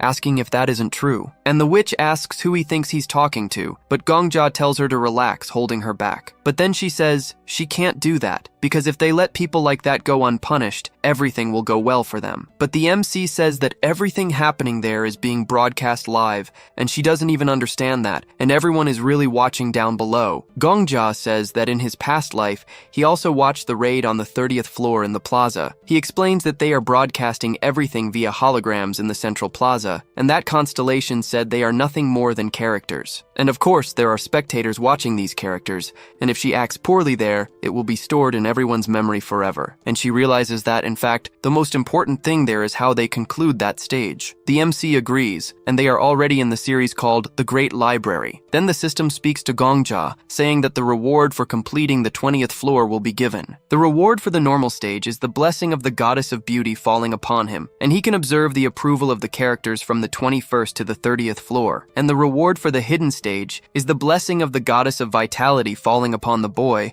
and he becomes increasingly excited. It is said that he can observe the minds of the characters from the 21st to the 30th floor, and the MC thinks this was exactly what he needed right now, and he immediately starts testing it on the witch, using the character window. He then sees everything about her, and also what she's thinking. In her mind, she's thinking that if everything they're doing is being broadcast to all of Babylon, they'll have to act like noble figures in the future, and completing the stage is a secondary objective, as she considers the wisest tactic from that point on. However, she notices Gongja staring too much and asks what's wrong or what happened, but he says it's nothing. Meanwhile, the Sword Emperor is laughing too much behind him, and the girl even tries to continue talking to the MC, but the Sword Emperor can't stop laughing because he read in her profile that she dreams of a prince on a white horse at her age, and he tells Gongja to get a white horse and ride it. However, the MC uses the status window on that crazy guy, seeing everything he has to show, and his stats are certainly no better, and he's shocked that it works on him too, and he's even more shocked that one of his favorite characters is his own mother. Then the Emperor asks if he's crazy, stating that he's not someone who would just die, telling him to turn that off now, to erase it from his brain, questioning if he's doubting him because he'll kill him. However, Gongja doesn't care what he's saying and tells him not to talk nonsense until the 30th floor, saying it's better to bow his head to him. Otherwise, he'll open his character window whenever he wants, and warns him that one day he'll make him pay for it. And as for the other fools, he proposes to finish off Bangu by attacking him, but then Marcos calls all of them idiots, asking if they've forgotten that that constellation only showed them worlds that were perishing, and if it wanted to, that constellation could have just thrown them into one of those dying worlds. And even so, he questions if they want to fight against such a being. He states that if their madness was to attempt group self-sacrifice, he wouldn't stop them. Everyone then thinks for a moment, but the guy who spearheaded this tells everyone not to be afraid, because the King of Death completed the 10th and 20th floors alone, and that's how the planned bosses appeared. He says that the 5 great guilds are orchestrating everything, stating that if they don't want to remain their slaves forever, then they must attack. But then Bangu asks if he's finished controlling them there, and that guy calls them wretched brats, saying that 50 of them are more than enough to finish off Bangu. But he apologizes, saying that cliches aren't really his thing, and then calls them to end it all, invoking a sea of monsters, a bunch of tentacles upon those guys, and pulling everyone into one of his stories. And Bangu says that in that special apocalypse, humanity was extinct, and only one sorcerer survived, and the sorcerer kind of turned into more of a tentacle monster than a human after facing so many adversities. And this is one of his favorite main characters, and maybe he's in 9th place or something like that. And he says that this sorcerer is basically an expert in sealing magic, wondering if he should say it's a relationship between a client and an owner, and in exchange for the materials he occasionally gives him, the sorcerer is always willing to accept his requests. Then what comes back from inside are the bookmarks, and they are dropped there, and Bangu says that the sorcerer's hobby is to make the things he creates wear servant outfits, and Bangu doesn't even blame him, wondering what else he could do, since all of humanity, with the exception of himself, was extinct, and it would have been stranger if he had remained sane. And the witch is shocked, and Bangu says he thinks it's better this way, since they took care of some useless extras, asking if they are now ready to become the main characters. And everyone quietly starts reading while seated, and the Inquisitor thinks it was boring since 50 people were already eliminated at the beginning, but some sacrifice is always needed to move forward. He told them not to forget their sacrifices and to work even harder to defeat the tower. He encouraged everyone to cheer up, saying they were lucky to have only lost 50 people, not 100, which left everyone shocked. He then asked if they weren't going to drink anything, as the tea the marker was serving was delicious. But then the MC told the Inquisitor to shut up for a moment, explaining that the more he spoke, the lower their morale dropped. Since it was a big problem, the Inquisitor happily agreed to stay quiet. Gongja then addressed everyone, saying he knew they must understand that constellations shouldn't be attacked so desperately, and for now, they could only silently follow the mission given by the librarian. He thought to himself that he was now 3rd in the rankings, the 3rd strongest hunter there, with the right to speak, and he had to get used to receiving attention. He told everyone that the fact they were proceeding with the mission didn't mean they were at a disadvantage, telling them all to take a look at the mission window. Everyone looked at it. He said the most important part was the last one, asking if they knew what that meant, because depending on the type of world they saved, the reward would change. If they saved a world full of diamonds, then that world would become their 22nd world, and diamonds were just an example. But what if the world was full of food, water, and other types of resources, and the yield was high enough? Then they could solve the food problem in the tower without needing the outside world. He then picked up a book, and as soon as he opened it, he was shocked. But Viper asked if nothing had happened. Bangu said that was exactly it, and as long as he didn't activate his powers, these apocalypses were just old books. And of course there were forbidden books that were dangerous even to touch. The MC questioned if they all understood now, telling them to go there and read some books because they had to find the best world to defeat, one that would bring them the most benefits. Then, among the apocalypse worlds that served as the stage for the 20th floor, one of them was the Tales of Summering Academy. It was said to be a historical magic academy, a common academy where friendships, competitions, love, and envy coexisted. This apocalypse could have remained a common academy if not for the world destruction rank artifact sealed in the Academy's basement. The reason for the apocalypse was that the evil lady lost her fiancé, the first prince, to a high school girl who had reincarnated twice. She then turned into a wicked person, releasing the king of great demons and causing the world to be destroyed. In summary, the story went like this. A guy approached a girl, saying his other half was there, and her name was Sylvia, talking to him. But then, someone simply blew up the academy, and out of nowhere, a demon appeared, which was incredibly unlucky, and thus the world was destroyed. The MC said that romance ended so quickly that those present weren't too angry, but anyone would be annoyed. He explained that each book had different difficulties and contents, and among them, they had to choose the ones they could complete, and that would bring them the most benefit. He then wondered, what if this were the real world, and no one paid much attention to him? The Emperor told the MC that they were acting like this because he was speaking too formally, asking if he still didn't understand how difficult it was to make those idiotic hunters listen. He was now dealing with 250 hunters,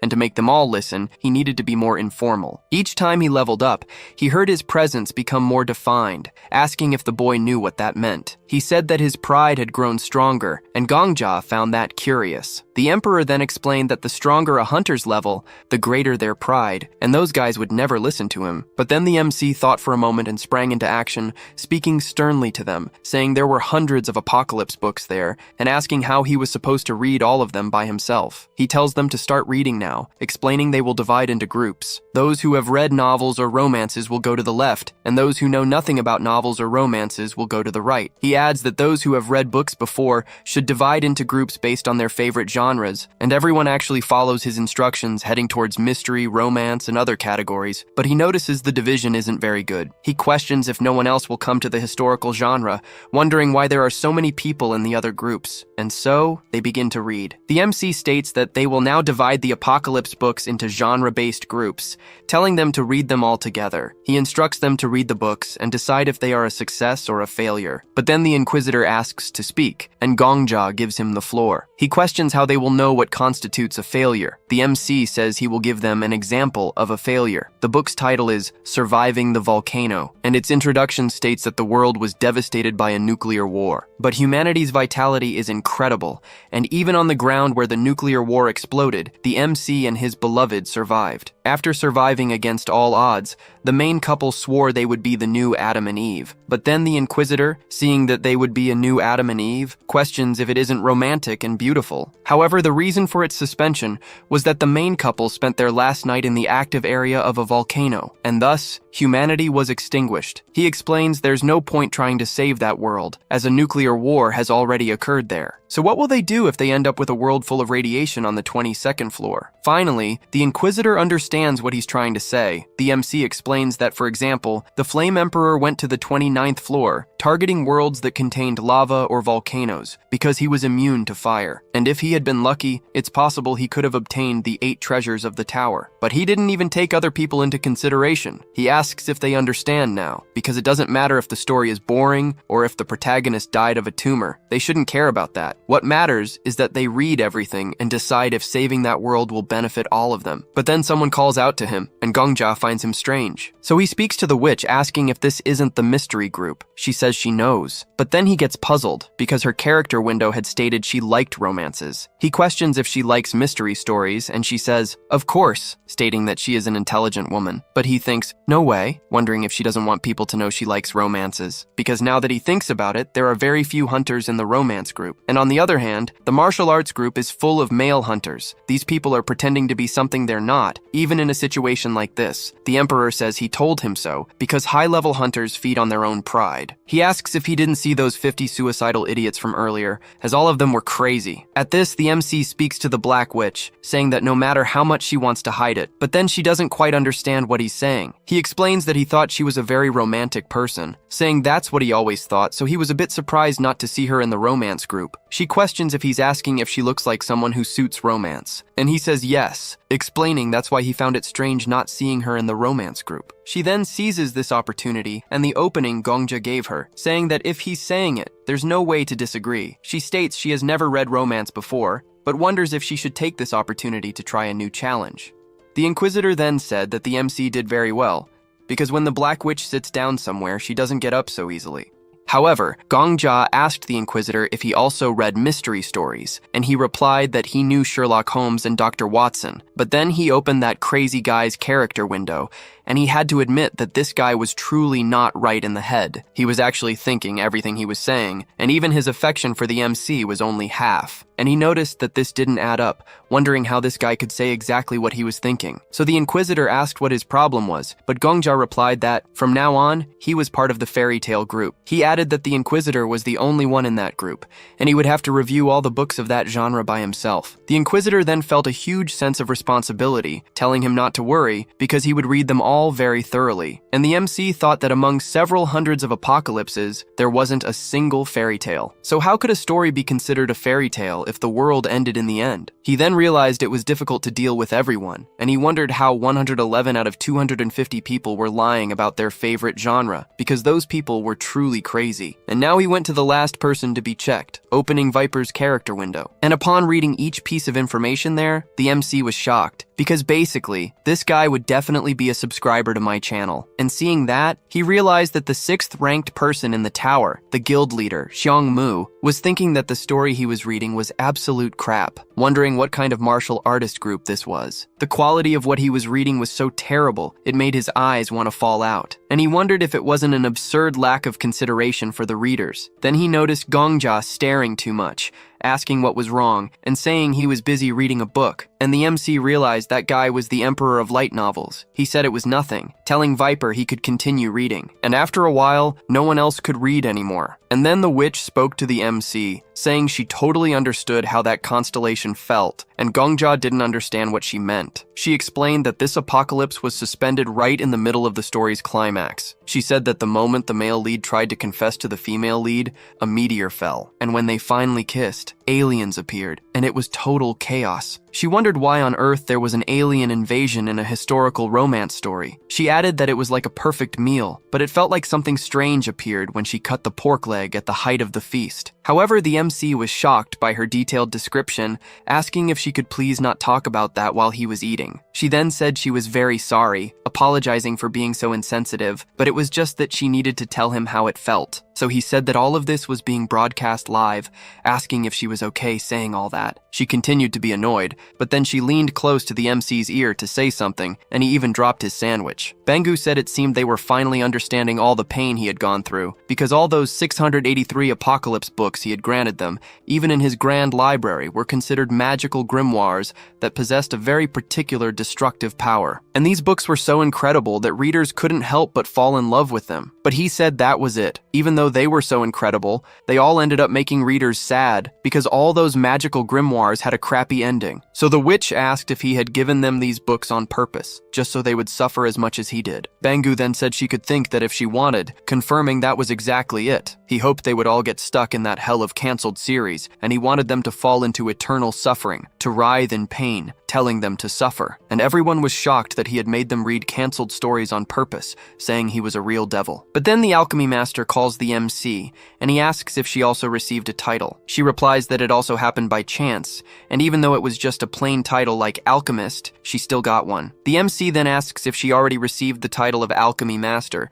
saying it's incredible, and wondering how she managed to get such a title so quickly. But she says there's nothing incredible about it, stating that she's not just being humble. A few days ago, she heard a sound saying that the item she produced helped save the world, and that's how she received her title, asking if the MC was also confused. Gongjia realizes it was because of the elixir she made for him, noting that he had helped her all this time. But she says that she isn't the incredible one. He is, as it's a great honor to meet someone like him who reached 3rd place in the rankings in such a short time. The MC says he also got lucky, but the girl tells him that if he ever needs anything from her, he just has to let her know, promising to do everything she can to help. At this point, they announce that the martial arts group has finished their readings, and the romance group is also done. As for the mystery group, they finished along with the sci-fi group. The MC states that now each group must present some recommendations. Then the Inquisitor says his fairy tale group will recommend that, and even though it's the only book he has. Gongjia is surprised to see that thing, and the book is titled Me and Our Scapegoat. The introduction states that humanity in this world managed to create a utopia, but a special power was required to maintain it. and the necessary power source was the screams of suffering from an innocent child. And despite being horrible, for the perfect happiness of 17 million people, an innocent child had to endure. Thanks to meticulously developed torture methods and efficient treatments, approximately 5 years' worth of screams were extracted from each child,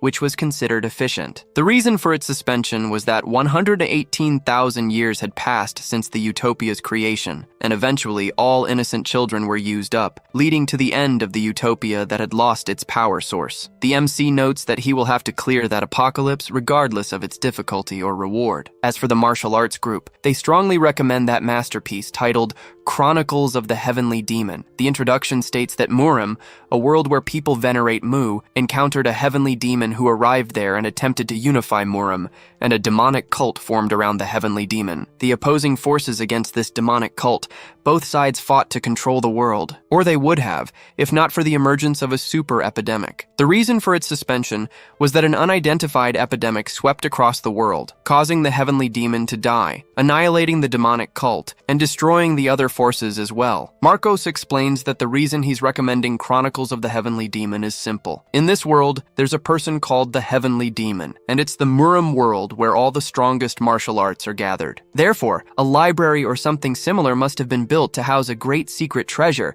and martial arts scriptures are books containing the secrets of the skills that are martial arts themselves. In other words, if they manage to save this world, they will gain a library with the best skills in the world, and this is a great opportunity for their hunters to grow stronger. Everyone gets excited about this. Gongja thinks that the Murim world must be full of masters, and if he dies to any of them, he wonders if a rank A skill will appear even if he chooses just any master. The Sword Emperor wonders why his mind is racing, questioning if he's afraid people might actually think he's a zombie. But then he realizes the world he wants to destroy has just appeared, though it will be difficult to do so with his current strength. Meanwhile, the Inquisitor is poking around, and Berlino, in turn, sends a signal to the MC, who is surprised by this. Berlino says her sister's sword is very close. Gongja is surprised, and when he looks forward, he sees the Chronicles of the Celestial Demon in Marcos's hand. Berlino confirms she feels her sister's presence in the book the Sword Saint is holding. After this, the MC goes to the bathroom, telling the Sword Saint that before they go to Murim, he will start by dying once. The Sword Saint doesn't quite understand what the boy means. Gongja explains that Liafanta Agam was the first emperor of that empire,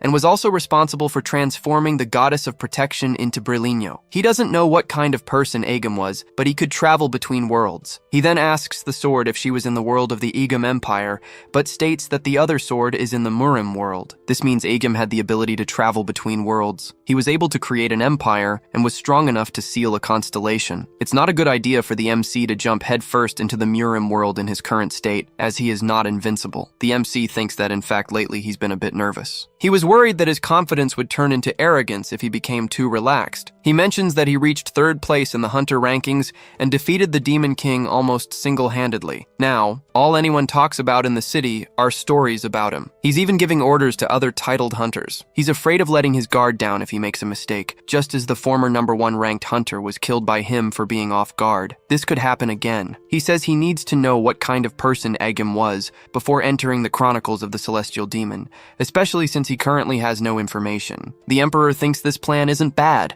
but questions what exactly the MC has in mind for preparations, saying there's no way to know anything about this guy. However, Gongja says he's wrong. Even though she's in the form of a sword now, she is the goddess of protection, and despite being divided into 5 parts, she is undoubtedly a constellation. But now he has a doubt. What if he stabs himself with that sword? He wonders if it will count as self-sacrifice or murder. He tells himself the chances are 50-50, and it's worth a try. Miss Berlino asks him to reconsider, but the MC asks why. She vehemently states that it's shameful for her to show her past and that she would like to maintain her privacy. But Gongja says there's no such thing as privacy between them. He's also showing his entire life, being broadcast live 24/7. That should be fair. She begs him to stop, but the MC goes ahead. It is stated that Death has met the conditions for skill activation. The Death Goddess's skills are currently sealed and cannot be acquired. And since he is a rank D hunter, a penalty will be applied due to his skill. The intermediate penalty is the Realm of Petra. In another corner,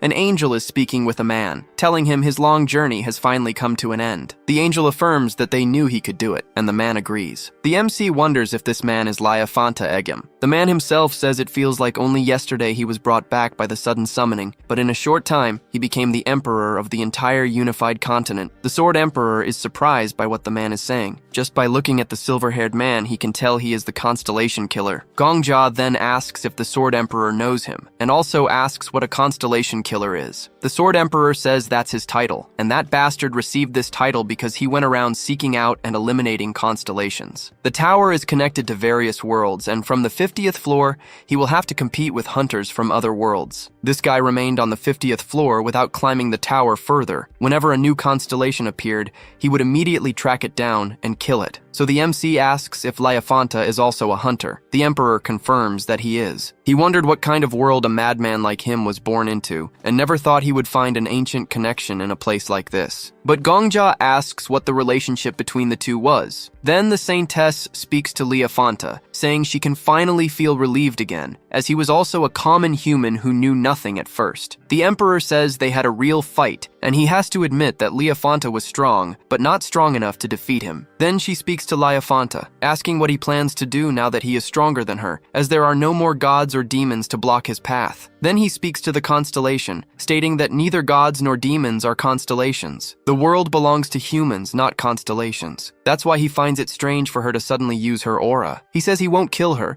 as she has helped him until now. Then he begins to break her, raising his hand over the girl, saying he will tear and seal her existence, so she will never be able to recover her powers again. She is then broken by him, and he says he's sorry, but this is the right way. The trauma reproduction is completed, and the system confirms if his ego was still maintained, and the penalty is finalized. Then he says he doesn't understand what he saw, asking Berlino why her former master sealed her. She replies that she doesn't know either, saying that Liafanta Egem, as she remembers him, was a reclusive but very just man. She states that she has no idea why he sealed her and left behind the empire he himself founded. The Emperor then says he already told him, because the higher a hunter's level, the crazier they are, advising him not to try to understand madmen, because if he stares into the abyss for too long, he might also fall into it. He just needs to become strong like him to kill all those bastards, like the constellation killer or whoever they may be. The MC says he will consider this advantageous just for having seen his face, and thinks the constellation killer will act hostilely as soon as he sees him, especially since he is carrying one of the fragments of the constellation he sealed. And so, back on the 21st floor, he thinks the hunters chose the 22nd floor after reading all the apocalypses. Because the Sword Saint personally recommended them,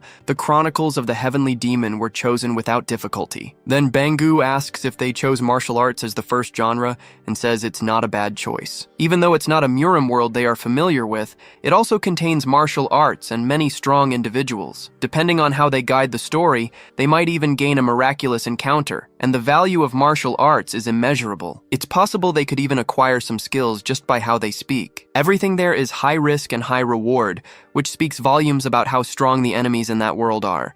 And of course, if they enter the apocalypse and end up dying there, they will truly die. It will also be impossible to leave the apocalypse until they achieve a complete ending for it. The Chronicles of the Heavenly Demon have a player limit of 2 to 4 people. Then he asks who will be part of the apocalypse's character roster, and everyone looks at the MC, and he affirms that he will, and Marcos says he will too because they can't leave out the person who recommended the apocalypse. And Gongjia immediately realizes that the soul of that martial arts fanatic will be burning with excitement. And Bangu says the minimum number of people has been met, but they can still bring 2 more characters with them. However, Marcos states there's another reason why he recommended that apocalypse, and he explains the reasons for its suspension. He explains that the last line of the apocalypse stated that the celestial demon suddenly died due to an unidentified epidemic, and consequently all other forces perished as well. And as they can see, an epidemic was responsible for destroying that world. Therefore, they also need a hunter who knows a great deal about diseases. And there's no one who knows as much about diseases as him, the king of medicine, asking what they think about him joining them. But then the emperor speaks of that man, noting that he owns Marcos's favorite pharmacy. And the emperor himself says he will handle most of the fights, and if that's not enough, the king of death will assist. So, once the king of medicine resolves the disease problem, this apocalypse will be there just for the 3 of them. Asking if the MC has anything to say, Gongjia replies that he does, stating there's someone he'd like to bring with him, and he points to the master alchemist, and she is shocked that he he is referring to her, and he confirms it. But the girl tells the MC that it's only been a week since she received her title, saying she's too weak, and someone like her is of no use. However, Gongja says she is the most competent doctor and pharmacist he knows, and she can't even believe what he's saying. And the MC says that, just as she herself stated before, she will do anything she can to help him. So he says that if she wasn't just saying that for the sake of it, he asks what she thinks about helping him, and he says she just needs to pay the price for having gained her title at his expense, and the girl finds it awkward to refuse him. Then they are surprised that all 4 slots have already been filled, but they question who on earth that woman is. And Marcos recognizes her as the girl he saw that one time, and the girl is terrified, but he tells her she doesn't need to be afraid, as the issue between him and the MC has already been resolved. Yet the girl remains somewhat scared, but he speaks to Gongja, saying that the place they are going is very dangerous after all. That's what the constellation said, stating that if someone dies within the apocalypse, they will also die in the real world. And the MC even confirms what he's saying, but states that she is the best alchemist he knows. At this, the Sword Emperor thinks the King of Medicine makes good elixirs, but not the best. And now that they have that girl, there's no longer any point in having him. And so Marcos thinks about what Gongja is saying about her being the best alchemist he knows. Then the MC reads his mind, thinking, this is the recommendation of a very talented young man, so she must be special, but there's always someone more talented in the world. Then he asks his version of the Sword Emperor, saying that he has been speaking the truth for a long time, and he says he thinks they should take this opportunity to create a relationship between the MC and the alchemist and the King of Medicine. And Gongja is shocked by what he is thinking, because perhaps the Sword Emperor didn't say anything due to the relationship they built, but he's still exactly the same. Gongja realizes that the Sword Emperor, and probably his version, is underestimating the alchemist in the same way they did when they last saw her. Then the old man is surprised, asking what he means by the best the MC knows, saying that's why they are novices, saying it's hilarious to see him think he's crossed a mountain when he's only stepped over a pebble, and the MC gets fed up when the old man starts talking, and he says he hates this situation because he has to feel like this young woman is his rival. Meanwhile, the alchemist looks a bit uncomfortable, and the old man starts saying that it must be because they are dating. But Marcos speaks to the Medicine King, asking him to understand because the Death King is an incredible man, and it's just that he has little life experience. But then the Medicine King questions if experience isn't the most important thing, saying that the MC doesn't even know that and pretends to know everything, stating he's ashamed of Marcos. And he's acting like he did when he earned about $1 billion in Silicon Valley at 20 years old, with the same crappy attitude. So Marcos asks the old man to calm down a bit, and the MC notices that everything is going downhill, noticing that there's a man capable of embarrassing the Sword Saint. And so the Medicine King tells him to control his temper, telling Marcos that he had to silently listen to everything that kid said because of him, and now he shows up with a girl, from who knows where, saying he's going to take her with him. And the MC notices that it seems like a food chain where an older elder devours a younger one. And then the girl says she doesn't mind him calling her a girl, but the Death King is no kid, questioning what he means by crappy attitudes. And then the old man speaks to Marcos, questioning if it doesn't seem like she's defending her husband, so she is shocked by what the old man is saying. Meanwhile, the paladin tells them to stop, because the alchemist is undoubtedly an excellent pharmacist. And even if he only met her because of the Death King, the civil militia has been receiving countless high-quality medicines from her. Then the Medicine King says that only the civil militia would accept something with such a quality standard, and the paladin doesn't like it one bit. And the old man says she only thinks her medicines are good because she doesn't know what real quality products are,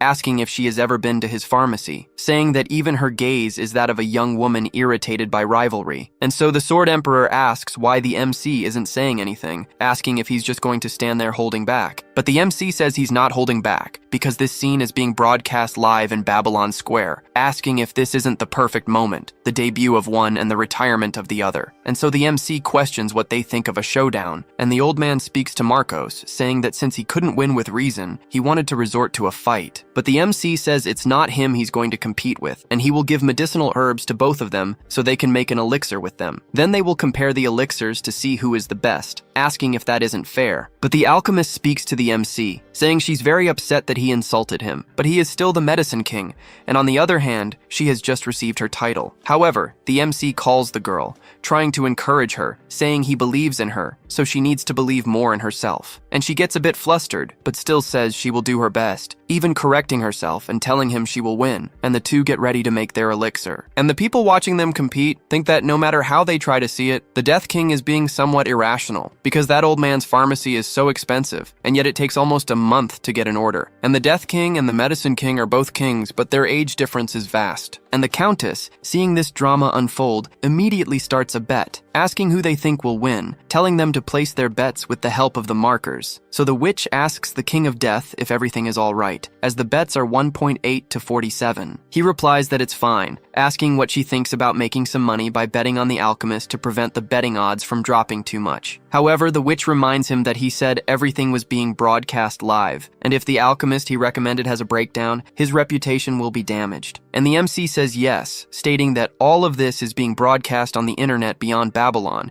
and he even feels sorry for that old man who fancies himself the king of medicine. And so the old man tells Gongja that he's finished, telling him to bow before his incredible creation. He shows a unique healing potion of unique rarity as well, and even though it has a bitter taste, drinking it will heal even the most lethal wounds. And of course, the side effects of the healing will still occur, but regardless, creating a potion like this is incredible in itself, and they are happy with that, as it's a unique healing potion, and thinking that he truly is the king of medicine, they ask what the old man thinks about selling it, and even form a line. But the girl calls out to him, saying that she's also finished, showing a potion with an even stronger glow. Everyone stares in awe at it, and the Countess even puts on sunglasses because of the potion's glow that illuminates the entire library. And that is a mythical rank strawberry soma, and its description itself wonders how it can taste like strawberry if there isn't even strawberry in the recipe, and questions what kind of effect this is. It is then stated that as long as its preservation state is good, even amputated body parts can be reattached without side effects. And the girl shines much brighter than that old man, and so she looks at that thing in his hand with utter disdain, asking if that's the elixir he made. As she looks at it, she treats it like trash, returning it to him and asking if that's all. And the MC, looking at her, wonders if she is the type of person who becomes infinitely stronger when she believes she has an advantage. And she tells him, not believing that his elixir-making skills are that bad. But the old man wonders if she's just that lucky, but the girl doesn't even believe it, and he says she just got lucky, and that's why all young people are like this, saying it reminds him of when he won 1.7 billion in 10 minutes on Wall Street and thought it was all because of his skills. Then the girl asks if he wants to try again. He then questions if she's okay with it, as the goddess of luck never smiles twice. So they try again, but the old man is humiliated once more, and he then says that the goddess of luck doesn't smile thrice. He is humiliated again, and the old man tries one more time, saying that the goddess of luck won't smile 4 times. But then Marcos tells the king of medicine to stop this, as his image is terrible now. But he starts saying that he cannot accept this, because this time he is sure his experience will crush that rookie, and asks if Marcos isn't seeing, because this is his cinematic journey to victory. And Marcos tells her he's sorry, acknowledging that she is truly the best alchemist. But the Countess calls the girl over,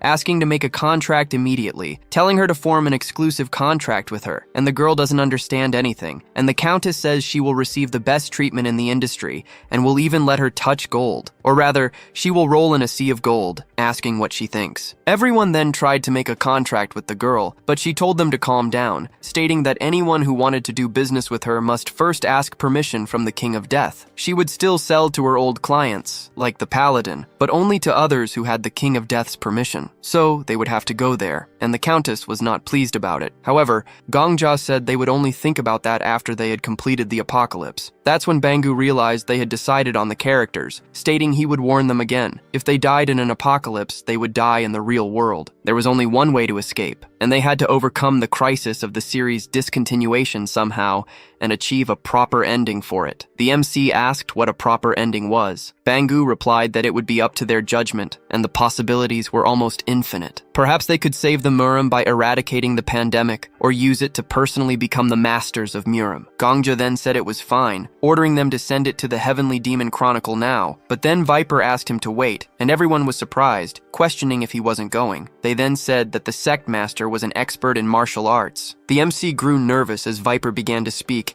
and everyone said that their sect master should be involved with this world, as they believed he should. Viper then said he was already about to step forward, asking if they hadn't forgotten forgotten about him, but internally he was furious with all his disciples, questioning why they were trying to send him to a village like that. Outwardly, he declared that the world of those who adored martial arts and chivalry was the Muram world, and even if he had been born elsewhere, Muram had long been the hometown of his heart. However, internally, he was extremely annoyed by this, as there would be no toilets there, and judging by how much crap he had to put up with because of it in the Igam Empire. He then said it wasn't as if they didn't know why the clan he founded was called Shun Mumum. Internally, he thought about the true meaning of the clan's name, which was actually about him being unemployed at 32 and that being quite problematic. Outwardly, he said he had to go anyway, but internally, he thought he didn't want to go at all. Berlino was speechless at all that nonsense. Marcos said that Viper had every right to want to go, but the old man remarked that it seemed like he was just trying to suck up. Marcos, however, replied that even so, he didn't think there were reasons for him to make concessions. They then noticed that the Sword Saint and Viper were starting to confront each other. The paladin then spoke to both of them, telling them to stop, asking if they weren't going to start attacking each other right there. Viper then said that they were both martial artists, asking if it wouldn't be better to send only the strongest. But internally, the scoundrel was thinking he had to lose on purpose,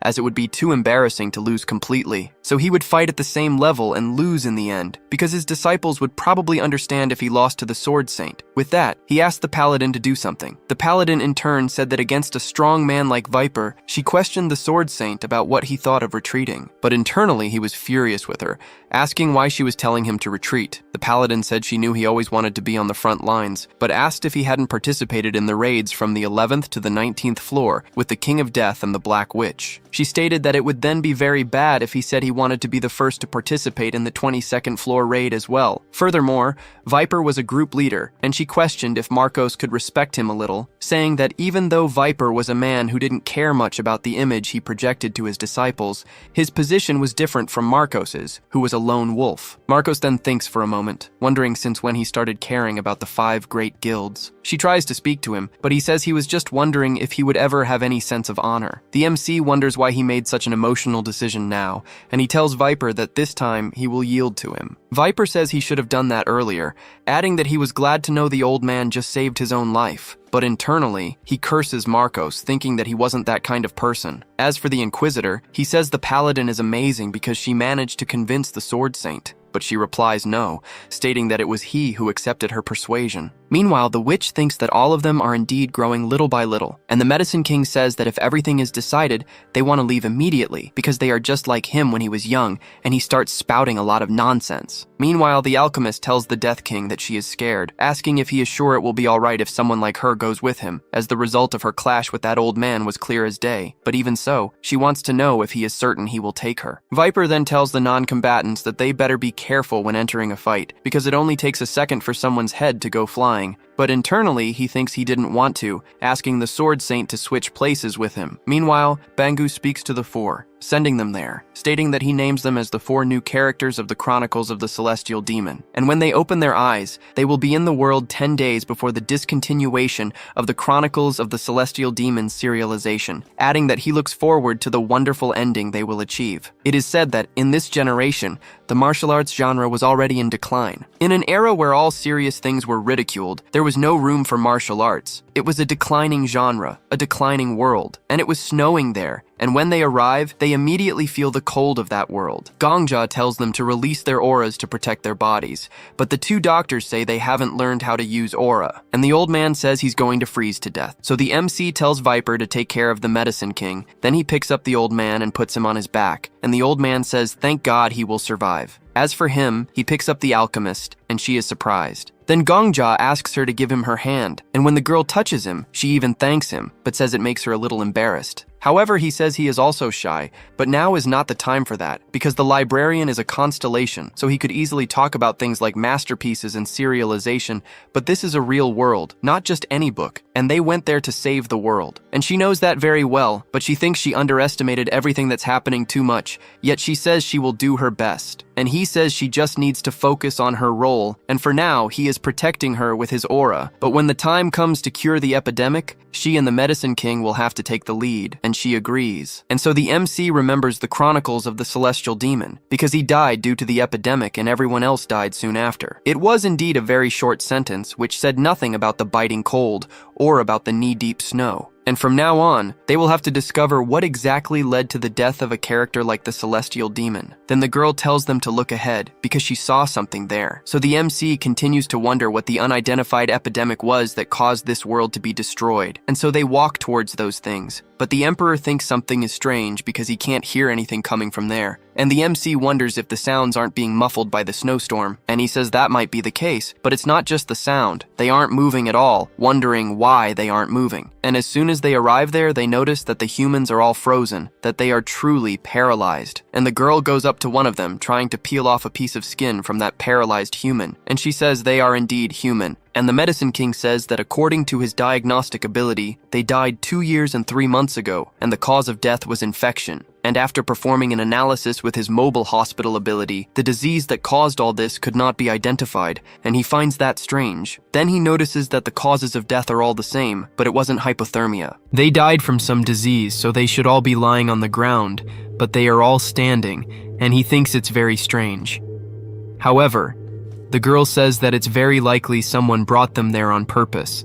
And even though the causes of death are all the same, the dates of death are different, with some dying 2 years ago and others 3 years ago. He can only imagine that someone moved the bodies on purpose, and the MC wonders if this is some kind of cemetery, but Viper doesn't agree with that, because from a distance it looks like the Terracotta Army, Qin Shi Huang's army, who famously created an army of clay soldiers. And the MC then opens the character window of one of them, but there's nothing written there because in the dead person's thoughts is the word light. And the MC is surprised that this is a dead person's character window, thinking that perhaps light was the last thing he thought before dying. But they think that if this is a cemetery, why was it built this way? Because all those people have weapons hanging from their waists, and the MC ends up noticing something, seeing 2 other people talking nearby. And one of them says that the celestial demon sect ends today, and the other says that even a dog would laugh if it were passing by and saw this. As long as she is alive, the celestial demon sect will also live, speaking to Bo Wosung, saying that he should be the one bidding farewell to the Murim world. But he tells her that the bloodthirsty ghost squad that her sect is so proud of already had their heads severed by the blade of his axe. And even those damn demonic elders had their heads severed and are now all dead. And he says he has 500 Murim martial artists following him, asking what kind of magic she could use to stop him. But she retorts that he's talking about magic to an old man, and tells him that the bloodthirsty ghosts are only absent for a while because they received a secret order from her, and the MC tells them to approach in silence. And she continues arguing with Bo Wosung, asking where are all the pillars he's so proud of, because the group that was once recognized as the leading faction of Murim is now nothing. And he says that's none of her business, because they scattered across the world after receiving his secret orders. Then she continues saying that they had 6 secret orders, and he gets furious. So they continue arguing, and no one understands anything until they start preparing to fight and draw their weapons. In reality, their weapons are 2 wooden sticks. Then she speaks to Bo Wosung, asking where that jade axe he's so proud of is. She asked why he was holding that small piece of wood when its only real purpose was to firmly grip that axe. The old man became flustered, telling her to shut up and asking where she had thrown her blood-full demonic sword to now be fighting with a mere wand like that. She replied that was harsh, stating that this was a wooden sword she had carved herself and the 1,000-year essence of the demonic sect was contained within it. She had personally named it the Heavenly Demon Blade. But the old man asked if she had given that small piece of wood the name Heavenly Demon, and she questioned why she wouldn't, leaving both of them feeling awkward. The old man then said that, even so, Heavenly Demon Blade was a bit much, asking why she didn't use something more appropriate, like Piontai. She questioned if that didn't literally mean wand, but he retorted that it was indeed what she had in her hand, speaking to that crazy woman. She then said that since he insisted, demonic wand sounded good enough. But the old man freaked out, noting that everything for her had to have demon in it, asking why they put demon in the name of everything. He listed that there was already the bloodthirsty demon, the demonic sword, the flame ghost demon, the moon shadow demon lord, and even the name of those guys' group was the 4 Demon Lords. But she questioned if that wasn't somewhat elegant, to which he replied he couldn't believe they were once considered the strongest. But then they noticed something approaching, and he asked her if she hadn't been confident that the weather would be clear today. But she replied that divination sometimes fails, asking how she could see beyond the heavens. The two continued arguing, but other things arrived nearby and she told him to shut up, ordering him to prepare for a fight, as she was already losing all the energy she didn't even have. Just then, the alchemist questioned what was happening so suddenly, and Gongja said he wasn't sure. But But as they watched, she felt a chill down her spine and fear, and when they looked back, someone appeared. At that moment, the MC thought of the Murim, and they all started running as Viper was the first to be hit. Gongja thought about this world, saying it was a world where people venerated Mu. But while they were consumed by all that fear, the MC remembered the plot of that world. A demonic sect had formed around the heavenly demon, and the opposing forces against this sect were attacking. Both were fighting to control the world, or at least that's what they would have done if not for the emergence of a super epidemic. He then realized that the super epidemic was a zombie virus. I'm starting to think this story was written by a teenager. Seriously, they just kept throwing in things. Powers, Murim, everything, it's crazy. Now they've added a zombie virus. It's like my dreams. Nothing makes sense, and suddenly I wake up in fear. At that, they all ran away because of that thing, and the old man told them to flee, saying he had never seen anything like it, not even in Silicon Valley, and that the world was going to end. However, the MC told him that the world was already in ruins, ripping off the head of one of those things, but the monster still kept moving. He noted that this was the type of zombie that only stopped when its brain was destroyed, so he told everyone to get out. The two who had been arguing then heard people nearby and questioned who they were. She then said it seemed her eyes were deceiving her, stating she was seeing not just one, but 4 living people, wondering if the god of the dead was calling her. But he replied that he was also seeing them, and perhaps because she had called him an idiot for so long, he had truly become one. But Gongja shouts at them, telling them they also need to escape, and to take the opportunity to tell him where to go. She then realizes it's actually a living person talking to the old man, who wonders if they've already died and ended up in the underworld. But she thinks this means they went to heaven or hell together. The old man thinks it's unlikely that this body, which served Lord Murim justly, would have gone to hell, so they must be in heaven. But then, how is she there? However, while they argue, all 4 arrive. Viper grabs another old man, the MC takes the woman, and she thinks this must be the real world as those people are alive and their bodies at least give off a sense of warmth. She asks where they are from, seeing that they are mastering a strange technique, and asks if Gongja is from Sai-O, but the MC doesn't know what that means. He thinks she must be asking if they are from outside Murim. Then all the zombies come in an absurd manner, running, jumping, and attacking them from all directions, and Gongja can't even believe it. Viper wonders why there are zombies flying through the sky, and the woman explains that it's her light steps ability. She borrowed some knowledge from the Land of Mysteries and refined it.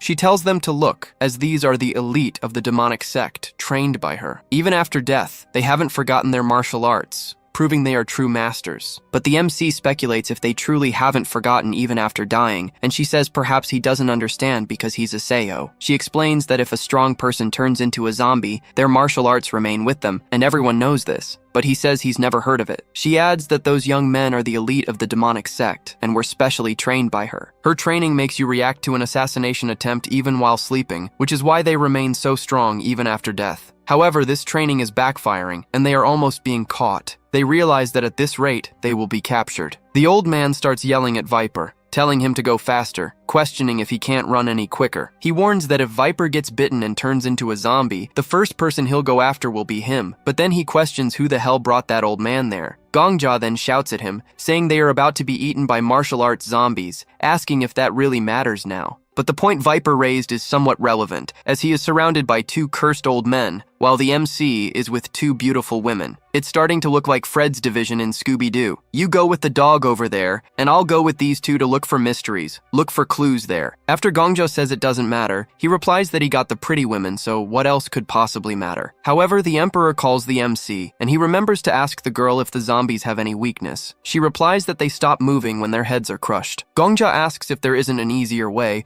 and she thinks for a moment before saying that they stop when the sun rises. At this, the MC understands what he needs to do, telling both the alchemist and the other woman that he'll have to throw them, asking them to land on their own. Throwing them forward, the 2 fall into the snow, and Gongja apologizes. But then, as the zombies get closer, the Emperor sees the situation worsening, telling the MC that he will die, and the MC never thought he would see a zombie being killed by another zombie, and he already starts to think this will be the moment he crosses off one of the items on his list. And Gongja is surprised that he made a wish list even as a ghost. But the MC says he won't die yet, raising Berlino and telling her to use her power. And so she answers his call and begins to shine, and the MC blinds all of them, leaving the zombies behind. And the Medicine King can't even believe he's alive and can breathe again, because if it weren't for that damned Marcos, he wouldn't have come to this tower of hell. And then Gongja asks if she's okay, and the alchemist says yes, but her face is hurting, thanking him for saving her. Then Viper speaks to the Medicine King king, that old man,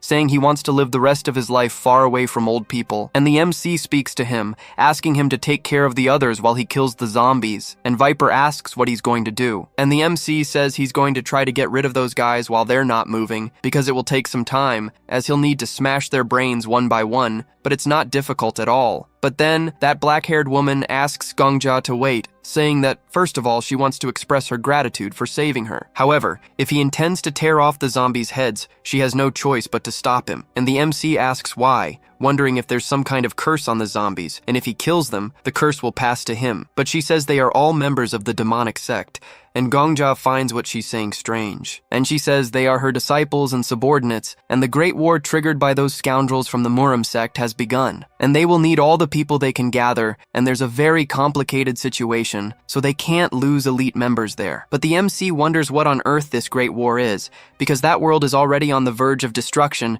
and there shouldn't be any forces to start a war. But then he remembers that constellation, saying that when they open their eyes, they will be in the world 10 days before the discontinuation of the Heavenly Demon Chronicles series. And Gongja remembers that they only have 10 days until the end of that world. Then that woman speaks to the old man, but he says that he, the Murim Lord, master of the Murim sect, is named Namgung-un. And the woman says she has been in the Great War against that old man for 3 years, and 989 days have passed since the war was declared. And that old man and she swore on their names that they would only leave when one of them declared defeat. And even if all the disciples of the demonic sect have turned into zombies, they are still members of the sect. And if they continue to use martial arts, they are the servants she has to take care of. So the MC must not kill them. She says that if he wants to kill someone, he should choose those wearing monk's robes. But the old man says he can't believe this, asking how she can speak like that about the servants of the Murim sect, asking if she didn't make a promise, saying they would end that great war of good and evil without laying a finger on the zombies. But she says that promises were made to be broken. Then the two start to argue, and Gongja says that the world is destroyed,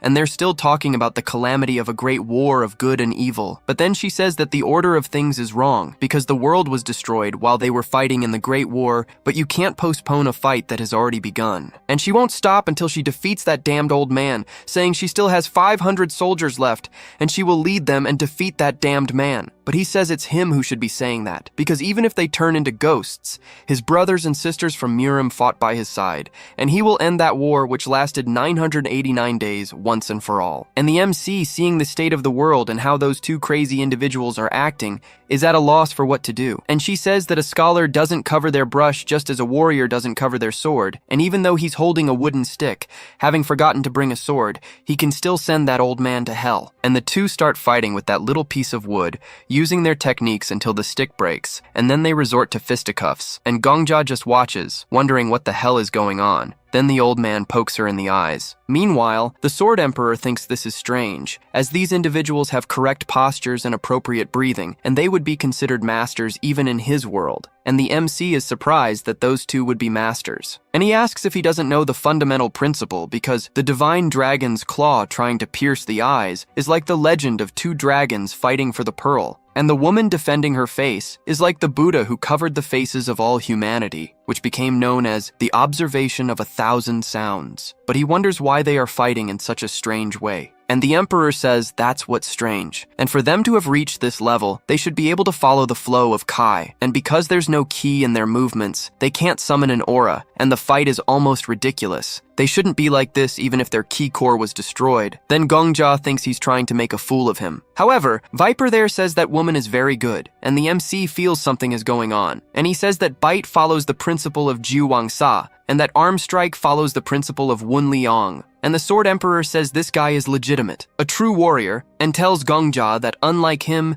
he has eyes that can see everything. But the MC tells him to open the character window. Then Viper thinks that if he were to analyze it with his unbeatable skill over the heavens, he would say it's correct. And the explanation for those movements could be described as, it's good to be born, from the quanta or whatever, along with a bunch of other things. And he continues to say a lot of strange things, treating them as if they were characters or even teenagers in a show. Even Gongja is disappointed, and the alchemist questions if that's really the case, as they just look like two children fighting. And Viper says that if everyone could see the grandeur of it, what would be the difference between being a master and a disciple? But Viper continues to think to himself, wondering how many skills those two possess, because at this rate, they will end up surpassing the Sword Saint. And he feels he will evolve just by watching them, and he will have new things to teach his disciples when he returns. And the MC thinks there are many paths to reach the same answer as Viper was thinking, and that is the essence of martial arts. Then the Emperor thanks him. But the old man there says he's going to freeze to death, calling out to the two, asking how long they're going to keep fighting, questioning if they don't see them there. And the old man says it's been a while since they've had visitors,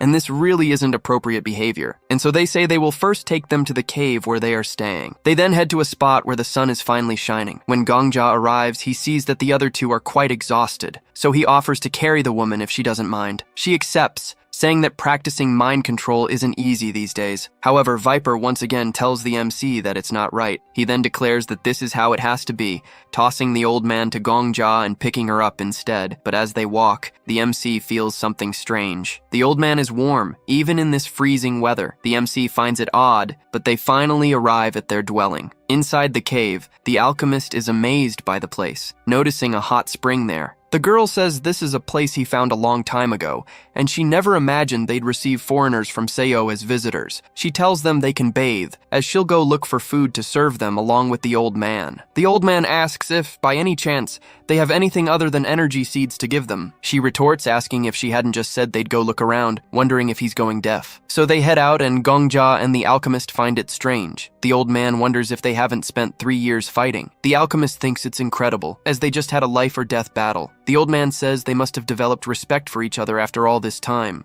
But he starts talking about how warm the place is, saying he was very embarrassed to have clung to a man like that when he first arrived in this world. He tells Viper to leave him alone now, but Viper keeps questioning how the Sword Saint could become friends with someone like him. The old man gets annoyed, then they bring some food for them, apologizing that they have nothing else to serve. These are energy seeds, and they tell them to eat as much as they want. In the past, they used to go hunting frequently, but now there are hardly any beasts left. The MC says it's no problem, thanking them for their hospitality, but as soon as they put that stuff in their mouths, the two of them almost freak out. The alchemist asks if they've been surviving solely on this. The woman replies that it's almost true, so she asks how long they've been doing this, and the woman says it's been over 2 years that they've only eaten seeds. The alchemist thinks this is ridiculous, as one can't get the necessary nutrients to survive on just that. But the woman says she doesn't know what the alchemist means, but the seeds are still edible. But then the old man says he can't take it anymore, stating that they don't even have the energy to cross the snowy fields after only eating this. He adds that they aren't thinking about their bodies. And just like when he was younger, he starts making real food, saying there's nothing exceptional about it, but they should eat. He tells them they need to eat while they're still young, preparing a feast. But Nam Gung-un tells him that he's already over 1,000 years old, and the old man is surprised, asking if they've eaten some kind of youth elixir. He then says that since they are so old,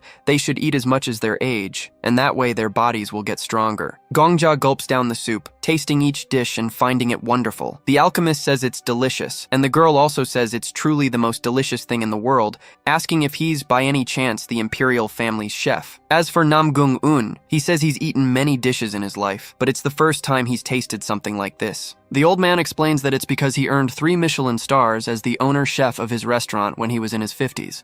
He adds that if he had a decent stove instead of what they have, he would have made something that would make their stomachs explode. But Viper asks why a great man like him came to the tower. The old man retorts, asking if it should be forbidden for someone like him to go there, saying that damn Marcos is there too. Michelin asks if he knew the Sword Saint in the outside world. The old man replies that Marcos was just a damn son of a magnate family. Compared to him, a poor loner who made his own name in Silicon Valley, it's too much. That old man ran out of luck in recent years and came to the tower with a sword. After eating, the woman remarks that the strange-looking dishes and the sheer abundance make her wonder where these children are from and why they came here. She asks if they, by any chance, have found a cure for the zombie disease. The MC looks at the alchemist, who replies that they haven't, as they are also searching for one, and thus she loses hope. She explains that all the doctors in the region tried to cure it in a hurry, but it was in vain. Even the masters of the Tang sect, experts in poisons, were infected, but nothing would be different even if they were here now. But the MC asks if she truly believes there's no cure, and she apparently has already lost hope. But the MC says that he doesn't mean to boast, but she just saw the result of their cooking, and they possess different knowledge than hers. And the alchemist standing beside him, in particular, is better than anyone at curing diseases and creating remedies. He also mentions that even that old man there could be of great help to the alchemist, and says that if they assist them a little, they might be able to develop a cure. The two individuals exchange glances, then state that there's nothing wrong with claiming there's a cure, and it's not as if there's absolutely no way. The alchemist then questions what she is talking about. The two ask them to wait there, then go inside and eventually return. When they return, they are carrying a coffin, and inside that coffin is a zombie, restrained and paralyzed. The MC is surprised to see this. She then explains that it's the leader of the Wudang sect. After being bitten by a zombie, he entrusted his body to them, asking them to use it for research. However, the only method they could devise was to block all his Kai points using acupuncture. As soon as she removes one of those needles, the one right in the middle of its throat, the monster begins to scream, thrashing and trying to attack everyone, and the alchemist falls back in fear. She then says that, as they can see, they've unlocked the key points between the brain and the spine, which allows them to make the zombies dormant. However, this is more of a temporary treatment than an actual cure, and a person bitten by a zombie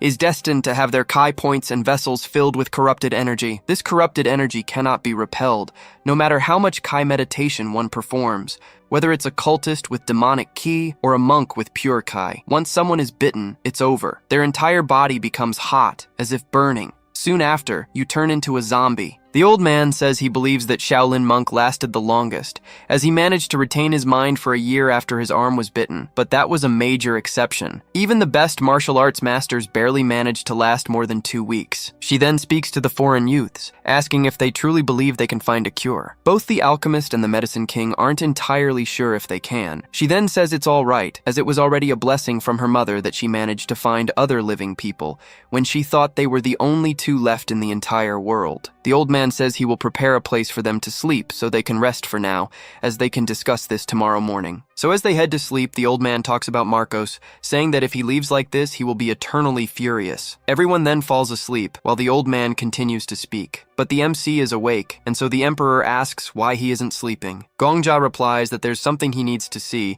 and the emperor simply watches. And so, during the night, the MC pretends to be asleep, and the two approach. Nam Gung-un says it seems they can now seize the opportunity. The MC instantly opens his eyes and sees that the two are in the water. Nam Gung-un then questions what he's looking at, as he thought the MC was sleeping, and the girl already seemed to know this. She says he has sharp eyes, asking when the MC realized. He replies that he thought something was off since the first time he saw them. Even though it was extremely cold, they were wearing thin clothes, and it was so cold that one could freeze to death if they didn't envelop themselves in aura, or rather, in Kai. This means they had been enveloping themselves in Kai to protect against the cold. But how could people so talented in Kai control end up exhausted from fighting like children? The only explanation is that they were concentrating their ki on something else. He discovers that the two were bitten, and as the leaders of each faction, they managed to suppress the corrupted energy with their immense ki, asking if he's wrong. The girl then stands up. Nam Gung-un tells her she can't do that. She replies that it's fine, as they've already been discovered, telling the boy that he's right. She and the old man were bitten 3 years ago. But to make things clear, there's one thing he didn't quite understand. She says they aren't suppressing the corrupted energy. They are blocking their spinal ki points with their own ki, completely blocking the corrupted energy. The emperor then questions, "What do you mean?" as they are using ki telekinesis. He asks Gongja if he has ever heard of the flying ki sword technique. He replies yes, asking if it isn't a technique where one can make a sword fly by enveloping it in ki. He explains that blocking their spinal Kai points with ki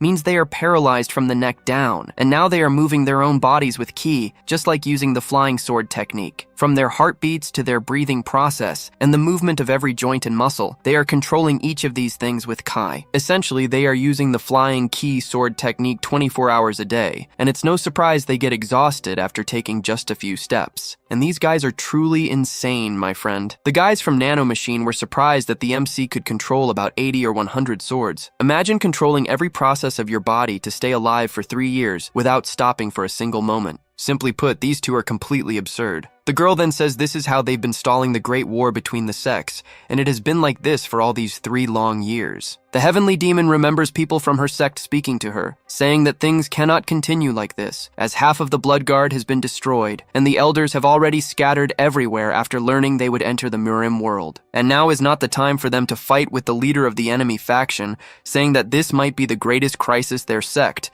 or rather the world has ever faced. Then another individual speaks to her, telling her that, as she ordered, they opened an apothecary that doesn't discriminate between factions. The leaders of the Tang and Manhwa sects all came, and they will capture some of the zombies to get answers as soon as possible. But then, another one of them approaches the celestial demon, saying that the demon lord and even the blood demon were attacked. Even if they defeat 100 zombies today, 1,000 more will appear tomorrow, and they cannot cope with this mysterious disease. Eventually, the last one remaining speaks to the celestial demon, asking her to flee to a remote island. He says that no matter how many zombies there are, they cannot cross the sea. He adds that as long as her banner is raised, they will still be part of the Murim world. But after some time, that man returns once more, questioning why she needs to keep that worthless promise. He says it was a promise made before the world fell into this state, and that the principles of the heavens have changed, so the principles of men must also change. He tells her to forget the promise she made to the Murim Lord and leave, so she can return later and restructure them again. But as the man turns to try and speak with her, he completely collapses. In the present, the MC, speaking with her, questions how they resisted. The two of them call him to a certain location, and Gongja follows them outside. They explain that all humans eventually die, and there's an interesting story told in the Murim world. Once, there was a master who managed to achieve both immunity to poisons and stone-like durability. With these abilities, no poison could harm his insides, and no sword could pierce the master's skin. So how is it possible to kill someone who cannot be harmed by poison or by the strongest sword? He was truly invincible. But invincibility is something ancient stories could not tolerate, so she speaks to the boy, asking if he can guess how the master died, and the MC asks how it happened. She replies that he was killed by a succubus. The pleasure of uniting yin and yang is neither a poison nor a sword. But Gongja questions if excessive pleasure isn't also a poison, to which she replies that he is correct. Therefore, the succubus did not present a torrent of pleasure right from the start. She was clever and proceeded calmly, delivering the most subtle pleasures at first, and finally applying the most lethal ones. The master stopped perceiving the succubus's slaps as pain, and all her actions came to be seen as a source of pleasure for him. Even the succubus's gestures, steps, and glances became joy for the master. In the final moment, the succubus lightly choked him, and it didn't require strong martial arts or much effort. As he was being suffocated, the master was overcome by a wave of pleasure and smiled joyfully. The master was literally killed at the peak of pleasure. He had been invincible externally and internally, but he could not be invincible to happiness. The moral of this story is simple, and Namgung-un says the moral is not to mess around with succubi. It's that simple. He adds that this isn't just an old story, it actually happened. He had been a master raised among jade and gold in Wudang, but that succubus was a harlot sent to kill him in secret. And so the two of them go to look at the disciples below, and the celestial demon says that most novices sent to learn martial arts don't understand. They think that a martial artist's goal is to achieve invincibility, and that the reason for learning martial arts is to attain immortality and eternal life. But she says that's wrong, because a person who achieved immunity to 1,000 poisons will die from something other than poisons, and those who achieved stone-like durability will die from something other than swords. So she asks if he understands, because martial artists don't just choose which martial arts they want to learn. It's about choosing what kind of warrior you want to be, and in what way you wish to die. All humans will eventually die, and they already know this, so why should they be annoyed by it? But she didn't want a death like that. She says it's fine to be assassinated, poisoned, or even attacked by enemy armies, even accepting death at the hands of Shaolin temple monks. She states it would even be good to die betrayed by a subordinate, or to die doing something good for future generations. But a death like this is unacceptable. She remembers that he asked how they managed to resist, and that's because they want to die on their own terms. The MC remembers when the alchemist said that even if the cause of death is the same, the dates of death are different, and it seems someone had been intentionally moving the bodies back and forth, and it was them. So she says that not many of them managed to get far today, and yesterday was a night with a lot of moonlight, and even though it's not as strong as sunlight, moonlight can also stop the zombies. Gongja remembers her saying that the Great War is being maintained this way. Then the two face each other once more, and the MC thinks that snow falls, people die. And even if the 9 great schools and the 5 noble clans had vanished, even if the martial arts texts had become so dusty they were almost impossible to read, these two were still resisting. And even if there are 1 billion people in the world, even if 999,999,999 of them die from a disease, if only one person remains and takes their own life, the cause of the world's destruction will not have been the disease, but suicide. And at least that's what the leaders of the Murim and demonic sects thought. This was a fight to determine the cause of this world's destruction. And so, the two head into battle number 990, and this time their fight will be to the death. The two charge at each other and begin fighting again as if they were children. Gongja remembers this declining genre, a declining world, and they were slowly dying in this apocalypse, heading towards day 990. He thinks this cannot continue, as it's absurd and shouldn't be this way. Because, in the eyes of the Sword Emperor, this might seem like a great battle, but no matter how grand the reasons, it's an insult to those two. Then the Sword Emperor asks what he will do, questioning if he will kill the heavenly demon and the Murim Lord. He says it's fine, as this could be a gift of mercy, but he shouldn't forget that those two are just strangers. And the MC says he knows this because that's not what the two of them want. And if they have to die, they would wish to die at each other's hands. And he says he will end this world in his own way. And so, as evening begins, they return there, and Gongja follows them. And Viper asks where they were, and the alchemist says they were observing the patient that day, and yesterday was a very busy day. The MC asks if they've made any progress, and the Medicine King says not yet. Then the Heavenly Demon says they will rest for a bit, telling them they can make themselves at home too, and Gongja agrees. So he speaks to the alchemist, asking her to be honest, inquiring how long she thinks it would take to find a cure. She says that honestly it would take at least 120 days, but the old man says it will actually take 2 or 3 times longer than that, because the schedule for this kind of thing needs to be generous, and even then they will never have enough time. The MC says yes, that's true, and that's the worst case scenario. So he realizes it's about 100 days at best, and around 300 at worst. And she says that in reality, even with all that time, they might not achieve anything. The facilities and environment there are poor, and she's very sorry. She says he trusted her and brought her there. But Gongja remembers when Bangu said they would only have 10 days. She says it's impossible to achieve a cure within the predetermined time. However, the MC says that's enough,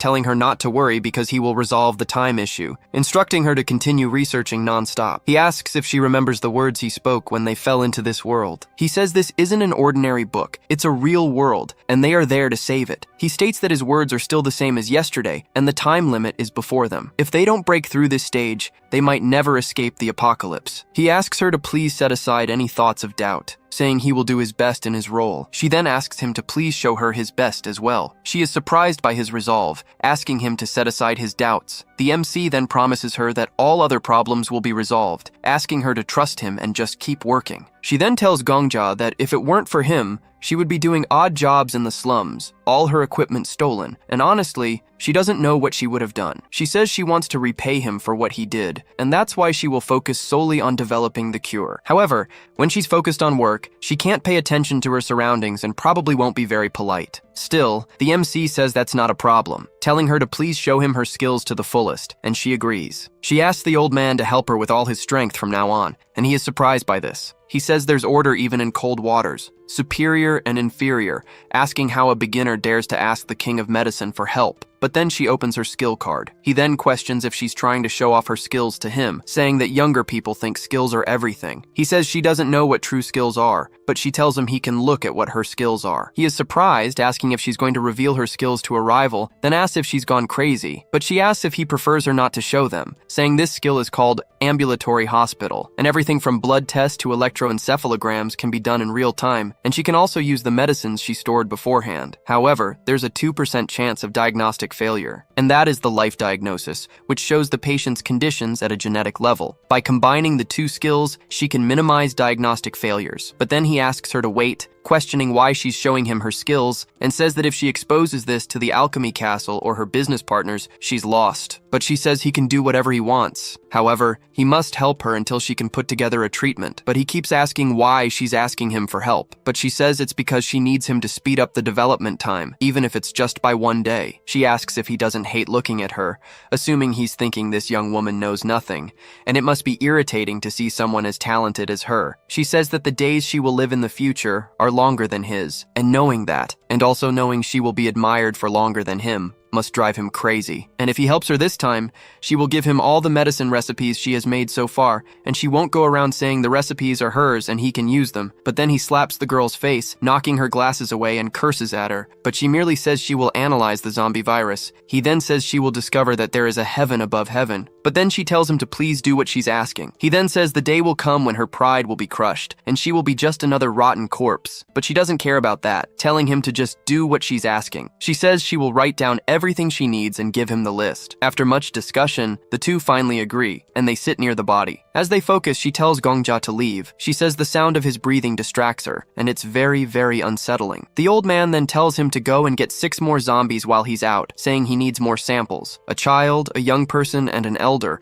each of 2 different genders. And if there are any medicinal herbs, he needs him to collect those too. So the MC tells them to leave it to him, as he will do it, and they all leave. From outside, the two of them reflect on the difficulty they're having with that body, wondering how many zombies have spread, and so time passes, as the MC goes after the zombies, catching several of them and bringing them back. Gongja says that a week has passed since they arrived in the apocalypse, until one day the strongest blizzard they had seen so far arrived. The celestial demon says they cannot go out today, explaining that it's normal to see days like this. In fact, they were lucky that the past few days were sunny, and in the worst cases, snow fell for 30 consecutive days without a single ray of sunlight, so they couldn't go out. The MC then assumes that the zombies will continue to move, realizing that if they go too far, they won't be able to rescue them. She says that in that case, there's nothing they can do. They've lost them. And 3 years ago, her school's power reached 1,000 men, which is almost the same number of men the old man took to his sect. But as time passes, the zombies go so far that they cannot be found. And Gongja thinks that must be the scariest thing, but she doesn't quite understand. He talks about waking up, going to the fields,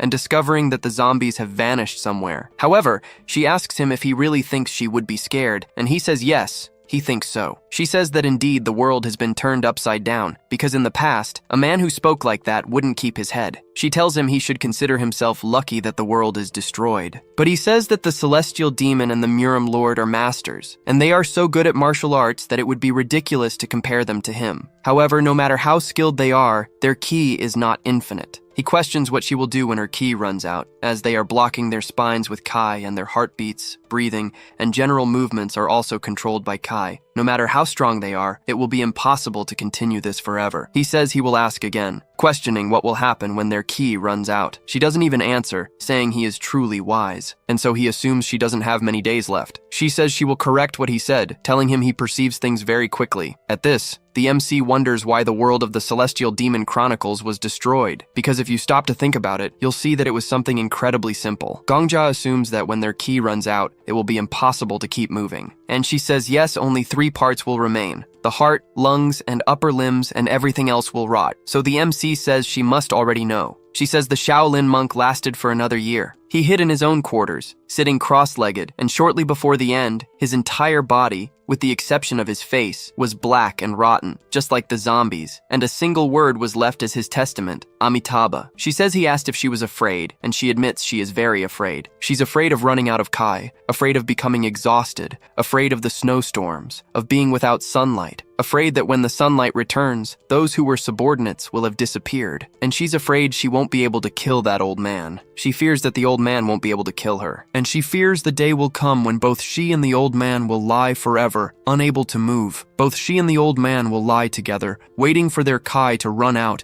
and their lives to fade away, and at that moment, he would apologize to her, as he could no longer move his body, and she says that's why. What a terrifying world, what a terrible situation they are living in. They literally have nothing they can do. If she kills him, she will end up dying of starvation, just as she fears. So if he kills her, it's the same outcome. She fears the people disappearing outside, she fears many things. And there's nothing to be done, because they can only wait without knowing how to resolve the situation. This must be hell, and she says she's afraid of a meaningless death. And the MC thinks that the fact they fought until the end meant nothing, because the moment they both silently disappeared, only snow would fall, and all that would remain would be a series of colorless landscapes. And it reaches a point where Namgung-un can no longer continue, and the alchemist apologizes, saying she cannot heal him in his current state, and the heavenly demon sees him, telling him to get up, but he continues to apologize, and she says she doesn't want to hear his excuses, ordering him to stand up, asking if he didn't make a deal with her, questioning if he didn't say he would challenge the demonic sect to raise the banner of his Murim sect. Also asking if he didn't try to fight,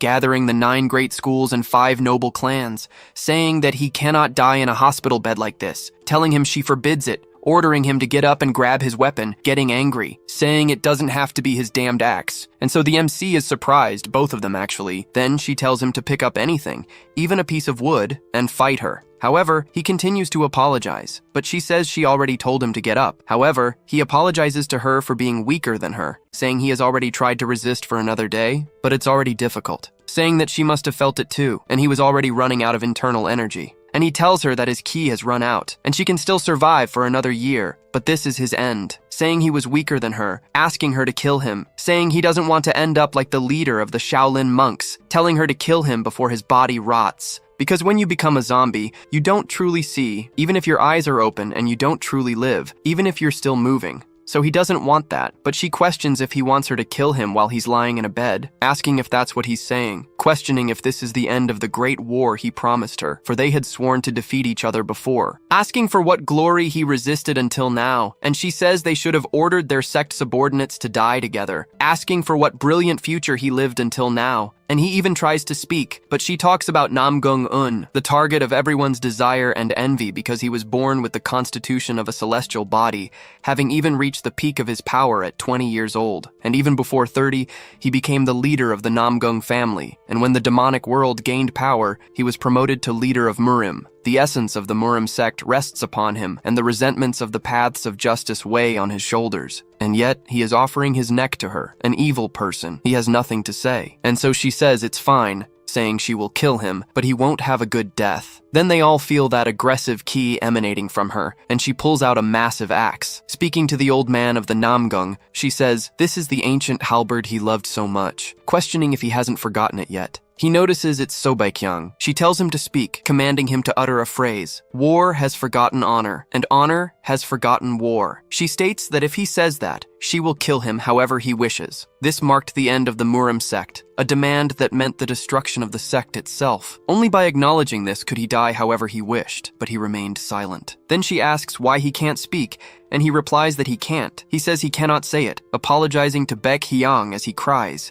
But she becomes enraged and attacks him, saying he once claimed that becoming a zombie wouldn't be the same as truly living. She states that it doesn't matter, because even if he dies now, he won't truly die. Even as she attacks, she doesn't kill him, asking what the difference is between a life that isn't a life and a death that isn't a death. She says she can't tell the difference. She declares it's useless, and the entire world has become empty. On the dawn of the 9th day since their arrival in the apocalypse, Namgung-un, the Murim lord, died. The alchemist says she obtained a valuable sample because there's a limit to analyzing the virus in people who were transformed years ago. Thanks to this sample, they were able to analyze the infection's progression in real time, and they don't turn into zombies immediately after death, but rather after a short interval. Perhaps it takes some time for the infection to reach the brain. She says she has compiled the research results there and hands them to Gongja to see. The old man says this girl might be very skilled at creating remedies, but she's terrible at explaining things to others, and states that's why proud people are like that.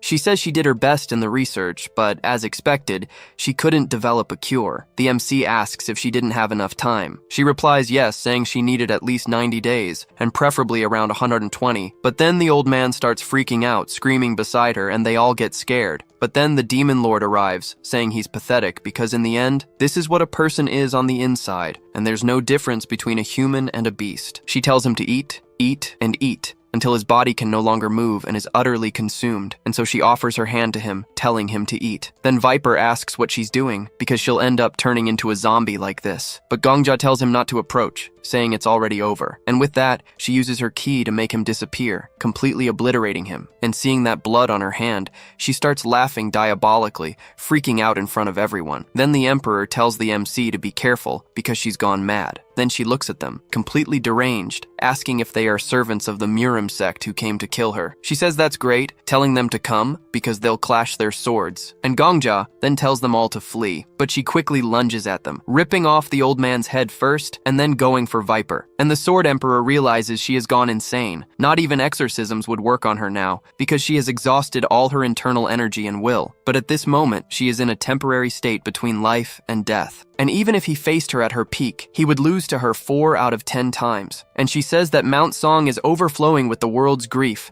and resentments from heaven and earth burn Mount Wudang. And she declares that the demonic sect is the strongest in the Morim world world, and she is the strongest in the sect, asking if they truly believe they are good enough to face the goddess among goddesses. Viper then tells the MC to grab the alchemist and flee together. She then tells them not to even think about escaping, charging at them, still wondering where Namgung-un is, stating that no matter how dense the forests or how vast the heavens, there is only one person in this world who will receive her sword, speaking to the 4 demonic lords, ordering them to bring Namgung-un before her now. But then, the alchemist speaks to the MC, saying she believes in him, and so, the two die silently, leaving no trace, not even a scent behind. The world that had burned its people, the people who were burned by their world, were now buried beneath the white snowfields. But destruction did not mean the end for the MC, and he begins to return 24 hours in time, and so, the time comes to save his world. And in the past, the young demon lord is in the snow, looking at a person, calling her mother. But her mother simply abandons her and leaves, and she is left behind. And it is said that young Sobaekyang did not know, and the MC wonders if her mother had abandoned her, wondering if her mother had intentionally separated from her using the snowstorm as an excuse, or if her mother had accidentally lost her. And Sobaekyang did not know. And the MC, after dying, appears once more in that parallel world, and he speaks to the Sword Emperor, asking if he memorized the whole thing. And he says yes, to a certain extent, stating that if they combine what he memorized and what the MC himself also memorized,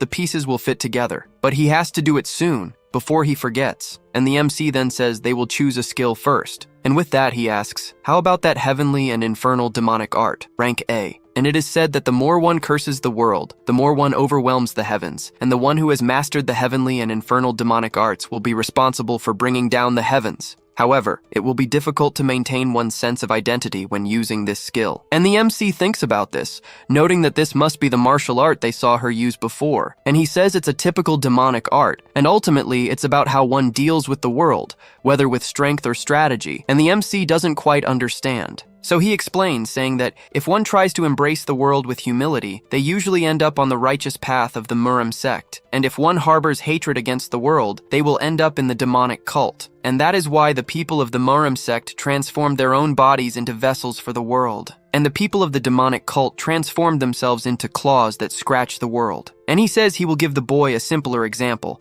preparing to attack with a club. And with that, he unleashes an attack that looks like a dragon in front of him, showing a direct cut from top to bottom, and says that in some schools he called this the tiger's fury stance. And he says the animal in question is not important, whether it's a tiger or a bull. The specifics vary according to how the technique's creator achieved enlightenment, and in any case, it's important to imitate the tiger or the bull or whatever it may be. And the MC is surprised and unsettled after that attack, thinking about the premise of making something of the world his own. And that's what the phrase, accept the world, means. But then, the Emperor says that demonic arts are different, and the demonic cult says something like this when they are training their novices. And he shows that completely different attack that breaks a part of reality in front of him. And the cult tells them to remember their fury and the knot in their stomach when a thief took one of their own, telling them to remember the moment their little sister was taken away by the Emperor, also telling them to remember their weakness and inability to do anything as he waited in front of the Emperor's house all night for his sister, but she returned as a cold corpse. He was told to remember when he buried his sister's body all by himself. He questioned if it was winter, saying the ground was frozen and difficult to dig. He wondered if he dug into the hard ground with his bare fingers, if his nails broke, if blood gushed from his injured digits. In the end, he couldn't even dig a proper grave, and laid his sister's body down regardless. He was told to remember the texture of the soil, ordered to hold his sword with the same hand that dug the ground, lamenting his incompetence and blaming the cruelty of that world. And the MC could clearly visualize this sword style. The Sword Emperor explained that the mental cultivation method, which uses internal energy, is literally a way to train one's mind by forcing it through hardships. Whether it's a strong person or a hunter, the outcome of a battle is determined by how well they utilize internal energy. In short, it's a battle of will. Demonic arts are a bit heavy on the spirit, and in any case, it's not something he needs to learn. But then Gongja stated that he did want to learn it. The Sword Emperor couldn't believe it, and Gongja insisted he would learn it. But then, the Emperor questioned why. And the MC simply said it was because he wanted to, but the Emperor didn't believe him. He questioned if the MC was attracted by the celestial demon's swordplay, and Gongja remained silent. The Sword Emperor became furious with the boy,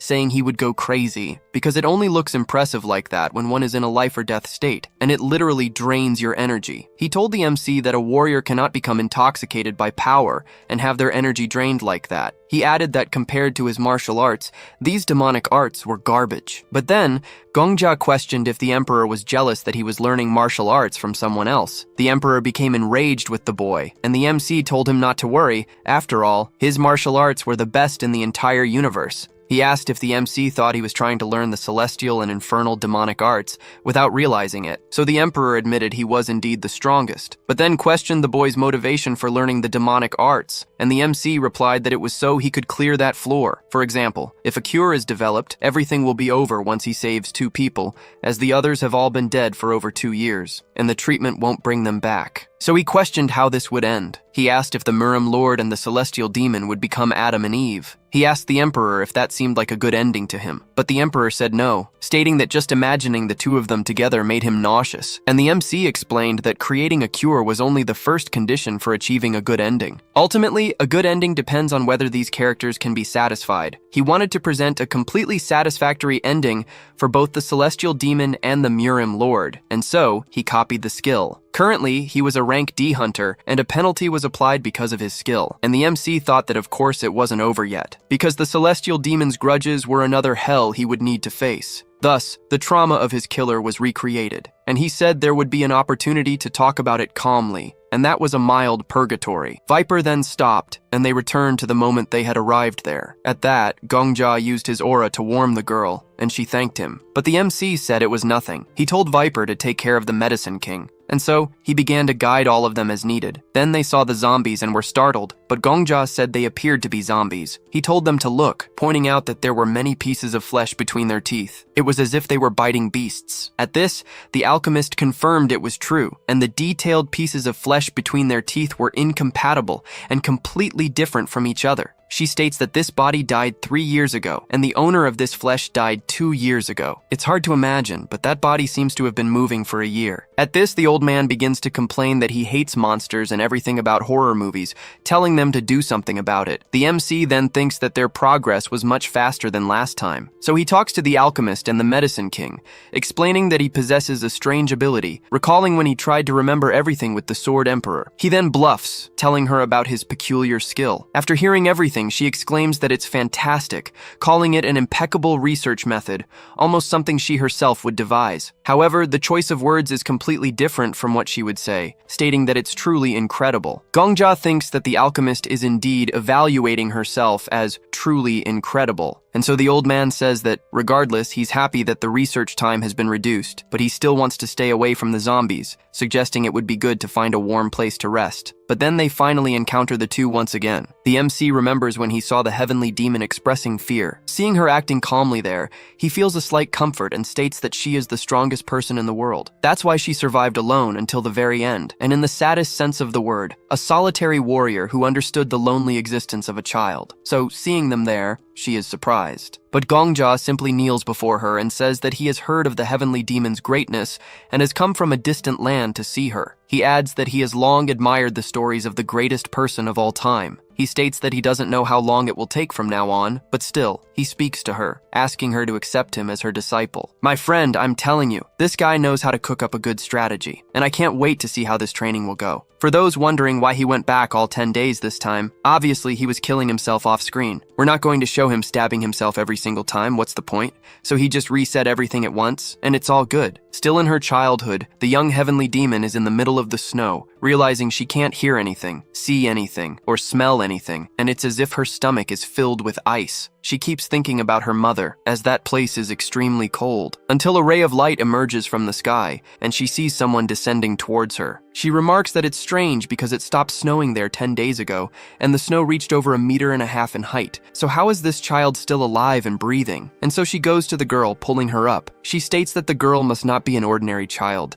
explaining that she was born with a glacial body, and the world's cold is energy for her. And it's truly frightening, as such a small child managed to survive out there for over 10 days just eating snow. This must be the extreme yin body she had only heard rumors about. She asks her what her name is, but the little girl no longer remembers. Then, she also questions how old she is, but the girl doesn't know that either. And so she asks how she ended up buried in the snow. The girl once again says she doesn't know. She thinks that the girl must not remember anything, assuming she was caught in natural disasters at such a young age. However, she possesses the perfect body for learning martial arts, and the Queen of the Northern Sea would pay a fortune for her, and it's a truly strange encounter. What's hard to understand is whether she was destined for the cult, or if the cult was destined for her. She asks the child if she would come with her, promising food and a place to sleep. The child accepts. The woman remarks that the child carries no scent, and without a name or origin, she must be a child born of snow. She decides to give her a surname, naming her Baek Hyang, which means the scent of snow. From now on, she is a member of the demonic cult, so Baek Hyang. The girl then asks where she is going, and the woman replies it's a place where children like her are gathered. Now with the MC, she denies his request. She states that she has never accepted a disciple in her entire life,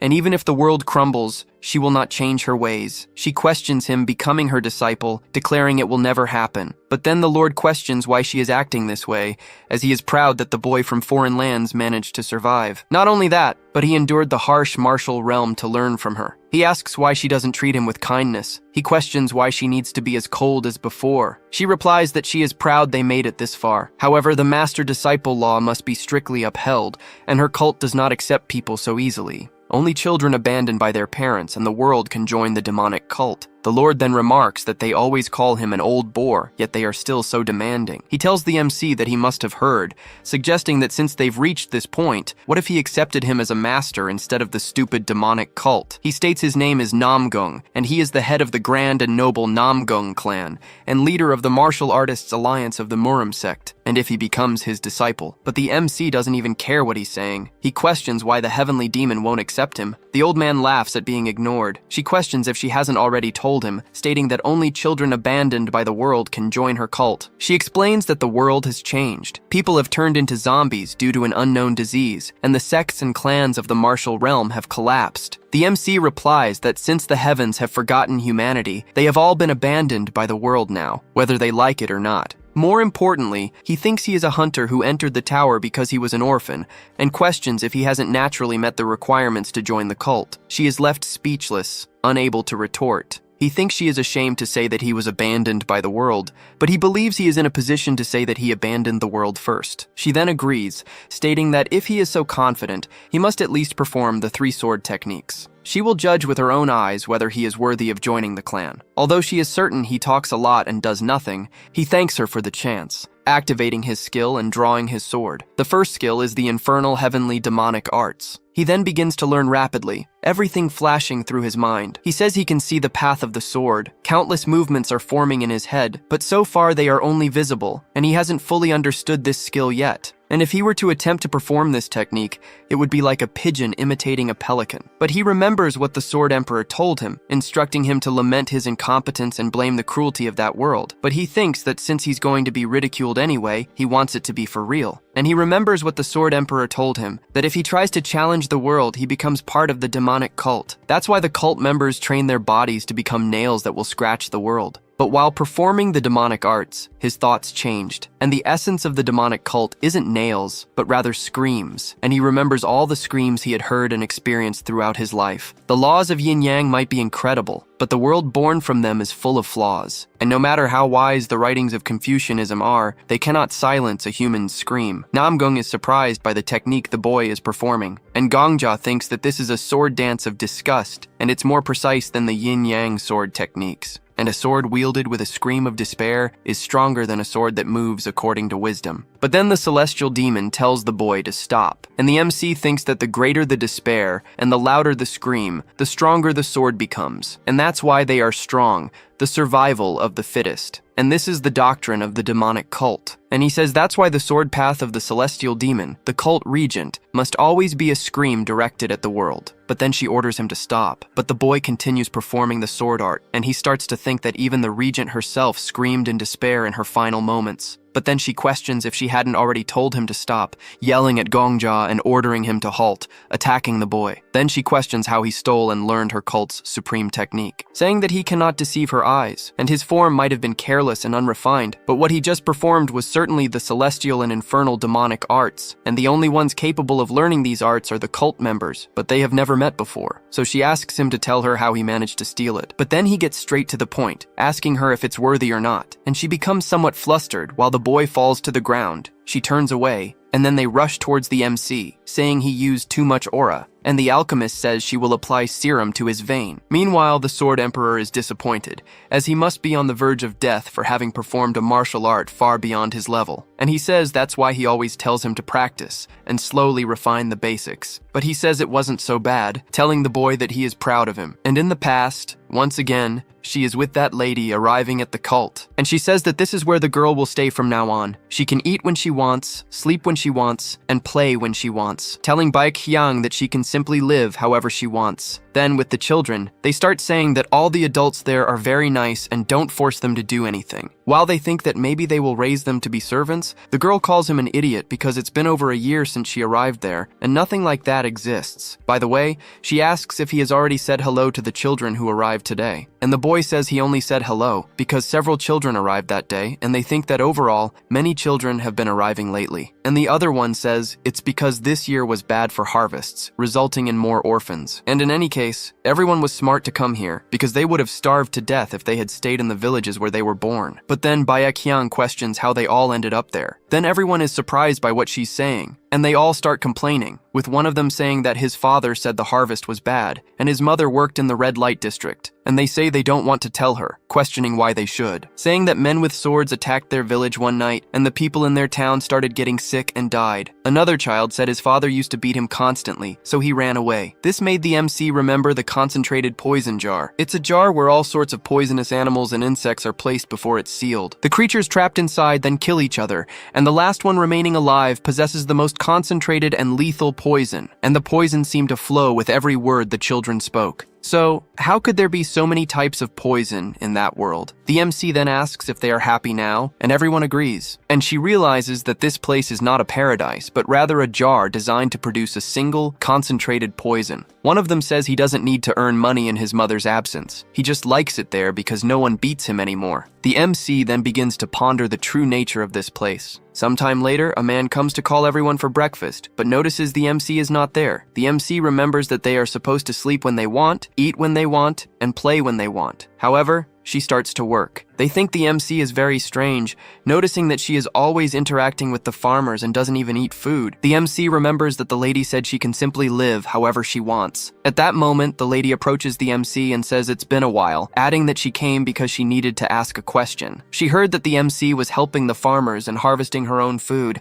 and the MC confirms this. The lady also says she heard that the MC is making her own clothes and blankets, and the MC confirms. The lady then asks why, because as long as she wants, she can live a life of abundance, even if it's not luxurious. She says this is Spring Peak, a place where adults cultivate the land and harvest fruits for the children, and since the MC is also a child, she asks why she is working so hard. The MC then says that Mr. Mo, who cultivates at the foot of the mountain, lost 2 daughters to the county magistrate, and the lady finds that strange. The MC also says that Mr. Choi, who works in the orchard, lost his second son, who was taken to build the castle walls. He reported this to the local office, but his word was questioned, and his first son also ended up dying. After burying both sons in the village where they were born, Mr. Choi and his wife moved here, and all the adults who plant food and make clothes for them, the orphans, were hurt by the world. There is no exception. This place is not paradise, and they are not feeding them and giving them clothes for free because they are stupid. The lady then asks why the MC believes they do this. The MC says it's because they want those children to avenge them, because they feel the world is very unfair, and they cannot forgive the local officials who ruined their lives. They want revenge, but they don't have the power to do it personally. She heard that martial arts are something one can only become truly good at if they start learning from a young age. The adult farmers, who are too old to learn martial arts deeply,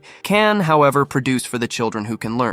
And this was the true identity of Spring Peak. They are not eating and sleeping there for free. That is the headquarters of the demonic cult. The MC realizes that they are there to take revenge against the world on behalf of the adults. The lady then speaks to the MC, asking if there is anything she wishes to say to the heavens. The MC says yes, she has many things she wishes to say. The lady then asks if that's true and says she is not surprised. In that case, the world will have to answer her, and she reveals that she is one of the 7 elders of the cult, the demonic Buddha. The MC then asks if there is a Buddha of hell. The lady questions what use a Buddha is if not in hell, telling the MC that she passed the test to join the cult, and that she did not allow herself to be complacent with the abundance of food and a comfortable place to sleep. And this is a sign of the purity of your poison. She tells her to become her disciple and call her master from now on, and her sword will resonate with countless screams in the future. She instructs her to perform the master-disciple ceremony. Meanwhile, she tells the MC to get up after he wakes up, but he tells her that if she stays like that, he won't be able to get up even if he wants to, because he might end up hitting his head on hers. But she says that judging by how he's speaking, his body must already be fine, telling him to go wash up in the bathroom, for he will need to cleanse his mind and body diligently, and he doesn't understand anything. And she says she'll be waiting for him at the cave entrance, so Gongja actually goes to do that. But he notices everyone sleeping around, and he wonders what everyone is dreaming about, opening his character window. The old medicine king is dreaming of his 100th victory over Marcos, saying that, as a bonus, he's just 1 victory away from completing 1,000,000 victories against that pharmacist girl. As for her, she says she's right, questioning why she needs to explain something so simple to people. She says they won't understand even if she explains, because they are as stupid as flies. She apologizes, thinking that if they just used their heads a little more, everything would be fine, living a dream of humiliating others. And as for that other crazy guy, he's laughing like a villain, and the MC thinks it's better not to wake them up, especially that last guy. Then, outside, the celestial demon asks if he washed every corner of his body, and he says yes, stating that he feels even his heart has been cleansed. But she tells him that she's not a fan of people who are good at talking, and he's too good with his words, and she worries that he has more artistic talents than those of a commander, and he is surprised by this. Then he reads her thoughts, thinking that even though he has a sharp tongue, he has a foolish and innocent face. He's the perfect candidate to lead the lower sect, and he wonders what that means, but she just tells him to follow her, saying that, normally, to earn the cult's uniform, you need to pass several tests where he might have proven himself worthy, but that doesn't mean he passed the test. The cult's first test is the comfort test. She explains that it provides free food, clothes, and a place to sleep. And the children who are satisfied with this become part of the outer sect and are raised to be farmers, artisans, and guards. But the children who pass the test are recognized as part of the inner sect. They officially join the demonic cult and are instructed in demonic martial arts. So he already knew all of this, and she questions how he knows. And the MC thinks that, having experienced trauma after dying to her, he simply knows many things. Then she says that the heavens are very cruel, asking how they dare bring such a wretch to be the last person she will meet in her life. She wonders if she really has to accept this fool, who seems to be a member of the lower sect, as her cult disciple. Meanwhile, the Emperor thinks that, as the celestial demon says, she has a good eye for people. If he were merely an idiot, he wouldn't mind much. But he truly gets things done when he puts in the effort. And Gongja wonders if he's praising or humiliating him, and simply says he'll take it as a compliment. And the Emperor says that's why he's an idiot. And so the demon says this place should suffice, telling the MC to cheer up, as she will accept him as her disciple. And the demonic cult reigns over the heavens, and the heavens do not reject a cultist, so he gets excited. But she says that, however, she still cannot officially accept him as a disciple. But the MC questions if she isn't being too harsh, as he came from afar just to receive her teachings. And he even showed he is worthy, asking why he can't be an official disciple. And she says that, first of all, she has many suspicions about his words, from having come from distant lands to having deep respect for her. And she doubts the veracity of everything, and her senses tell her that it's all a lie. She says that he doesn't seem to have an evil nature, so she'll let it pass. And to tell the truth, he seems to have a good heart, which is strange. And she still can't tell if he was destined for her, or if she was destined for him. And the MC then asks what the test is. And she points downwards, saying she placed a zombie soldier there, and he was a potential star of the cult, a clever martial artist quite famous in the martial realm. And she says that the MC must defeat him, and if he manages to do that, she will accept him as a disciple. It was just empty talk, and she says that while he fights the soldier, his heart must be filled with hunger and the pain she causes. And Gongja thinks that in the heavenly demon's heart, he is already the one who will receive the teachings of the demonic cult and inherit the heavenly and infernal demonic art. Then she says that he is forbidden from having other thoughts or emotions, asking if he can do that, and the MC thinks that she already sees him as a disciple. Then she tells him to think of the voices, groans, and movements of a starving man, transforming that into the will of his heart, and to let him wield his sword, based solely on his hunger. And that will be the moment when the heavenly and infernal demonic art will show its true powers. And he questions what will happen when he manages to wield his sword with only hunger. And she says that he will be able to cut down a person who has never felt hunger with a single strike. And with that, half of the martial artists of the Muram sect could be defeated in a single strike. And the MC remembers the fingernails. And she says that first he must learn the form of death by hunger. Next, it will be death by dehydration. And he will need to learn his sword with thirst, being able to cut down with a single strike those who have never experienced true thirst. And he will need to learn 9 different sword forms, and the 9 paths of these 9 sword forms that will bring down the heavens. And he thinks that sounds good. And she then questions what he is waiting for, telling him to throw himself into hell. And Gongja agrees immediately, jumping onto the zombie.